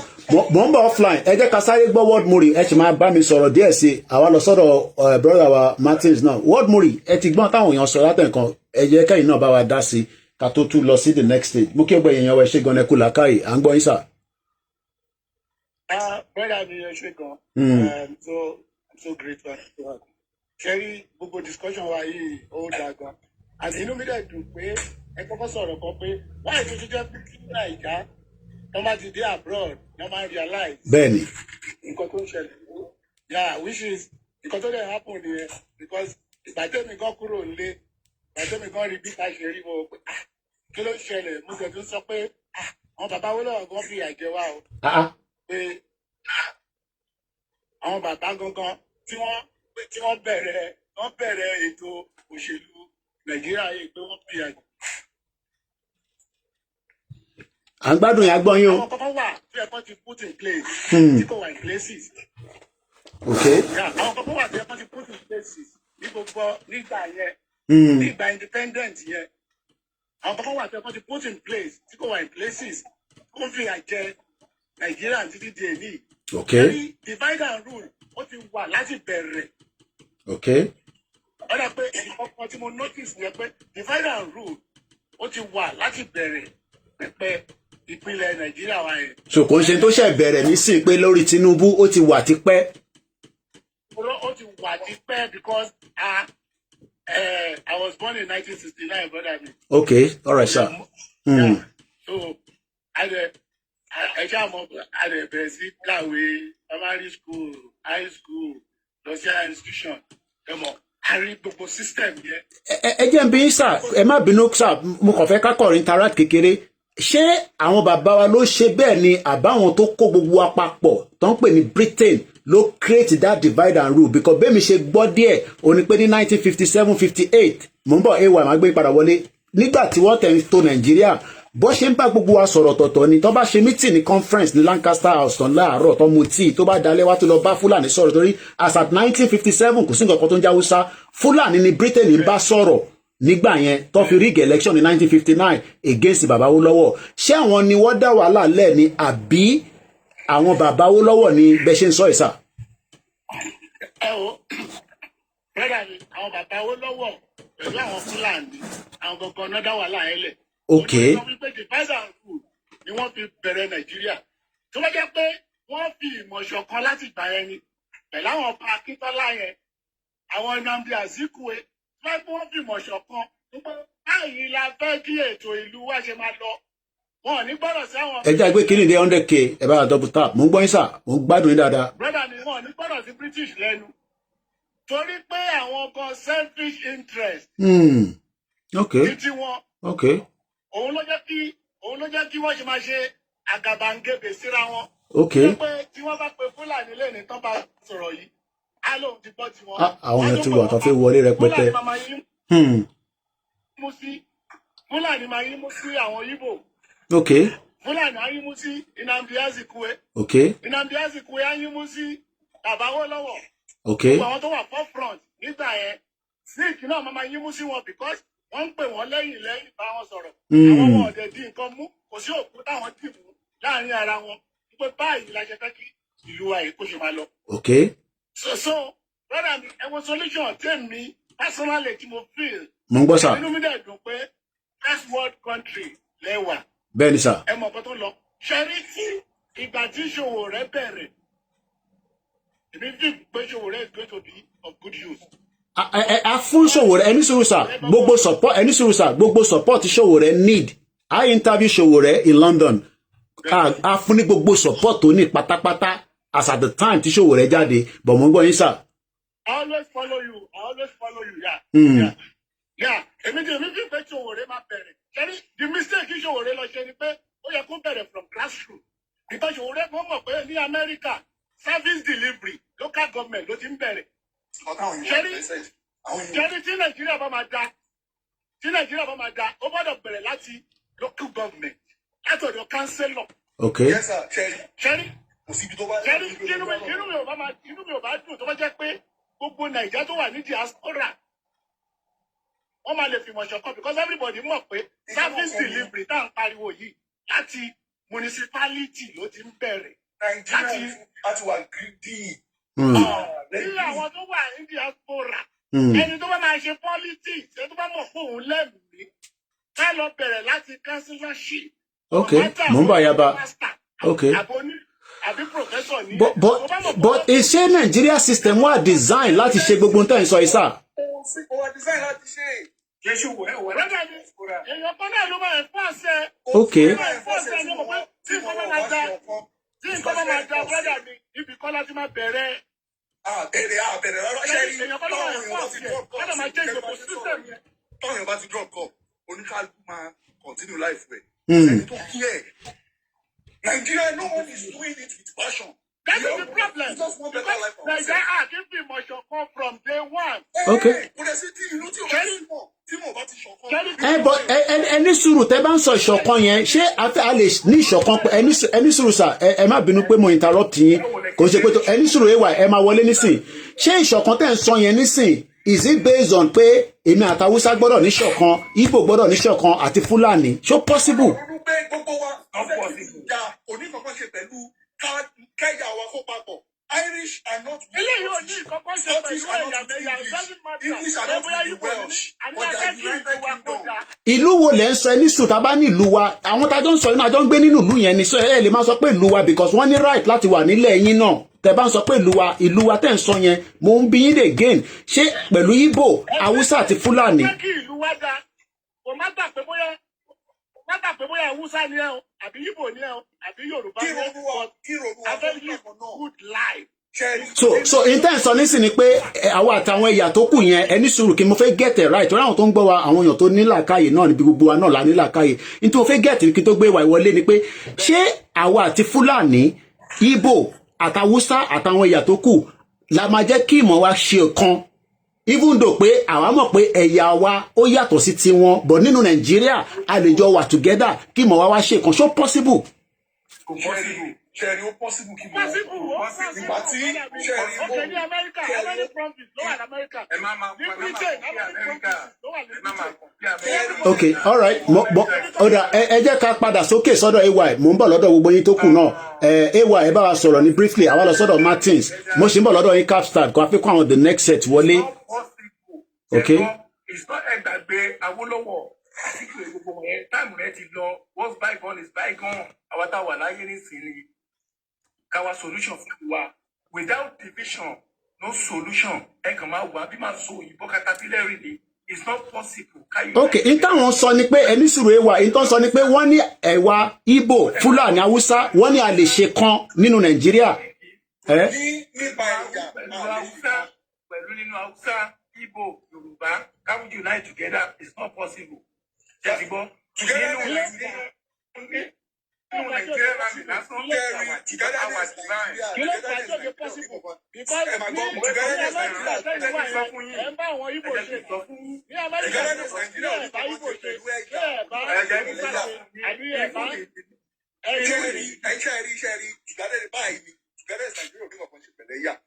tí n bá jẹ́ Ìgbò tí n bá wà nílẹ̀ Ìgbò tí ìrònú mi bá ti jẹ́ pé kí ara ìlú mi dà tí wọ́n fi mí sórí ipò tí mo ṣèkọ́ tó tọ́ Nàìjíríà máa dàgbà lápá yẹn tó bá ṣe tó bá ṣe sẹ́ńtì ní West Nàìjíríà máa dàgbà lápá yẹn mo sọ lẹ́ẹ̀kan pé the Welsh and the English are not the same they are different people. But ṣé ẹni sùúrù offline ẹni sùúrù sà nǹkan fẹ́ gbé Mr. Martins ṣé agenda wọn yẹn ṣé agenda kan náà làwa ní pẹ̀lú wọn ni. wọ́n ti mọ̀ sọ nìyẹn pé agenda wọn wà different. Okay.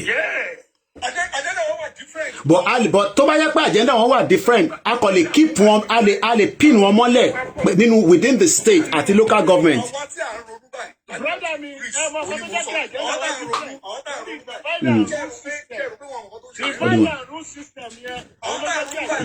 I'm gonna move to the living room in a minute.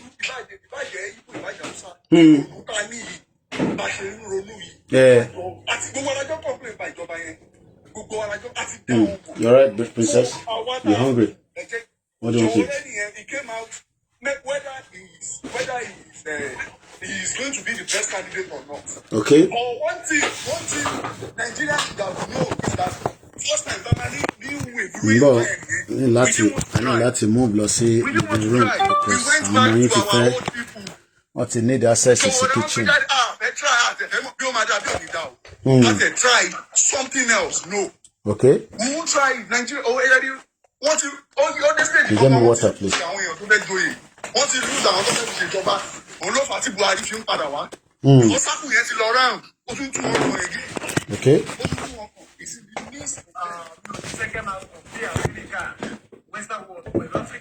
Okay. Okay. Give me water. Another water.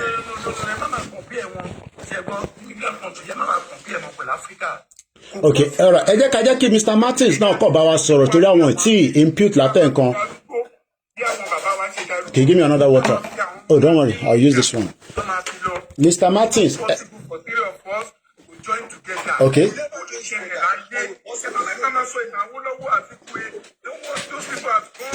They've gone. Àwọn tá wà nísìnyí ni ká sọ nípa ara wa. Okay. What do you want to do? kitchen.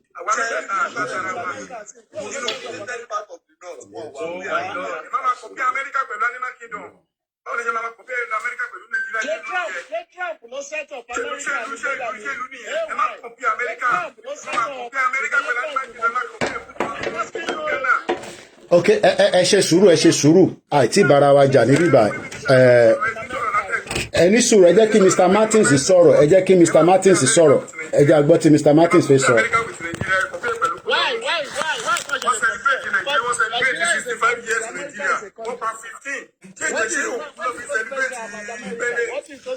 ẹni sùúrù ay ẹni sùúrù bàbá wa World Murray ẹni sùúrù ẹ jẹ́ ká gbọ́ tí ọ̀dà. mo ń gbọ́. èmi mọ̀ pé without division no solution. àwọn anybody lè máa gbọ̀rọ̀ tó wọn mọ nǹkan tó ń ṣẹlẹ̀. ìkọ́tẹ́ mi fẹ́ béèrè question mi ni pé nígbà tí Buhari tó ti kú yẹ tó wà ní president tí gbogbo jáde pé kí wọ́n má pa Yorùbá ó ló fẹ́ dà lómọ̀ òun lórí rú ó lọ́ọ̀kì àkáǹtì ẹ̀ ó lè gbòó kúrò nílùú. ọmọ yín ti wá wá bẹ́ẹ̀sì tó jẹ́ Yorùbá ọmọ yín tẹ́ pé ní bàbá yín kò sì kì í ṣe bàbá mi ti kú mi ò ní bàbá méjì Yorùbá ní bàbá tó pọ̀ ọmọ yín ti wá bẹ́ẹ̀sì ó jẹ́ bàbá yín kí ló ṣẹlẹ̀ tí ò fi Ìgbòho sílẹ̀ tí ò lè ṣe àkáǹtì ẹ̀ ìkọ́tẹ́ ní fẹ́ mọ̀ nìyẹn. ọ̀dà à ń bọ̀ níbẹ̀. tí bàbá yín yẹn tó wà bẹ́ẹ̀ tí ò bá jẹ́ bastard kí ló ṣẹlẹ̀ tó bá gbéra ní Yorùbá kí ni yóò ṣe fún ẹni tó ní kí wọ́n má ti pa Yorùbá Yorùbá lè mí wà fún ọ. ẹ ṣe gan ni ọ̀dà mo ń bọ̀ padà. èmi ti mọ̀ tipẹ́tipẹ́ pé kò lè wọ́. ọ̀dà ẹ ṣe gan ni. ọ̀gẹ̀dẹ̀ àkútì gbogbo wọn ti sọ fún wa pé ìlú ò lè wọ́ àwa ti mọ̀. ọ̀dà. èmi mọ̀ pé without division no solution. It shows that actually láwọn tí wọ́n ní àti gbọ́ ẹni sùúrù ewa wọ́n gbọ́dọ̀ ṣe àkáǹtì wọn máa ṣe ẹni sùúrù ẹni sùúrù ewa ẹ bá wa ní sùúrù ẹni sùúrù ewa ẹni sùúrù. bàbá yín ò tí àkáǹtì gbogbo nǹkan tí mo bá wá síbí nìyẹn. ọ̀dà àti gbọ́n tẹ bá wa ẹ ṣe gan ni. Martins ẹ bá wa gbóhùn sókè màá wá padà sọ́dọ̀ àwọn mo ti ríbi tí gbogbo àwọn èèyàn wa tí wọ́n fèsì ó wá ní nǹkan tí máa bi wọ́n tí bá máa padà sókè láti bàbá wa Capstar. Mr. Martins ẹ bá wa gbóhùn sókè ẹ̀yin tí ẹ fẹ́ wọlé ẹ ṣe sùúrù gbogbo náà lè máa láǹfààní láti wọlé mo ní láti kúrò ní kitchen nítorí àwọn ọmọ mi ti fẹ́ lo kitchen láti fi lè dáná. gbogbo àwọn tó ti sọ̀rọ̀ wa ò ní jábọ́ lórí ohun ibi tí èmi kàn ti fẹ́ gbé ọ̀rọ̀ mi ni wípé nípa ọ̀rọ̀ Ṣòwòrẹ́ to me o gẹ́gẹ́ bí ọmọ Yorùbá I as a person mi ò ní ẹni tí ń ṣe pẹ̀lú Ṣòwòrẹ́ because nǹkan tó lè mú kí Ṣòwòrẹ́ jáde síta kó máa deny Yorùbá wípé òun ò kì í ṣe Yorùbá ẹ jẹ́ ká gbé yẹn ti sẹ́gbẹ́ kan yẹn ti lọ ẹ sọ pé ó ti lọ so ẹ kó lórí ọ̀rọ̀ pé bóyá Ṣòwòrẹ́ ó ní kinní kan ó lè sèfù abẹ́yà ká tó try wò ẹ kó lórí ẹ kí ló ń try wò. Politician is politician ẹ gbàgbé Ṣòwòrẹ́ is a politician Ṣòwòrẹ́ ń jáde síta ó sọ fáwọn ọmọ Yorùbá wípé òun ò kì í ṣe Yorùbá ó ń deny Yorùbá ẹ̀dẹ̀ wa ń sọ fún wa yìí pé ká tún lọ máa try kí là ń try kó lọ tàwa fún Ìgbò àbí ṣé nǹkan tẹ̀ ń sọ nìyẹn so ẹ jẹ́ ká kó lóyún ẹ̀yẹn ti lọ. Ibi tí èmi ti wá fẹ́ gbé ọ̀rọ̀ mi ni pé ó ti pẹ́ ká ti ń sọ wípé wàhálà ń bọ̀ ó ti pẹ́ ká ti ń sọ fún wa pé ká gbáradì àti sọ ńgbà kan wa ní kò síyàn tó máa kọ́ wa nígbà tó bá máa yá lẹ́nujọ́ mẹ́ta yìí wọ́n mo notice àwọn kankan nígboro náwọn ìgboro wa mo notice pé wọ́n ṣe kọ́ àwọn Fúlàní kan wọlé fresh tó jẹ́ pé wọ́n dẹ̀ kó ọ̀kadà lé wọn lọ́wọ́ ọ̀kadà náà ṣe wọ́n ò mọ anything wọ́n ò mọ anywhere mo máa stop tó bí 10 to 15 tó jẹ́ pé ní wíìkì tá lò tán yìí mo máa stop tó bí 15 wọ́n ò mọ anywhere wọ́n ò dẹ̀ gbọ́ èdè wọ́n ò gbọ́ English wọ́n kàn ń sọ ìranù lẹ́nu ni wọ́n ò gbọ́ anything tó túmọ̀ sí wípé ẹ má jẹ́ ká focus pé bóyá Kwara State tàbí Kogi State nìkan ló ti fẹ́ operate this time around. Ojú lálákàn fi ṣọ́rí gbogbo àwọn ọmọ Yorùbá ohun tí a bá mọ̀ ń jẹ ẹja lọ jẹ right now tá a bá mọ̀ jẹ tá a mọ̀ pé ó máa save wa ìwọ tó bá jẹ́ pé bíbélì náà ló máa save ẹ is on your own kò wá ìwọ tó bá jẹ́ pé ewé ló máa save ẹ ìwọ tó bá dẹ̀ jẹ́ pé kúránì ló bá save ẹ lọ gbáradì ohun tó bá mọ̀ pé wàá fi defend ara ẹ wàá fi defend ara ẹ gbogbo wa kàn ló ń focus Kogi and Kwara ni o wọ́n kàn ń fi yẹn wọ́n fi camouflage wa pé bóyá ká lose guard ká ló máa focus ibẹ̀. ìbéèrè tí mo fẹ́ bi bàbá wa àwọn ìbéèrè kan tó ń jáde láàárọ̀ yìí ni pé a sì lè jọ wà a lè jọ ṣe nínú Nàìjíríà lẹ́nu àwọn kọ̀ọ̀kan tí wọ́n ń sọ níbí báyìí mo wá fẹ́ gbé olórí wọlé ìtura ní ìdọ̀bìnrin kó bá wa dá sẹ́ṣẹ́ ìgbọ̀n ìpẹ́ fún wa ní gift èyí tí mo wá fẹ́ bí bàbá wa Martins òun ni pé ẹ bá mute mọ́lẹ̀ olórí ẹ̀ ṣe gan ni ṣé àwa àti ẹ̀yà tó ń sọ àlejò ṣe moving Nigeria forward torí pé lákọ̀ọ́kọ́ ìbéèrè tí mo fẹ́ wá bí àwọn bàbá wa gbogbo ẹni tẹ́ ti sọ̀rọ̀ ni pé nígbà tí wọ́n ní ẹ̀yà ilẹ̀ Oòduà ilẹ̀ Yorùbá ti ń bẹ for 14,000 years why ta ṣe fẹ́ mix ara wa pẹ̀lú country tí wọ́n create ìyẹn àkọ́kọ́ then why tí a ṣe insist pé nítorí pé ẹnu wọ òkò gbogbo argument ẹ ti gbé síta láàárọ̀ yìí why tá a lọ dá independent country tiwa sílẹ̀ ká establish constitution torí pé constitution tí wọ́n lò Nàìjíríà wọ́n ready láti yí padà as amended la máa gbọ́ bí Tinubu náà bá lọ the next person náà máa lọ the same constitution and it's not likely to favour or work for anybody. Fúlàní ò dẹ̀ ń ṣe ẹ̀yà Nàìjíríà but Fúlàní ti dominate northern part of Nigeria and àti rí as an example ọmọ Gumi ti wà nínú military gbogbo ilẹ̀ rí so that means èmi àtọmọ Gumi àṣìjọ máa operate pẹ̀lú àwọn ọmọ tèmi náà in the future of one Nigeria so ẹ bá wa dá síbẹ̀ kí a wá padà sọ́dọ̀ Capstar kí gbogbo wọn ní 2 minutes ká tó wá gbé àwọn the next set wọlé mo kí olórí mọ́ bọ̀ lọ́dọ̀ yín. ẹ ṣe gan ni sà kò sí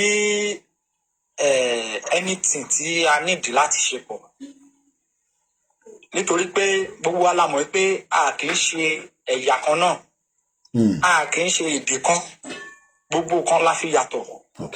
níwàá nígbà tí wọ́n dẹ̀ máa sọ wọ́n ní àwa Yorùbá ti wà before Nigeria. So láti 1960 tí gbogbo wa wá ń pariwo tó bá jẹ́ wípé a lè jọ ṣe papọ̀ kò sí ohun tó mú kí àwọn Fúlàní tó ń darí wa láti 1916 kọ́ máa ì tí ì ṣe gbogbo nǹkan kó ti perfect nínú Nàìjíríà. Tó bá jẹ́ wípé lóòótọ́ a lè jọ ṣe papọ̀ tó lè work láti 1960 kò sí anything tó work. Mo wà ní hospital gbogbo wíìkì ta lò tán yìí mo rí pé kò sí anything tó work nítorí pé agenda Fúlàní agenda wọn yẹn mi ò tí ì really understand ẹ because wọ́n ní àwọn ti ṣe 3 hours kẹ. àwọn white man kan ló wà behind gbogbo atrocity tí wọ́n commit nínú Nàìjíríà. But mo wá rò pé tó bá jẹ́ pé ẹ̀yà tí orí wọn pé ni àwọn tí wọ́n wà ní bíà yín yẹn ìlú tí wọ́n dá wọ́n tún ìlú tí wọ́n ṣe wọ́n dẹ̀ ní kẹ́yìn kẹ́ máa da ìlú tí yín rú kí ìlú tí yín má da èyí náà dẹ̀ continue.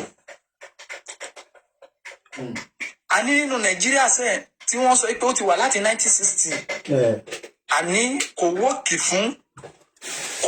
fún anybody including Yorùbá Igbo and anybody Nàìjíríà kò work.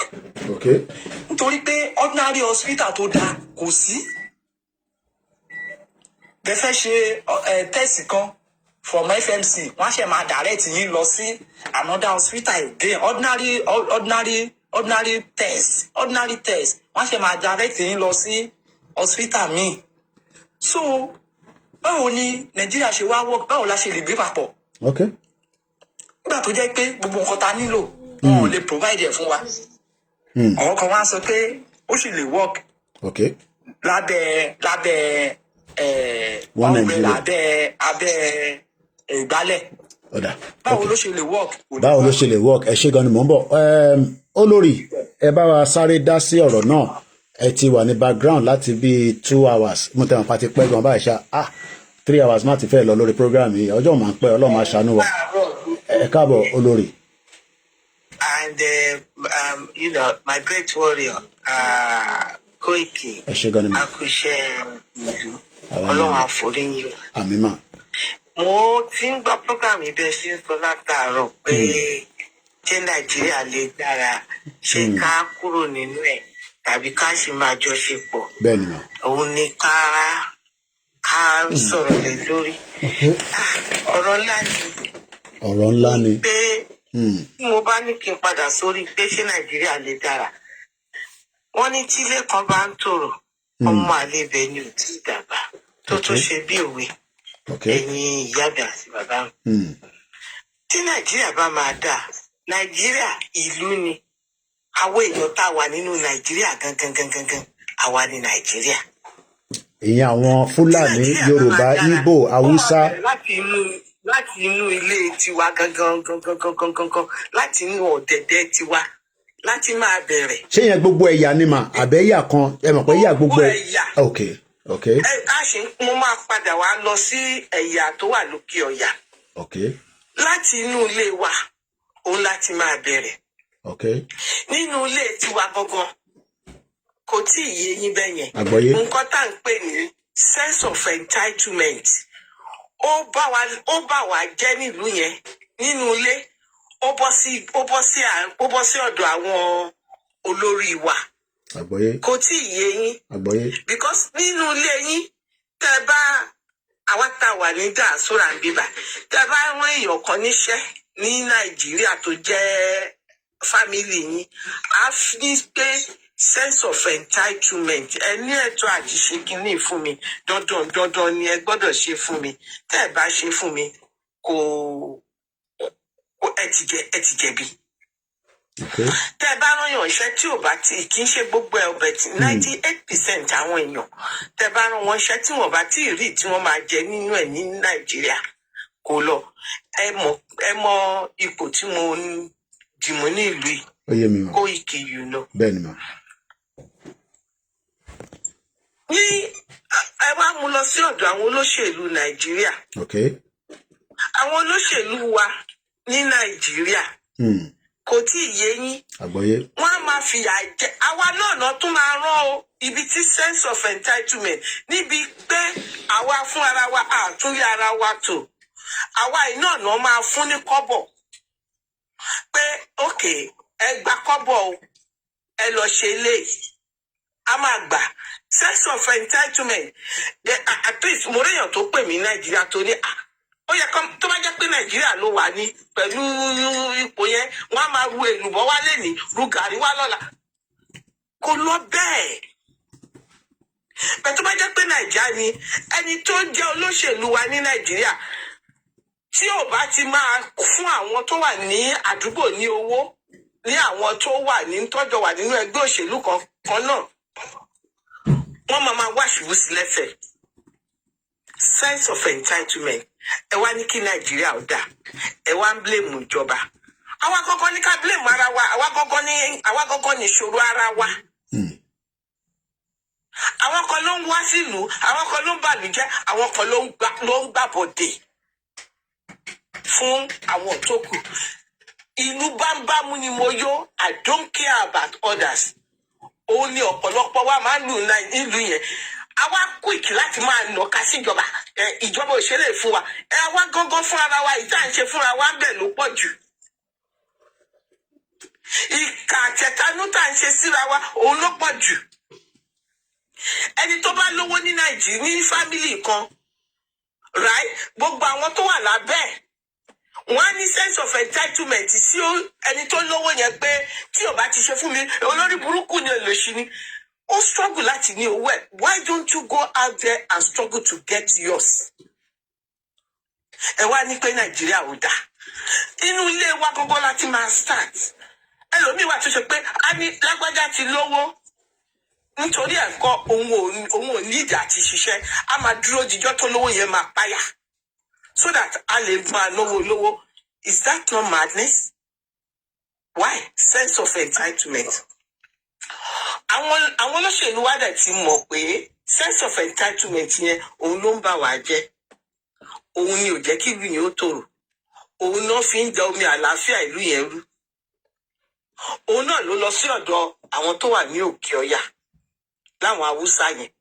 Ẹ lọ wo àwọn olórí wọn, mo sọ kí nìyẹn ní program kan rí pé àwọn olórí wọn yẹn wọ́n wicked tó fi ṣe pé ọmọ tí wọn ó máa kàwé, ọmọ ọlọ́mọ wọn á rán níṣẹ́ ìdí tòrutòru, wọ́n make sure pé majority àwọn ọmọ àtàpátá dìde wọn ò kàwé.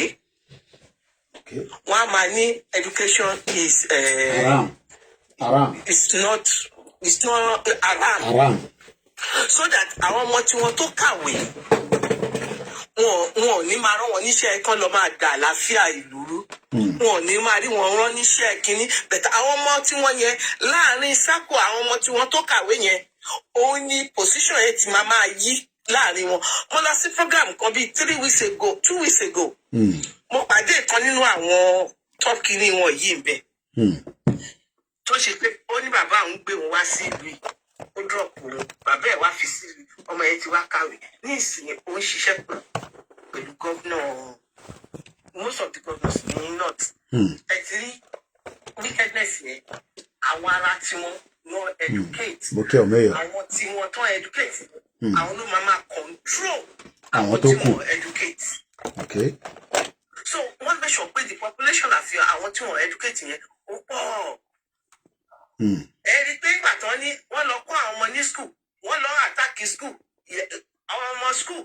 So it's a practice láti stop education ní side ọ̀dọ̀ tiwọn so that wọn ò ní lè kàwé. Ẹ wá wo àwọn tí ò kàwé yẹn, àwọn ni wọ́n kó wá sí south because àwọn náà rí ránṣẹ́ ẹ lọ máa da omi àlàáfíà rú. Àwọn ọmọ tí wọ́n tó kà ẹ rí pé àwọn tí ọmọ tí wọ́n mutí, àwọn tí wọ́n ń ṣe gbogbo ẹ̀ sí tó bá rọ ọmọ tí ò kàwé tó bá mutí wá ló ti lu ẹ̀ṣẹ̀, wá ní kán lọ punish ẹ̀. You can see the two systems tí wọ́n operate níbẹ̀ yẹn. And tẹ́ bá tún wá sí ọ̀dọ̀ wa ní south kò tí ì yé yín, wọ́n tún wá fi tí wọ́n ń pè ní ẹ̀sìn religion wọ́n lò láti enslave a lot of us. Religion is good, but we should be mindful of how we use it to enslave others. And this thing is one of the things tó ṣe wípé wọ́n fi ń kó a lot of people ní omi ọbẹ̀ jẹ. I'm to the core, you know, mo ọmọ ẹlẹ́sìn ni mí. Ṣùgbọ́n nígbà tá a wà ní Nàìjíríà, bá a ṣe gbé ẹ̀sìn rù, wọ́n ṣe fi ẹ̀sìn condition ọpọlọ wa. Nígbà tá a dé bíbá, a rí wípé ó yàtọ̀, ó yàjọra bí èèyàn kan ṣe ń sọ lẹ́ẹ̀kan yẹn. Gbogbo bí tá a ti gbọ́dọ̀ kọ́kọ́ lọ tún àtúnṣe ṣe òun nìyẹn. Àwa gangan fún ara wa, a gbọ́dọ̀ kọ́kọ́ change mindset tiwa fún ara wa pé we have different mindsets. Whether a gba Yorùbá nation, tá a bá gba Yorùbá nation, ẹ mọ̀ pé Yorùbá nation yẹn àjọ léwájú ẹ̀ ni, àjọ ń pariwo ẹ̀ káàkiri ni, àjọ wà nínú ẹ̀ ni deep àjọ wà nínú ẹ̀ ni. Ṣùgbọ́n tá a bá tiẹ̀ ń pariwo Yorùbá nation, tá a ń pariwo Odùduwà nation, tá a bá change mindset wa kò tí ì yé yín. Táwa fún ara wa gangan tá a bá ní different mindset, tá a bá gba Yorùbá nation lọ́la, the same problem tá a ń sá fún ibi tá a ti ń bọ̀ òun náà là ń lọ bá wájú yẹn. Because àkọ́kọ́ ní láti change mindset wa yìí pé ìlú yìí we are in it to make progress. Àwa nílùú onílùú níbí báyìí. Àpẹẹrẹ àwọn tí constitution wa ló máa change mindset wa. Ẹni sùúrù constitution wa ló máa change ẹ̀ mà. Ẹni sùúrù. Olóṣèlú lè mí bíbá. Kò tí ì yé yín. Mi ì jẹ́ kí n ṣe olóṣèlú tí wọ́n fọwọ́ rọ́ sẹ́yìn. Olóṣèlú gidigidi ni. Wọ́n dẹ̀ mọ̀ bá ṣe ń ṣe ètò ìlú yìí. Àwọn olóṣèlú ní báyìí kò tí ì yé yín. Ẹ lè sọ wípé tó kọjá fún mẹ́ẹ̀ẹ́dógún ẹ gbọ́dọ̀ fún mẹ́ẹ̀ẹ́dógún ni mo pè fún yín ìwé lásán ẹ lọ sí orí kíní ẹ lọ béèrè pé gift tó bá ti kọjá pọ́n mẹ́ẹ̀ẹ́dógún ẹ gbọ́dọ̀ declare ó máa gbé sórí Google ni ipe lágbájá ṣọ́ àìpẹ́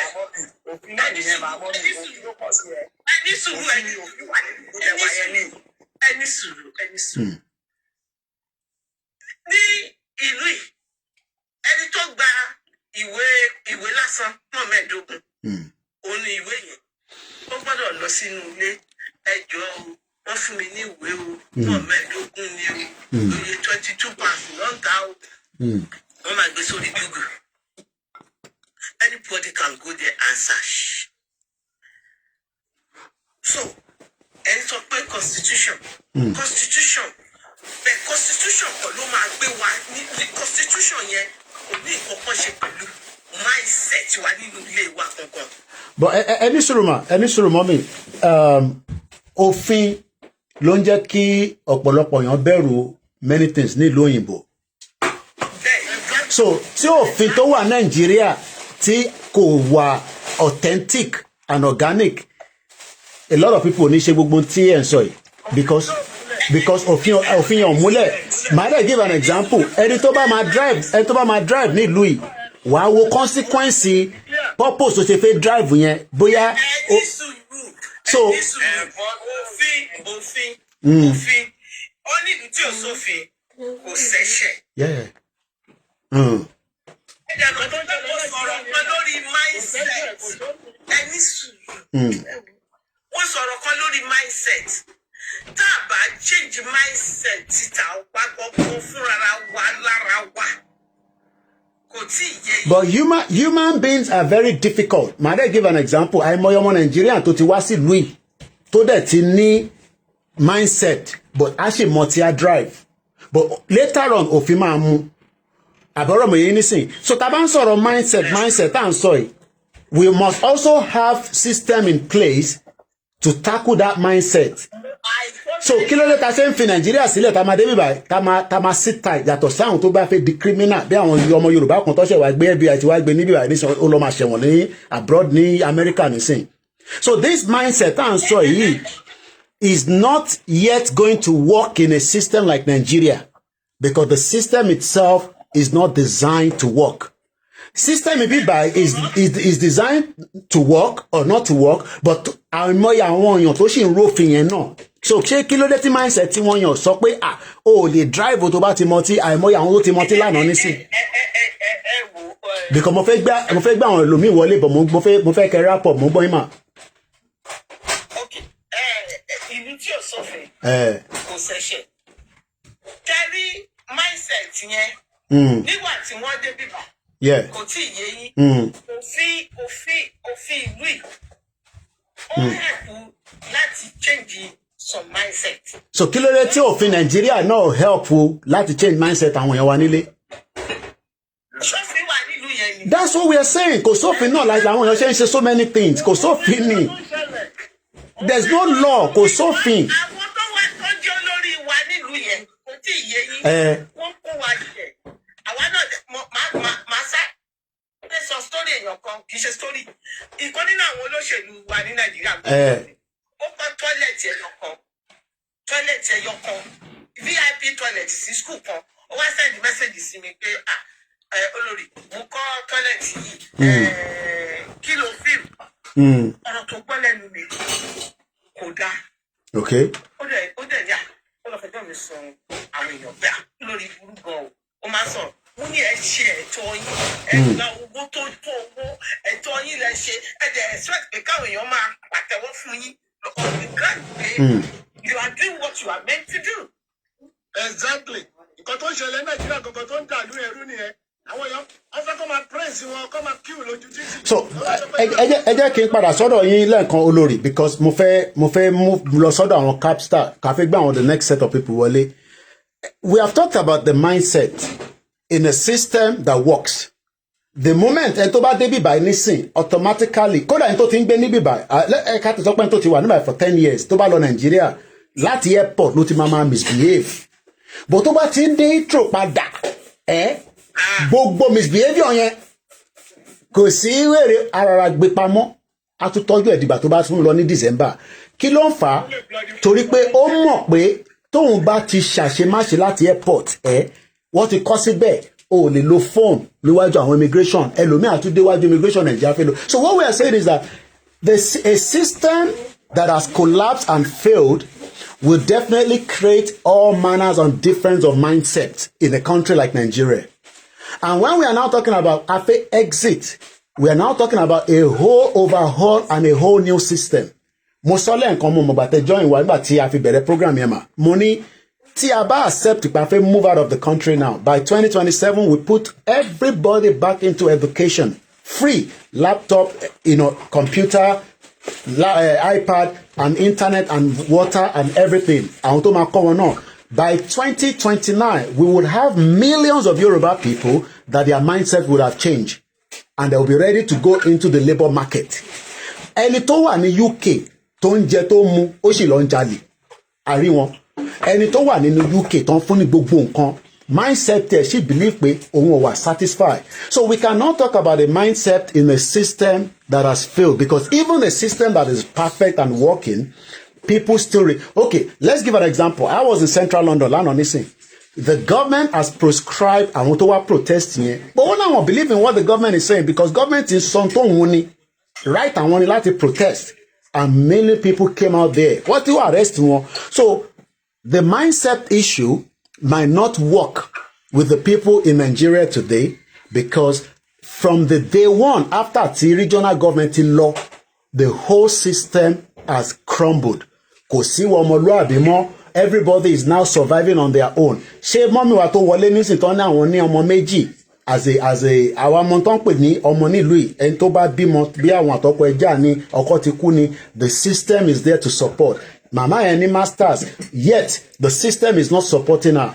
She can decide to go into another thing, but she refused to. So when we talk about the mindset, I don't think it's going to work in Nigeria. You know what happened? The system back in Nigeria enslaved a lot of people. So Toba enslaved a lot of people. Should we continue with that system? And that's what they pay. Tell me, one share in Nigeria, 70,000. I just wonder how much is 70,000? How can somebody survive on 70,000? That is not possible. That is slavery. Okay. And you can see me, I want to want me okay. One joke only, I want to have the silent me only. One surprise. So is it not better to overhaul the whole system so that we can now have a mindset and a system that will eventually work for the future Yoruba people? I don't care about others, because I want to sort around out, because our people are being suppressed, marginalized by Fulani, Hausa, Yoruba, Igbo. Gbogbo wọn ló marginalize àwọn èèyàn wa, ló create this havoc láwọn èèyàn wa lórí in conjunction with the partnership of the foreigners. So is it not better to overhaul the whole system? Because it's like pé àwọn kan sì fi manage system yẹn even though the system is not working. It's like pàfẹ́ máa patch ilé tó ti wó, ilé tí kò ní foundation mọ́, òun lọ́rọ̀ Nàìjíríà. Anyway, mo ń padà bọ̀ lọ́dọ̀ yín, Mr. Capstar, ẹ bá wa conclude after tẹ́tí gbọ́ analysis díẹ̀ sí. Again, sorry, conclude. There is a mindset on this particular discussion already. In the sense that capping, overhaul. Ṣé àwọn èèyàn tó wà nínú ẹ̀kọ́ gẹ́gẹ́ bí olórí ṣe sọ náà kọ́ ló yìí wà. Ẹ jẹ́ answer bẹ̀ yẹn, ẹ jẹ́ answer, ẹ jẹ́ fún ẹni sùúrù ẹ jẹ́ bá yín answer, ẹ máa fún yín answer yẹn straight away. Nígbà tí mo dé ìlú yìí, a máa ń kọ́kọ́ drive without license. Òyìnbó tó jẹ́ girlfriend ọ̀rẹ́ mi ló sọ fún mi pé láyé ó gba kọ́kọ́rọ́ mọ́tò yẹn, ó ní you will never drive until tá bá lọ ṣe license wa. So people will change when the system is eventually working. Òun náà láti sọ nísìn. I'm asking you a mo ń gbọ́ sà. Yeah. Sọ pé mindset ti wà already, so mi ò fẹ́ anything rather than tell you the truth. Yeah. Tí power yẹn bá wà láti change overhaul, go ahead change overhaul. Nǹkan tí àṣọ tábà dé bridge yẹn a máa cross ẹ̀. But mo sọ fẹ́ pé as presently bẹ́ẹ̀ ṣe láwọn èèyàn tẹ́ fẹ́ kó change náà lẹ́ láwọn èèyàn náà tá fẹ́ kó change. Nínú Yorùbá ń ta wàyí náà lára àwọn Yorùbá tó ń oppress Yorùbá. I need a large number of quantities. So mo fẹ́ rí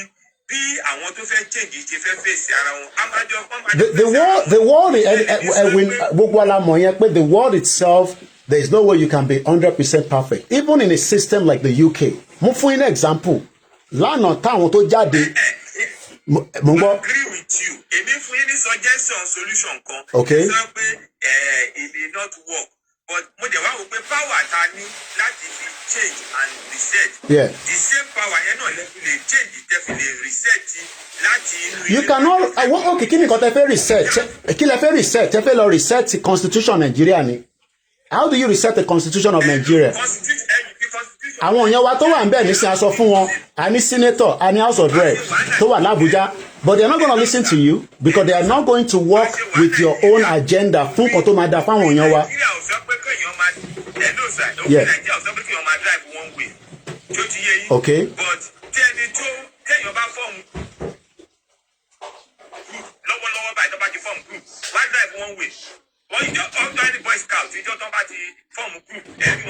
Even the governor drives through one way. Èmi ti pàdé Dàpọ̀ Abíọ́dún rí ní 2021 to drive opposite way. Nígbà tá à ń padà lọ sí Ìbàdàn, so ó drive opposite way. So that is Nigeria. Until ever ready láti ṣe the right thing. Òun là ń sọ pé tẹ́bá sọ pé tẹ́bá ti yapa ló máa ṣe the right thing. Well, the right thing can be any suru. Sherry, this is where people are mixing Afekuro no Nigeria. Our people are still suffering in any suru. Our people living in Nigeria right now does not have to live a worse life because we are asking for the dissolution of Nigeria. We have questioned the governor. We have asked them why our people are suffering. One Oshepade ní Lagos State the earlier of this year. Gbogbo governor wa nípa security. What have they done to help our people? So that is still an ongoing work that ṣe ń ṣe by asking and putting them under spotlight and pressure to make things work for the people until the Batoma dissolve our team of Koami Petola dissolve Nigeria. If things can still work for our people while they're in Nigeria, why not? Nobody's saying because we want to go out of Nigeria, then our people must suffer until Taba exit. No, we want people to still have a better life. Why should a governor be in Imo State? Governor Kwara State governor. Going to Imo State when people were being killed. The Prime Minister of this country returned back to London when 2 people were killed in Manchester. These are why we are saying that we will continue to put them under the spotlight and pressure. London, Nigeria. So because I feel in Nigeria and so I feel exit, then our expect no. We are not people like that. We want our people to live a better life. You are not getting my point. You get my point clearly. Okay. Only from each house individually, do the right thing. Yeah, I mean, yeah, definitely. People are doing it. In your social media, everybody is doing some little things. We will let answer in on the scene and don't share be.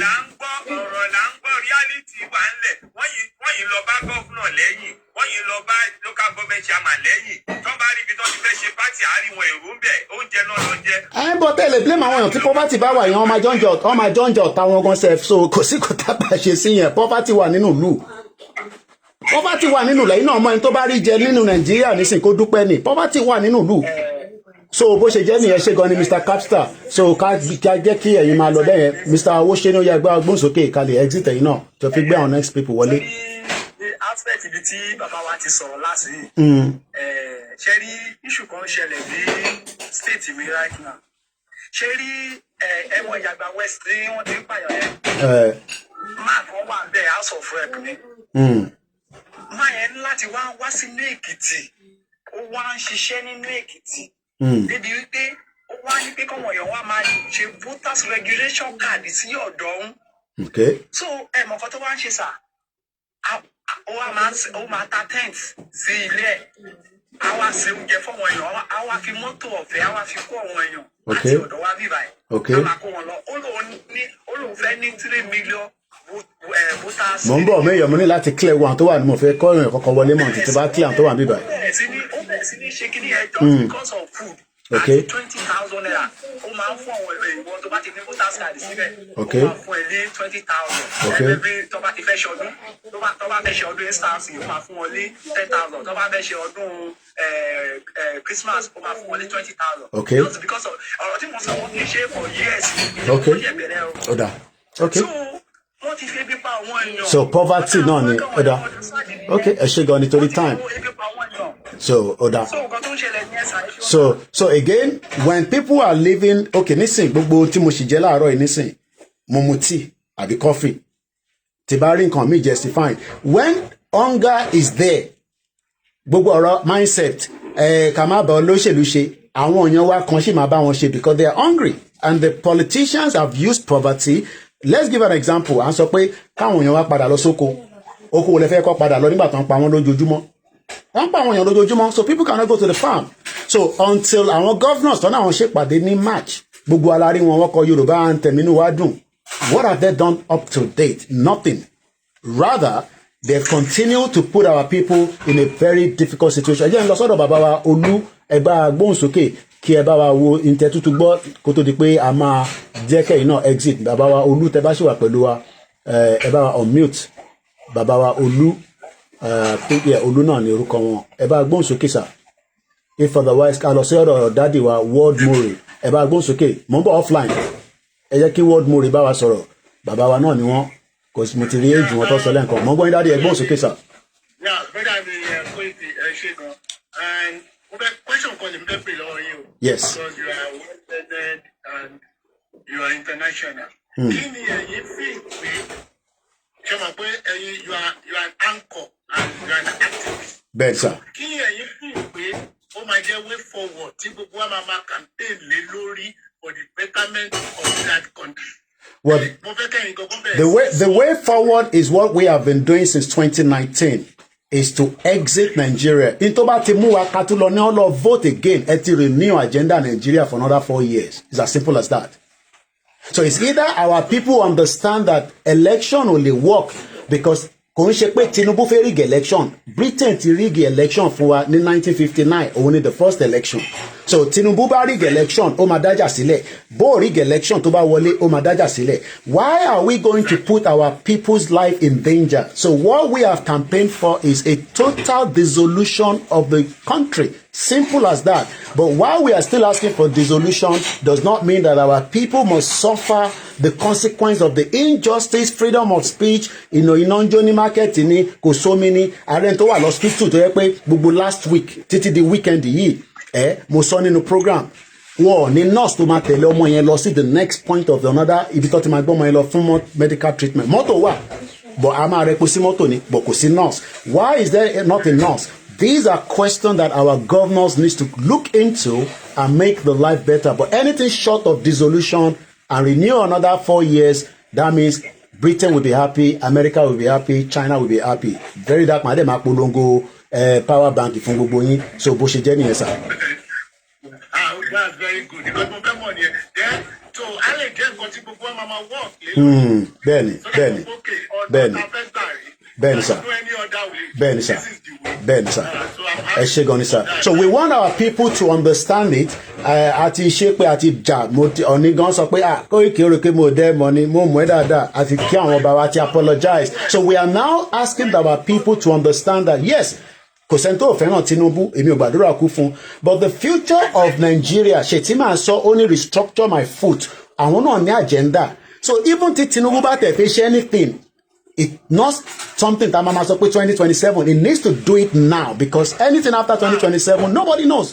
Àkànṣe àǹjí ni kò sẹ́ni tó mọ ìgbà tó olúkálukú máa lọ à ń bẹ Ọlọ́run kó fún alẹ́mí gúngùn ni tí Tinubu bá dákẹ́ pàrọ̀ báyìí nísìn Shettima gba gọ́ọ̀mẹ̀ntì nìyẹn ìta ń sọ yìí Ọlọ́run àjẹkọ́lé omi lè wà nínú wa ẹ ṣe gọ́ọ̀dì. Bàbá mi Olú ti butú pé ilé nǹkan sí otherwise ká lọ sí offline ká lè kó àwọn ẹ ti jẹ́ kí n pẹ́ lórí program láàárọ̀ yìí ẹgbọ́n sókè offline. tí màá sọ ni pé bí ọ̀rọ̀ tẹ́ ti sọ tẹ́lẹ̀ náà ni pé a ní láti wà wíẹ̀ awareness yẹn ó ní láti gbalẹ̀ kan because ọ̀nà wo lẹ́yìn rò pé awareness yẹn fi lè gbalẹ̀ because number one NBC ò lè fún mi ní license láyé bí Oríyọmí Hamzat tàbí Yínká kọ́ọ̀tì gbogbo àwọn tó ní station yẹn. Lai Muhammed lọ report page mi Koikimedia ó kàn jẹ́ ọ̀lẹ́ ní lẹ́tà yẹn ó sọ fún wọn pé kó pull it down completely pé ó fẹ́ da Nàìjíríà rú nìkan òun kan fúnra rẹ̀ nísìnyí gbogbo community ẹ̀ ní local government ẹ̀ lọ́ ti pààyàn tán ní Kwara yẹn kò lọ lé mọ́ nísìn ọlọ́lọ́mọ tó ń gbé kó àtẹ̀gbùrù bàbá yẹn mọ́ tí ó sì wà Nàìjíríà bó ti sá lọ sí Saudi Arabia àbí Dubai ló ránjẹ́ tọ̀ ìtàn Lai Muhammed bàbá dáadáa òye ẹgbẹ́ òsèké kí lẹ́yìn Europa lè ṣe láti create more awareness gbogbo yẹn kan ló lè afford the data tí gbogbo ìfi ń wò mí. awareness yẹn ó dá lórí pé kí ó ṣàní bá ṣe máa ń mọ̀ pé tó máa sọ fún nǹkan nìkan tí gbogbo a máa débẹ̀. ok ó bẹ̀rẹ̀ látòrí ọ̀rọ̀ tá à ń bára wa sọ. ok nínú ilé ọ̀rọ̀ tí bàbá ń bọ́mọ sọ̀rọ̀ tí ìyá ń bá ọkọ sọ ọ̀rọ̀ tí àwọn bára àdúgbò sọ. ok pé kíní yìí ibi tó tí àwọn èèyàn bá ti mọ̀ ọ̀rọ̀ sensitize náà wà wíẹ̀. ok wọ́n máa mọ̀ pé ok àsìkò tó ok tí lẹ́sọ̀ bá ti dé ó tẹ̀ ti dé ní kò ṣe pé tó bá ti dé campaign ti ń lọ lọ́wọ́lọ́wọ́ báyìí. wọ́n tún máa dìbò. àwọn akọ náà tún máa ronú báyìí tó bá tún di next year tó bá tún di next 4 years àwọn ọmọ kan máa tún ronú báyìí. kẹrí tẹ wá ń sọ yẹn ẹni sọ̀rọ̀ káwọn èèyàn kó lè yé gbogbo wa dáadáa o bí Tinubu bá ti ṣe tán kò wá sọ́dọ̀ Yorùbá mọ́ o ilẹ̀ Haúsá ló ń lọ kò dẹ̀ sí nǹkan tó ń jẹ́ Haúsá Fúlàní ni o so gbogbo ẹ̀yin tẹ́ ń support APC mo fẹ́ ká farabalẹ̀ mo rí brother mi MC Olúọmọ ní London tó ń jó pẹ̀lú bílíkì èèyàn mi dáadáa ẹ kí gbogbo aká gbọ́n dáadáa o mo ti sọ fún yín láti gbà tí Tinubu wọlé ẹ gbádùn kẹ jẹ gbogbo ẹ gba owó ẹṣẹ ní tèmi bọ́ tí Tinubu bá ṣe tán páká tí gbogbo tá à ń sọ yóò tí ì ṣeé ṣe ẹlòmíín ní yóò nílé gbé Nàìjíríà o because Fúlàní gba gọ́ọ̀mẹ̀ntì padà nìyẹn o. ó máa parí pápátá òun sọ pé Nàìjíríà wà ní 2020 wà ní 1999 àwọn èèyàn ló ń gbénú ẹ̀ tí wọ́n 2020. so ó bẹ́tà kí gbogbo akámọ́ tá à ń ṣe o ò fẹ́ Yorùbá nation o ò fẹ́ kinní kan after 2031 tí Tinubu bá ti lè ṣe tán ó dẹ̀ láti dá power padà torí kò sí lifetime presidency kò dẹ̀ ṣe military. ẹ jẹ́ ká change nǹkan ó máa bẹ̀rẹ̀ láti nǹkan. so bó ṣe jẹ́ nìyẹn o so ẹ ṣé gan ni gbogbo èèyàn wa tí ẹ bá mi dá sí ṣé mo lè ní time láti gbé àwọn èèyàn wọlé báyìí aago 10 ti lù mí tí mo ní mò ń lọ Tottenham tí a tún fi lọ ṣàwọn iṣẹ́ mi ó dà kákọ̀ gbé àwọn sẹ́ẹ̀tì ilé wọlé a máa control yín gan ni ọ̀tẹ̀ bá ti wọlé kíákíá ni màá push yín ni because mo ní láti lọ wẹ̀ kí mo lè bá gbogbo ohun tá a ti ń ṣe bọ̀ látàárọ̀ yìí kọ́lọ́n kó túbọ̀ fún wa ṣe délẹ̀ ni tẹ́ bá ti ń wọlé ẹ bá wa mute mọ́lẹ̀ náà àwọn gbogbo àwọn tó wà níbẹ̀ bishop gọ́dà pọ̀ ti pé ẹ bá wa mute ẹ ṣe ń wọlé o èmi ni máa sọ̀gbà tí olúkálukú máa sọ̀rọ̀ ẹ bá wa mute mọ́lẹ̀ so mo mọ̀ mélòó ló lè wọlé ó dà pé mo ti gbé enough wọlé already ó dà ká control àwọn eléyìí náà ká lọ láti ọ̀dọ̀ ẹjẹ́ lọ sí Amẹ́ríkà torí àwọn time wọn ó lè ṣeéṣe pé ó wà lẹ́nu iṣẹ́ ni torí sometimes kò ṣe pé torí nǹkan kan TJ bàbá gbóhùn sókè gbogbo yín ní 3 minutes fún ẹ bá òmíràn move mọ́lẹ̀ ó ń ṣe àlejò lórí TikTok move mọ́lẹ̀ please TJ bàbá gbóhùn sókè òmíràn move mọ́lẹ̀. aago 10 ni a wà bẹ́ẹ̀ ni aago 10 yìí sí wa èyí ṣé wà ń dájí ṣẹ́nu wa ní. pẹ̀lẹ́ ọlọ́run àfàlàfíà sára kò easy.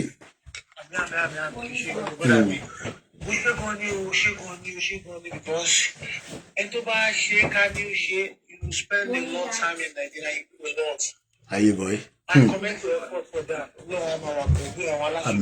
Àmín. But I get so angry, and I will be honest. And I don't will anybody apologize. Ìyá mi náà wà Nàìjíríà, àwọn ọ̀gbọ́n mi wà Nàìjíríà, àwọn àbúrò mi wà Nàìjíríà. But ẹ bá ń dé orí social media, ibi tẹ́mi ti lè sọ ọ̀rọ̀ tèmi lélẹ̀. This is my Ajazera, all my journalist platform tí mo ti lè sọ tèmi lórí social media yìí. So when I'm speaking, I don't hold anybody apology. I so believe in what I believe. Obìnrin tó wà ń bá ilé lẹ́ẹ̀kan yẹn àti bàbá tó wà ń sàlẹ̀ ń bẹ̀ yẹn. Bàbá náà ti sọ lẹ́ẹ̀kan lágbà ọ̀kan ọgbọ́n. And ní politician ní but the existence of Nigeria níbi tó ti ń dírí àtọ̀ ti bí tẹ̀ ti kúrò bẹ̀ kò sí nǹkan tó ṣiṣẹ́ tẹ̀ fi kúrò bẹ̀ o you know said people should go back home and did what. Don't give me for now. So finish. Don't worry. I have 30 minutes. Start from home. Why do we have leader? Nigeria have produced 8 military head of state. Kò sí kankan nù wọn. Torí line up ta lè dé bá di sí ilẹ̀ 27 years of democracy ṣáà kà wọ́n.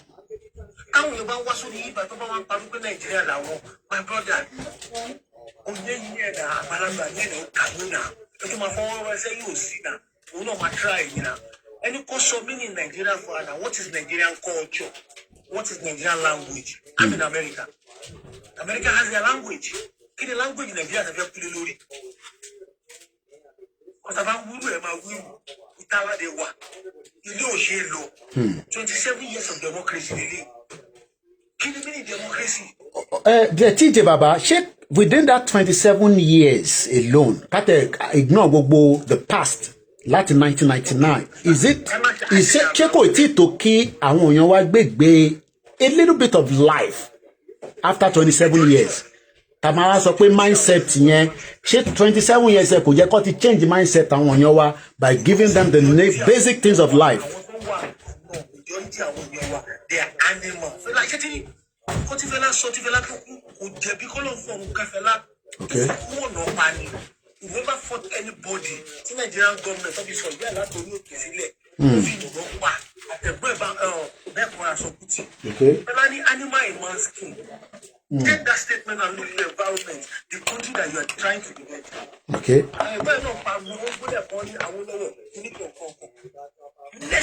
They have already done their own part. Okay.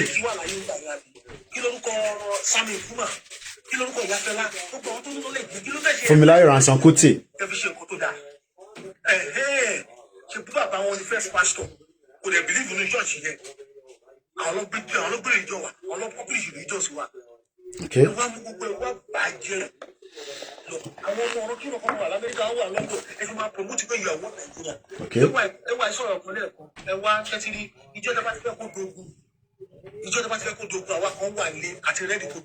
Okay.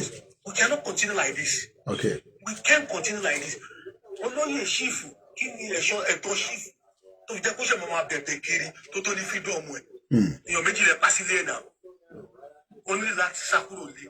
Wọ́n ṣe ní gbogbo tá à ń ṣe, à ń kún jẹ̀bẹ̀ láti sá ni. Okay. Loud and clear, I don't want anybody apology. We are entitled to shut anything down. Okay. Anything possible. The last question before I let you go, because mo fẹ́ kó lọ rest dada. Ṣé President Bola Tinubu ní agenda fún Yorùbá at all? Tó bá ní láti 1999 ká bẹ̀rẹ̀ democracy, ó yẹ ká rí industrial estate ní gbogbo Èkó náà. Ó ṣàmọ̀ ogun àdìmọ̀ṣọ́. Okay. Gbogbo Kẹjà, kí ló wà ní Kẹjà tẹ́tẹ́lẹ̀? A ní Kábírì, a ní Tọ́ntọ̀, a ní Dọ́lọ́pẹ̀ ní tí wọ́n wà ń bẹ̀ sí. Ẹ wá ní ó lájẹ̀dá àkọ́ fúnlẹ̀ Yorùbá. Oda. TJ Baba. Thank you so much. TJ ni ẹ̀gbọ́n yẹn, ẹ jẹ́ kí n lọ sọ́dọ̀ MSK 81. Mo ń bọ̀ lọ́dọ̀ yín Mr. Joshua Omeyo, máa múra sílẹ̀, mo mọ̀ pé battery phone ẹ ti fẹ́ máa lọ́lẹ̀, bò máa dọ́dọ̀ ẹ ní after Mr. Joshua. Mr. Joshua, sorry, MSK 81 ẹ bá sáré gbé ohùn sókè. Mo kí gbogbo èèyàn wa. Lẹ́yìn àwọn sẹ́ẹ̀tì à nílé gbé ọ̀nà sẹ́ẹ̀tì wọlé, má bínú. Èmi náà fẹ́ lọ wẹ̀ kí tún lè lọ wá jíjà tí mo fáwọn ọmọ Oòduà àti ẹ̀rà mi. MSK gbóhùn sókè, mo kí ẹ Gani. Ẹ ṣé sà, màá sáré sọ̀rọ̀ mi ní kíákíá torí ó dà mo wà lẹ́nu iṣẹ́. Okay. Ṣé rí ó dùn mí ní ọ̀sán yìí pé ọ̀pọ̀lọpọ̀ àwọn èèyàn tó sọ̀rọ̀ ní platform lóṣèlú wọn. Lóṣèlú ọ̀pọ̀lọpọ̀ àwọn èèyàn tó sọ̀rọ̀ ní platform. Mo dẹ̀ lè fi gbogbo ẹnu sọ láì tọrọ apology lọ́wọ́ ẹni bọ́ọ̀dì pé ó lè ní gbogbo wọn ó lè. Kí lẹ rí tẹ́ fi sọ bẹ́ẹ̀? Bí ẹ ṣe gan sá, tí mo sọ bẹ́ẹ̀ lélẹ̀, tí mo ti sọ bẹ́ẹ̀ ó pọ̀ díẹ̀ kó máa sáré sọ àwọn ọkàn. Jẹ́rí ọ̀pọ̀lọpọ̀ àwọn tó sọ̀rọ̀ yẹn. Ẹ bá fún wọn ní opportunity, wọ́n jẹ́ kánsẹ́lọ̀ ní local government lásán. Wọ́n máa ṣe ju nǹkan tí àwọn tó wà bẹ́ẹ̀ ṣe lọ nísìnyí. Èyí kan tó yẹ kó wá dùn mí jù ni pé ọ̀pọ̀lọpọ̀ wọn wà ní outside country wọn sì nínú Nàìjíríà ká wà yìí. Okay. Ó bẹ̀rẹ̀ láti orí Sanwó-Olú, Dàpọ̀ Abíọ́dún, Ṣèyí Mákindé, Adélékè, Dancing Senator. Ayédatiwa. Ayé ẹ̀ má ti dá tiwa kẹ̀. Àti ti Èkìtì State, mi morúkọ. Oyèbánjí mo rántí yẹn, Oyèbánjí. Gbogbo wọn pátápátá. Take care. Wọ́n ti wà. Oyèbánjí ẹ ṣé sà. Gbogbo àwọn èèyàn tí mo dárúkọ ìpátápátá àti ìlú òyìnbó iná làwọn náà ti wà. Mo lérò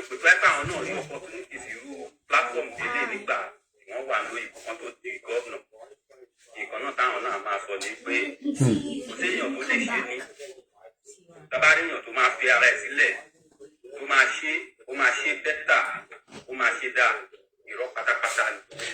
ẹ jẹ́ gbọ́n kankan mọ̀ pé bísí bàbá mi bọ̀ ó ní ìbéèrè kan tó kọ̀ tricky wa brain mi nísìnyí pé ṣé n tẹ́ ń sọ ni pé bóhùn àwa táwa ń lo òyìnbó ká wá darapọ̀ mọ́ yín pa fẹ́ ṣe politics a lè rí ṣe.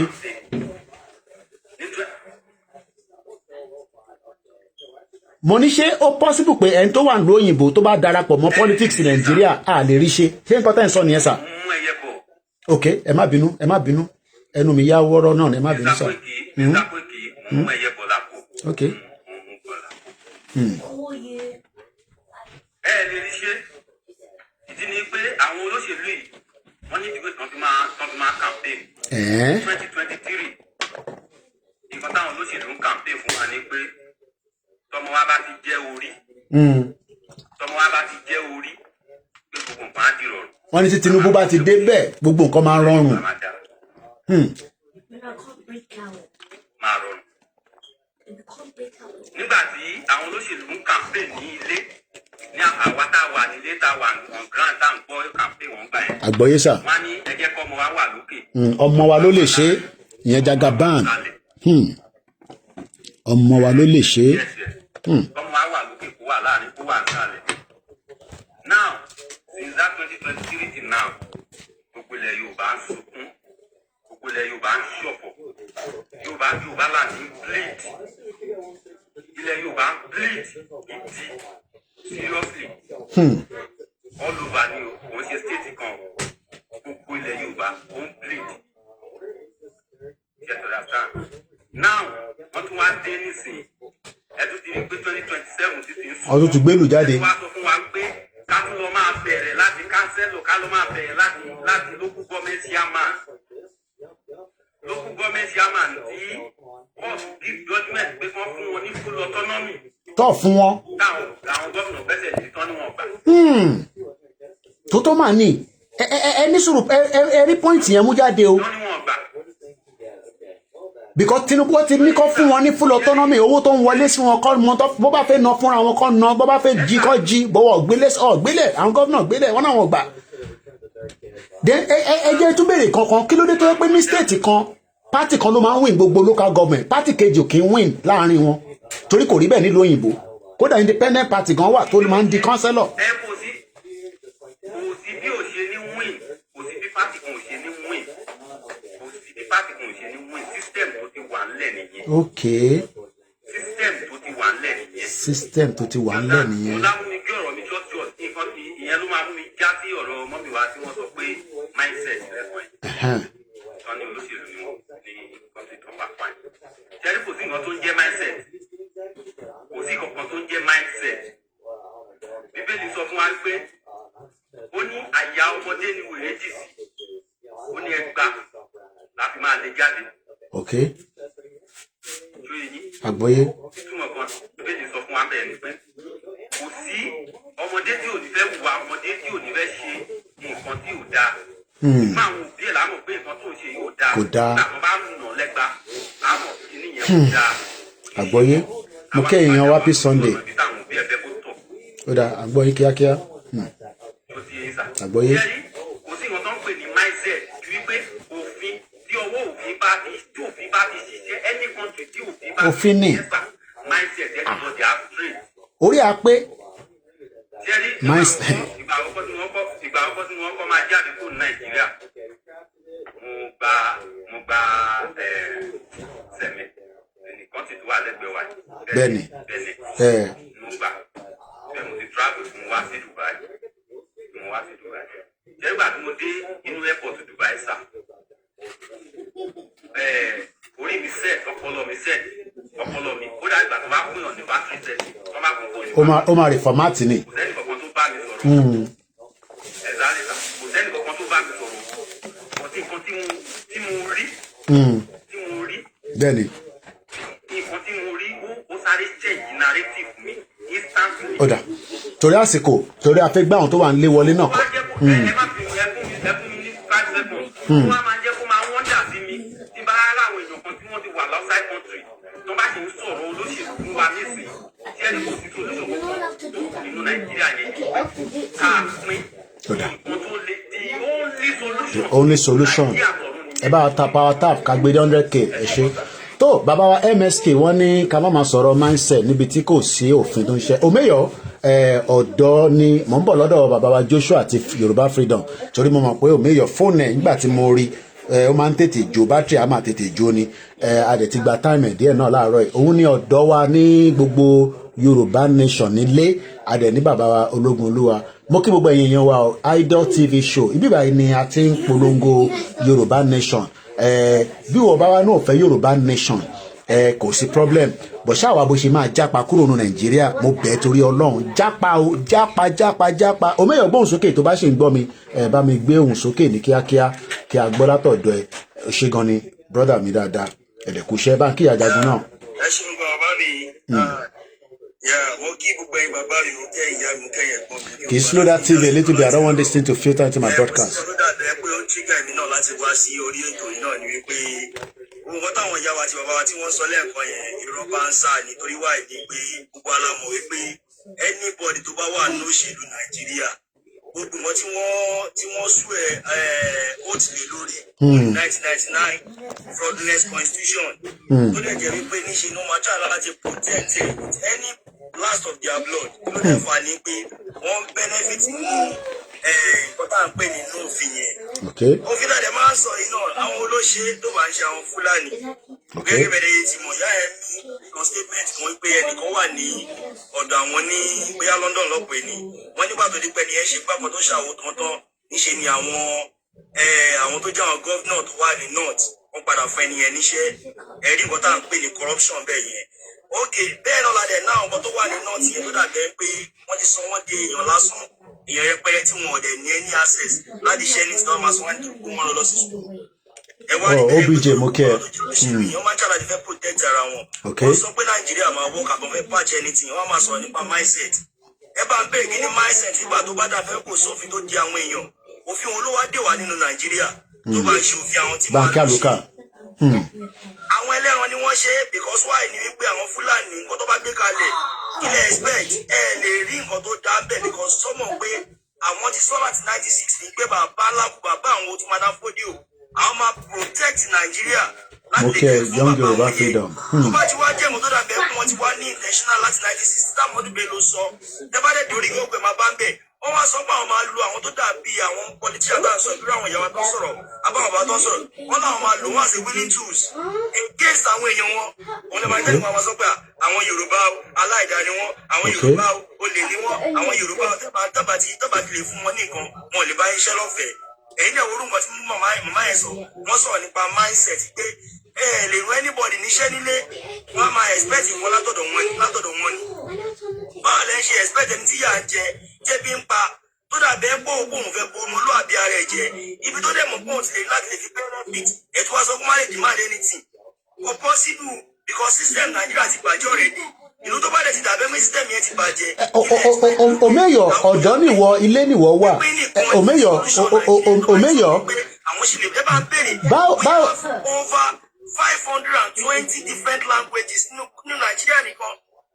Omeyo báwo la ṣe mọ̀ pé Nàìjíríà ti damage ó ti lọ pátápátá báwo kí nìkan tí wọ́n rí mo ní báwo ni wọ́n ṣe mọ̀ pé Nàìjíríà ti lọ pátápátá Omeyo báwo ló ṣe mọ̀ pé Nàìjíríà ti lọ ara ń tàn sọ délé ṣó o ṣe ń gbọ́ mi Omeyo. mo ní báwo ni wọ́n ṣe mọ̀ pé Nàìjíríà ti lọ pátápátá kí n tó fi ẹ́ sílẹ̀ kó máa lọ torí mo mọ̀ pé nẹ́tíwọ̀kì náà lọ in and out báwo ló ṣe mọ̀ pé Nàìjíríà ti lọ pátápátá kò pé Nàìjíríà ò lè work. bàbá mi Nàìjíríà ti lọ pátápátá because God damn it. má sọ̀rọ̀ lọ à ń gbọ́ ẹ má sọ̀rọ̀ lọ à ń gbọ́ ẹ ìwọ má sọ̀rọ̀ lọ à ń gbọ́ ẹ à ń gbọ́ ẹ má sọ̀rọ̀ lọ à ń gbọ́ ẹ àwa ń gbọ́ ẹ ìwọ máa flow lọ à ń gbọ́ ẹ má sọ̀rọ̀ lọ à ń gbọ́ ẹ ìwọ máa sọ̀rọ̀ lọ à ń gbọ́ ẹ. lórí question dem pé báwo ni a ṣe mọ̀ pé Nigeria ti failed completely because okay for example àwa bẹ̀rẹ̀ láti 2019 ẹ̀dẹ̀ wo wá ṣe ń ṣe nílé ìwé tó dàbẹ́ pé àní tẹ̀jẹ̀ sílẹ̀ àní ṣe gbà ní ṣàwò ẹ wá wo àwọn Fúlàní tó ti ń jíyàn gbé láti 2012 látàyè sọ̀tà ṣẹ̀tìmá yìí o this same Shettima tó jẹ́ vice president president Nigeria tó jẹ́ ti Yorùbá yìí o this same Shettima òun ló ń bá àwọn bandit tó ń pé tọ́jọ́ negotiate tọ́jọ́ ń jẹ nínú àwọn kan náà tó ti yẹ ibẹ̀ ibi tó bá dẹ̀ ti wá dà bẹ́ẹ̀ tí eré odindi vice president Nigeria tó ti ń bá àwọn bandit àwọn Fúlàní tó ti ń bá wọn jẹ automatic ẹgẹ mọ̀ pé kìíní ẹ̀ di failed ẹ tún wá wòrán láìpẹ́ yìí ṣó yẹ kí àwọn bandit jáde láti inú igbó kọ́ máa láwọn negotiate pẹ̀lú ìjọba wọ́n dẹ̀ tún padà tún kọ́ àwọn ammunition wọn yẹn tún kó padà wọnú igbó without nobody tó dàbí ẹ pé wọ́n sọ pé wọ́n stop wọn ká máa sọ àwọn àtàkùn fẹnu ṣe nǹkan tá à ń ṣe tọ́lẹ̀ lé wọn káàkiri. ṣé ń gbọ́ mi ògbólé. à ń gbọ́ ẹ dáadáa. so automatically ló ti fail ẹnìmọ̀ tó bá sọ fún kẹ́ dúró síbẹ̀ wọ́n fẹ́ ba ijó ọ̀la àwọn ọmọ wa jẹ́ ni àdẹ̀ nígbà fún wọn àwọn àtàjẹ́ ọ̀dọ́ gẹ́gẹ́ bí nǹkan tí bọ́dà wa sọ ni pé awareness ló lè ṣe ẹ jẹ́ ká sponsor àwọn tá à ń ṣe awareness nílé láti lè jẹ́ ká máa lọ káàkiri láti máa bá àwọn èèyàn sọ̀rọ̀ káàkiri every places ní gbogbo lẹ́ka láti máa ta wọ́n jí yóò lè ti láti ṣe nìyẹn o ẹ ká máa ṣe wake up call àwọn ọ̀dọ́ wa àtàwọn ọjà àwọn ìyá wa àtàwọn bàbá wa ẹ ṣé gan. Thank you very much. That is ọ̀dọ́ gbogbo Yorùbá nílé tó tẹ̀lé ẹni tó jẹ́ leader wọn ní diaspora Ológunlúwa ẹ ti rí Ológunlúwa àti olóyè àtẹ̀mí àwa mẹ́ta la máa ń rìn mo kí gbogbo àwọn èèyàn wa mo kí àlùkà mo kí obj mo rí gbogbo ẹ̀yin tí ẹ ti wọlé náà lọ́tún lọ́sì awareness yẹn náà ni à ń bá lọ Young Yorùbá Freedom ṣé ká kọ́kọ́ lọ sọ́dọ̀ Mr. Joshua kí Young Yorùbá Freedom wá bá mi parí ẹ̀ Mr. Joshua ẹ̀yin náà ti gbọ́ gbogbo tí a ti ń bá bọ̀ látẹ̀ǹkan a ti fẹ́ ṣe tó wákàtí 4 mo mọ̀ pé táǹtì lọ bẹ́ẹ̀ gan sẹ̀ ẹgbọ́n sókè. ẹ káàárọ̀ Mr. Koiki. mo kì í sá happy Sunday and happy new month fáwọn tí a bá ti rira ẹ ṣe gan ni sá ẹgbọ́n sókè. mo kí ẹ kú iṣẹ́ omeyo Mr. Ológun mo kí yín gan you guys are doing a wonderful job. ṣóyè iṣẹ́ rí nǹkan tí èmi fẹ́ sọ ni pé tí n bá ní kí n máa sọ̀rọ̀ ní ilẹ̀ akún. Number 1 ṣé rí gbogbo àwọn tó wọlé tó sọ̀rọ̀ yẹn they are all politicians ẹ má jẹ́ ká tọ́ra wa so wọn ò ní ever sọ òótọ́ ọ̀rọ̀ fún yín ṣóyè yín wọ́n máa try to beat the bush ni wọn ò ní sọ òótọ́ ọ̀rọ̀ fún yín politician ni gbogbo wọn because tí Nàìjíríà bá tó bá pínlẹ̀ ni wọn ò ní benefit wọn ò ní lè jẹ́ ń bẹ̀ mọ́ ṣé rí ìlú yẹn ò lè wà òkè ẹ má jẹ́ ká tọ́ra wa ìlú yẹn ti lọ is gone already akọ̀wò lọ́kàn ni ó ti lọ rẹ́dì ìlú táwa wà yìí la fi ń compare ìgbà tí wọ́n kọ́ máa dé ìlú yìí Koiki wọ́n kọ́ kí tó kù Nàìjíríà wọ́n kọ́ lóko bí Nàìjíríà ṣe rí ní gbogbo country ṣe rí tí kò kí ń ṣe náà. The first day I slept in this country tí mo wà yìí mo wò pé wàá ò tilẹ̀ mọ iná ò lọ mo wò pé wàá ò so bẹ́ẹ̀ la wà ní ìlú táwa Nàìjíríà ò lè wà ó ẹ má jẹ́ ká tọ́ra wa jẹ jẹ́ gbogbo àwọn tí wọ́n pàmpá Nàìjíríà yẹn wọ́n ń jẹ bẹ́ẹ̀ Nàìjíríà ò lè wà ó kẹ́ only Yorùbá nation can solve the problem division can solve the problem ṣé yẹn wọ́n mọ̀ they all know ṣùgbọ́n wọn ní sọ síta nítorí pé wọ́n jẹ́ bẹ́ẹ̀ mo dẹ̀ ń bèrè question kan lórí ìgbà tí mo send message yẹn mo ní what is Nigerian language mo dẹ̀ ní kí wọ́n sọ nípa genocide bí wọ́n ṣe ń pààyàn Nàìjíríà mí ìrẹ́yìn tó rẹ́sì pẹ́ẹ́tì yẹn bí wọ́n ṣe ń pa àwọn èèyàn Nàìjíríà kò sẹ́ni tó rèézì ẹ̀ what is Nigerian language who created Nigeria kò séèyàn tó rèézì kan tó rèézì ẹ̀ kò séèyàn tó fún mi. tá a bá fẹ́ mọ̀ pé ìlú kan ó ti collapse indices wo la fi wé ti Nàìjíríà pé Nàìjíríà is gone eléyìí mo rí ìtọ́ni Tinubu nísìnyí ó ní Tinubu urge promotion of peace declare no place for hate ó wà lórí channels òun ni headline yẹn no place for hate má hate ẹnì kankan in Nigeria èmi kọ́ mo sọ speaking during the burial service of the mother of the APC national chairman on Saturday yẹn lánàá President Tinubu called for promotion of peace in the country describing it as a vital step towards achieving a national unity ó dẹ̀ kí n ti máa fi lè béèrè question lọ́wọ́ gba àwọn tó lọ látẹ̀kan gbẹ̀gbọ́n sókè bàbá wa Joshua. torí tó ń ṣẹlẹ̀ náà ti sọ pé no hate kẹ́ má hate ẹni torí tó ń ṣẹlẹ̀ náà ni kẹ́ bá sọ̀rọ̀ mọ́. oh okay. ṣòye yín okay country kan máa wà mo ẹ bẹ́ẹ̀ lọ́wọ́ àwọn tó bá wò ó ní ó dùn mí gan mi tí bá kí n máa sọ̀rọ̀ ó máa ta bá kí ni for security ní ìlú tẹ̀pẹ̀ ní nation what is for security. What is first security? Let me answer me. What is first security? Okay. Security. What is first security? Nítorí màá sọ fún wa ní sójà ọlọ́pàá kìíní kan gbàgbọ́ they all fail. Wow. Mr. Koiki. Sir. Only Yoruba nation can solve the problem. ẹ ṣe gan ni. ìlú náà máa wà yá àmọ̀kọ́ tó ń lọ mí. ok. tó bá ṣiṣẹ́ ń bíbà yìí kò sí benefit fẹ́ tó ṣiṣẹ́ kò sí benefit fẹ́ tó san tax you pay your tax just for fun no return. ní nígbà tó àti iṣẹ́ àkíṣe ọmọ nílùú tó bá san tax tá a bá níṣẹ́ lọ́wọ́ wọ́n return tax pa fún wa. bẹ́ẹ̀ wọ́n pe kiri kan ní tax return èmi náà ti gbà rí mo kí bàbá wa great Yorùbá nation ẹ ṣe gan ni gbogbo ẹ̀ta lórí TikTok. 6 months mi fi ṣiṣẹ́ 6 good months mi fi ṣiṣẹ́ wọ́n return tax yẹn mo gbà for 6 months. Thank you very much ẹ ṣe gan ni kò possible ẹ ṣe gan ni sir thank you very much. ẹ jẹ́ ká lọ sọ́dọ̀ Yorùbá freedom mo kí gbogbo èèyàn wa tí ẹ ti ń dá sí àwọn ọmọ yín ní the access like I said mo tún lè máa hold wọn nígbà tí mo dúdú délé mo lè jẹ́ kó play video game wọn tó ń wò lórí TV because I filter wọnú broadcast mi kò dẹ̀ dábẹ́ so after the last person a máa gbé broadcast yẹn to the end mo mọ̀ pé bishop ó ṣeṣe kó yẹ pé àwọn ọlọ́tí ń pè látẹ̀ nǹkan tí bá sì get wọn lórí phone if otherwise á di ìgbà míì nìyẹn mo kí ẹ̀ ìtùnú báńkì girama mo kí gbogbo ẹ̀yin tẹ́ wà ní Ìlárò ní Ogun State ìyẹn kan béèrè pé ṣé Ìlọrin ilẹ̀ Yorùbá ni bẹ́ẹ̀ ni but according to Nigerian system right now it is under the northern part of Nigeria but àwa la ní Kwara àwa la ní gbogbo ibẹ̀ yẹn Yorùbá freedom gbogbo ẹ̀ náà lẹ ti ń gbọ́ èèyàn ṣàjòjì lórí ìkànnì wa oríṣiríṣi èèyàn náà ló máa wọlé ẹ jẹ́ ká ní understanding olóṣèlú náà máa dọ́gbọ́n wọlé but in tá à ní tolerate lórí platform wa ní ẹ̀ ní campaign ní bíbá ẹ ní right láti tan broadcast ti yín náà kẹ́ tan fóònù kẹ́ gbé síwájú yín 1 2 3 4 5 6 fóònù mẹ́fà mọ́ tàn síwájú a ní ever jẹ́ kẹ́ lo platform yìí pé fífi wá polongo èmi ní Tinubu ni kódà ilé polongo ṣòwò rẹ̀ a lè sọ̀rọ̀ dọ́dọ̀ wọn bọ̀ pé ẹ fi wá fi bíbá ẹ fi ṣe bí a lè gba ọ̀dọ̀ Koiki wọlé kakọ̀ lọ sọ fáwọn èèyàn Koiki pé Nàìjíríà sì máa da gbogbo ẹnu mo fi sọ 14 years after I was born ni màmá mi sá kúrò Nàìjíríà bí ẹ̀ṣẹ̀ wọlé Rugija mo kí ẹ I was born in 1978 màmá mi sá kúrò Nàìjíríà ní 1990 kò sí nǹkan kan tó ń pè pé màmá mi ṣeré lọ ó sá kúrò Nàìjíríà ni o má jẹ́ kẹ́ni kankan fúlẹ̀ o màmá mi sá kúrò ó sá kúrò o mọ bá ń gbọ́ sá ó sá 440 o mọ why kí èmi lè ní future nísìn làwọn ọmọ mi èmi náà wá ń wo pé ṣé ẹ̀yin náà lè ní future mo wá rí i pé future yẹn ò lè sínú Nàìjíríà mo ṣe ń polongo Yorùbá nation tó bá wá sọ pé future máa wà nù Nàìjíríà ṣíkè ni wàá polongo yẹn lọ́dọ̀ tiẹ̀ so bó ṣe jẹ́ nìyẹn Yorùbá freedom ẹ má bínú ẹ bá gbóhùn sókè akin.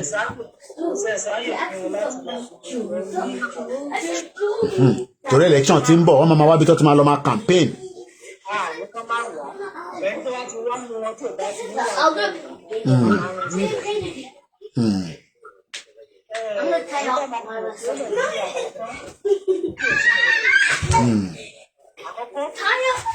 Well, I mean, this one, I don't know.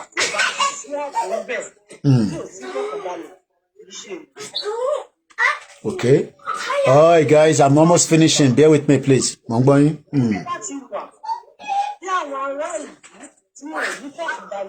Okay. Osho Mayor, thank you.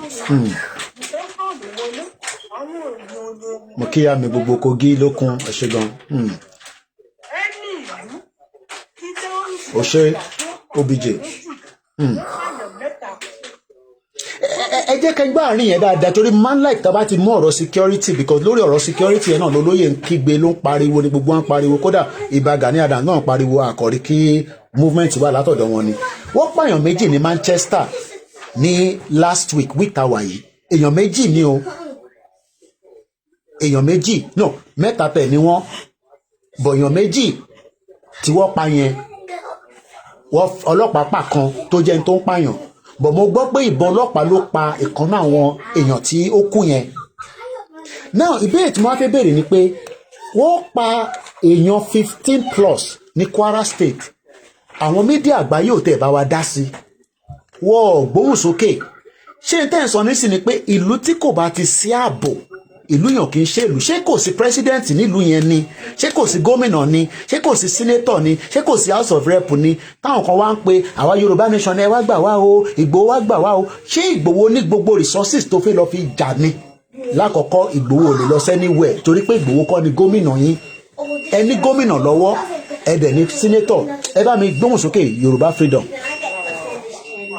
What sound is that? Is that your remote? Can you take it off? No boy.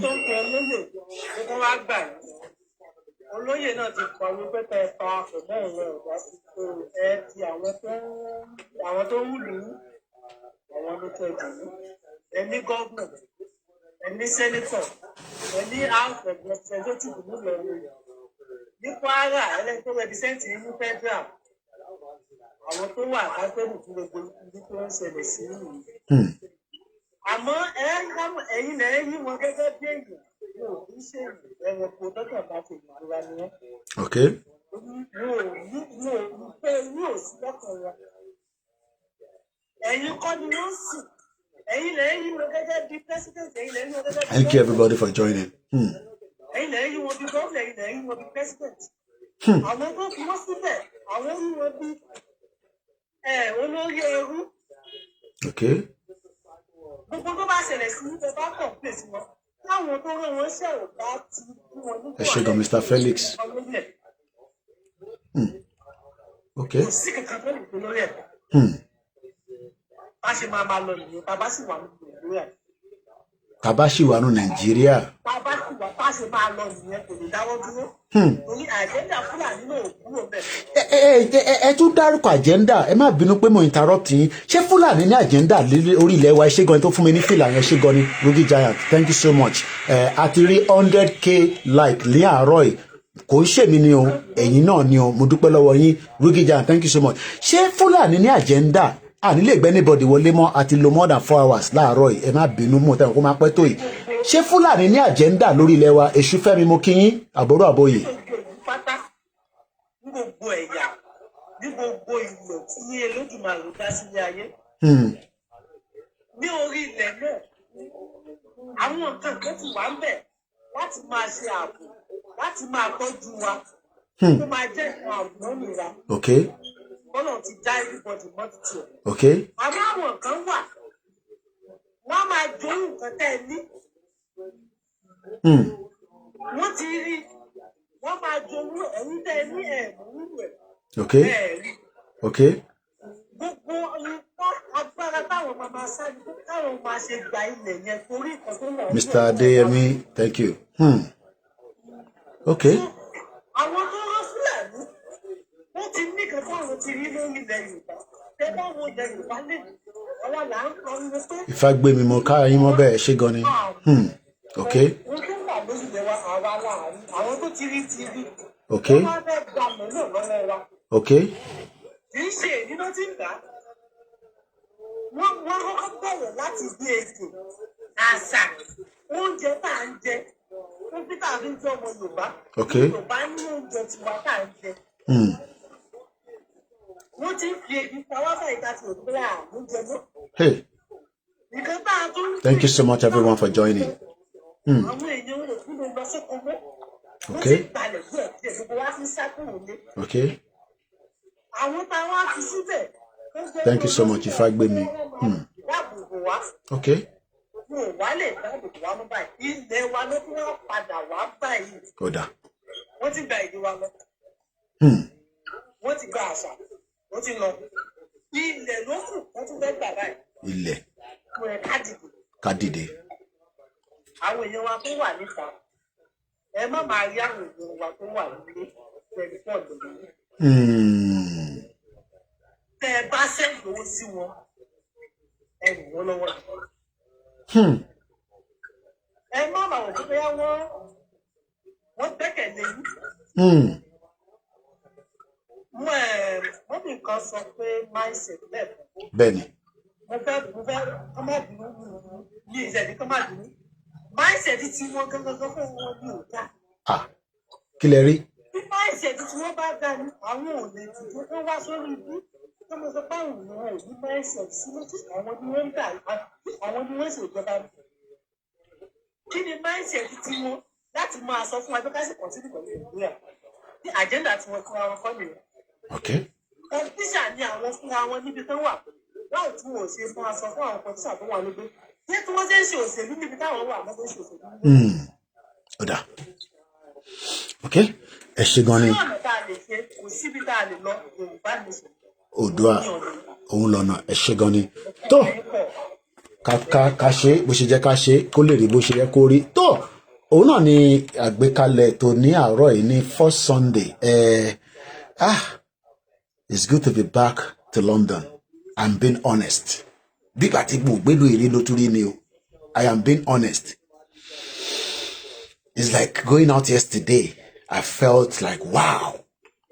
After, you know, in Africa, ẹ̀rù á máa bẹ̀, kò bá lọ mú phone jáde, kò má lọ wípé kí ló record. You know, you have to be very descriptive in Nigeria.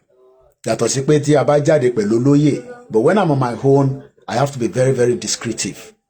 It's like I was living in fear, in kind of a fear. Irú ìlú wo la wá wà báyìí? Ìyẹn wà láàrin Abẹ́òkúta, ẹ̀rù á máa bẹ̀. Ìyẹn wà láàrin kíní ẹ̀rù. This is, you know, the fact. So it's great to be back where, you know, I'm not looking at my shoulder. Ọlọ́run ló fi ṣọ́ ẹ̀ṣọ́ gbogbo wa. Whether you're nílé ìgbéyàn kankan wọlé má bínú, you know, I haven't got enough strength. Mo ní láti lọ wẹ̀. So I'm just doing my closing remarks. Mo kí bàbá wa Fálẹ́yẹ. If I didn't mention your name, please do not be upset. Value Crest, thank you so much, healthcare. The solution may involve war. Let me keep my mouth like that. Because when I was shouting war, Eshegoni Baba wa Shoneye, people they say, Koiki, how can you sit in London and talk about war? Oh, Mabogun Sherini. Me, I not talk about war. But all I know is that very soon I go show you na M1. Moke OBJ. One of those that was first affected by people that I witnessed, Tiwonyi Bofunlese, Esenye ko ti really clear dada. Only brother me OBJ. He was shot in the leg by the Nigerian police. So, just to close the broadcast, you might be asking, is it really worth it? Like I said, I was watching 50 most paid Africans on YouTube. And sometimes, yes, we all need the money. But after I looked at the video, I became a content. I said, I'm pleased, I'm happy with what I'm doing. I can go into that sector and I can make a little bit of my own money. But I think it's the right thing that our comma did. My brother me. It did our did. Kò ṣe fanfani tèmi nìkan. Ṣé tá bá gba country yẹn ṣé mi nìkan ni máa gbádùn ẹ̀? Èmi nìkan kọ́. Ìwọ tó ń wò mí tó rò pé ò ní láǹfààní kan ṣe nínú ẹ̀ wá ṣàǹfààní nínú ẹ̀. Mo wo building tí bàbá Olówó rà lánàá nígbà tí mo wà ní Central London. Gbogbo ilẹ̀ ti rí fídíò yẹn. Mo tún mọ̀ record ẹ̀. Torí ẹlòmíì kò mọ bí building yẹn ṣe rí. Owó kòkó ni wọ́n fi rà. Mo kí Sister Ellen. Mo kí kò gbọdọ̀ kú, mo kí òmìyàn, mo kí gbogbo ẹ̀yin pátápátá. Owó kòkó ló fi rà. Lẹ́ni tó bá jẹ́ pé ilẹ̀ káàárọ̀ òjíire gbogbo bí tí mo lọ nílẹ̀ Yorùbá, at least I travel down Adé Ondo, Adé Bẹ̀nẹ̀. So arìn díẹ̀ náà pẹ̀lú olóyè kọ́ lọ bá ń dúró tí kó bá wà pẹ̀lú ẹ̀. Tó bá jẹ́ pé kòkó yẹn nìkan là ń gbìn láti 1960 yẹn títí di wákàtí. Kí ni wọ́n rò pé position tá máa wà? Tó bá jẹ́ pé obì lásán là ń gbìn. Kódà tó bá jẹ́ ewúro lásán là ń gbé wá abroad. A ti ra ọ̀pọ̀lọpọ̀ building káàkiri gbogbo UK. Má jẹ́ kó lóṣèlú kó gbé ẹni mógùn. Tó bá rí jẹ lára wọn, fair enough. Poverty wà ń ta. Bọ̀ pé olóṣèlú kan máa sọ fún ẹ pé Nàìjíríà máa da. Sórí statement yẹn kò yín mú sí nípa àkọ́pọ̀ ọmọ àlè. Ọmọ slogan mi níbí báyìí. Bomb bastard.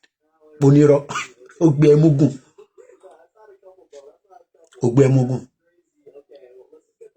Wọ́n fẹ́ káwa máa wò wọ́n láti ta. Mo ń wo sister Meniola Badmus. You know, tó ń dán tó lọ New York. Màá sọ̀rọ̀ New York yẹn. United Nations gbogbo General Assembly yẹn. Ẹ káàárọ̀. Màá sọ̀rọ̀ ẹ̀ fún wa in another broadcast. Ṣẹ́rí United Nations tá bá dúró de pé a fẹ́ gba Ose Felix, a fẹ́ gba country wa, a fẹ́ dá dúró gẹ́gẹ́ bí orílẹ̀-èdè. má jẹ́ Koiki má kẹ́sìtánà má Koiki lọ ọjà o àti ìrówó ra iPod àbí airpod mi o tá bá dúró pé a fẹ́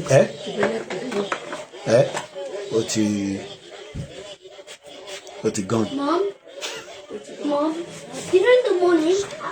Mom, you know in the morning. So tá bá dúró fún United Nations pa fẹ́ gba òmìnira wa ó máa pẹ́ o.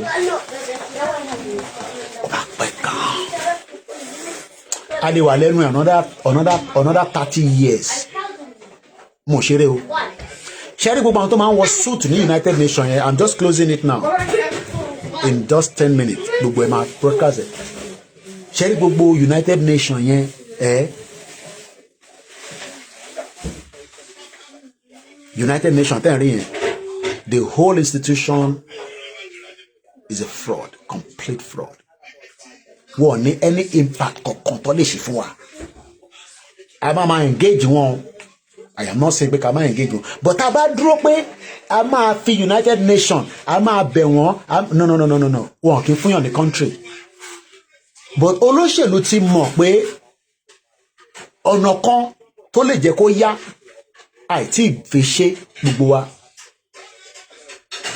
Torí pé nínú ẹ̀ àwa kan sì fẹ́ náà jẹ lára wọn. Tí gbogbo wa bá ti ṣe tán pé a fẹ́ jẹ lára olóṣèlú, in tó bá máa dì kó dì, in tó bá máa ṣẹlẹ̀ ní kó ṣẹlẹ̀. The whole system will crumble. Tó bá dẹ̀ ti crumble, àdílẹ̀ lè wà lágbára Ọlọ́run. So mo kí gbogbo wa lẹ́ẹ̀kan sí, mo kí yín lọ́tùn lósì. Like I said, it's good to be back home. Home mi náà ní bíbá. I've lived there for 28 years. It's my home. I've loved London. I've loved the UK. But I realize that we need to engage them and tell them the truth. That we are in a cordial relationship between Oduduwa and United Kingdom. But tí UK bá ṣe insist pé Nigeria àti láì máa ṣe gbogbo ẹ̀ tẹ́ wà nílé ẹ lọ múra dáadáa. That's all I can say. UK ò lè ṣe kankan tó bá ti fọ́. Wọ́n ò lè ṣe kankan. America ò lè ṣe kankan. Gbogbo wọn wọ́n ò lè ṣe nothing. Wọ́n ò lè ṣe kankan. But àwa la máa gbégbèsè yẹn tó máa fi react. Tó bá dẹ̀ di reaction, then the solution dé nìyẹn. But bí nǹkan ṣe ń lọ yìí, tẹ́ bá dúró pé Tinubu bó ṣe wà yẹn, gbogbo ẹnu mo fi sọ, he has an agenda to return back to power in 2027. Tó bá dẹ̀ wá sọ fẹ́yìn kan ní background pé òun máa wá ṣe restructure regional ẹ̀tútù ẹ̀dànù irọ́ ńlá ni. Tinubu will complete his tenure and return power back to the north. And you know what would then be the solution then? Many of your life will become even much difficult. They cannot send anybody back to Nigeria. Forget about all that nonsense. Nobody can send anybody back to Nigeria from UK. So, only if you have gone through maybe your visa or whatever. But when you think being in the UK, you know, as long as you are very careful. So, as I said, we have one more hope. And that hope is Kiyoruba Kodaduro. But don't expect UK, France, America to back you. You have to do what you have to do. And then eventually, how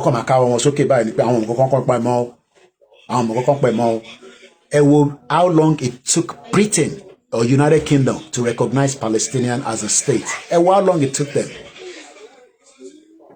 So imagine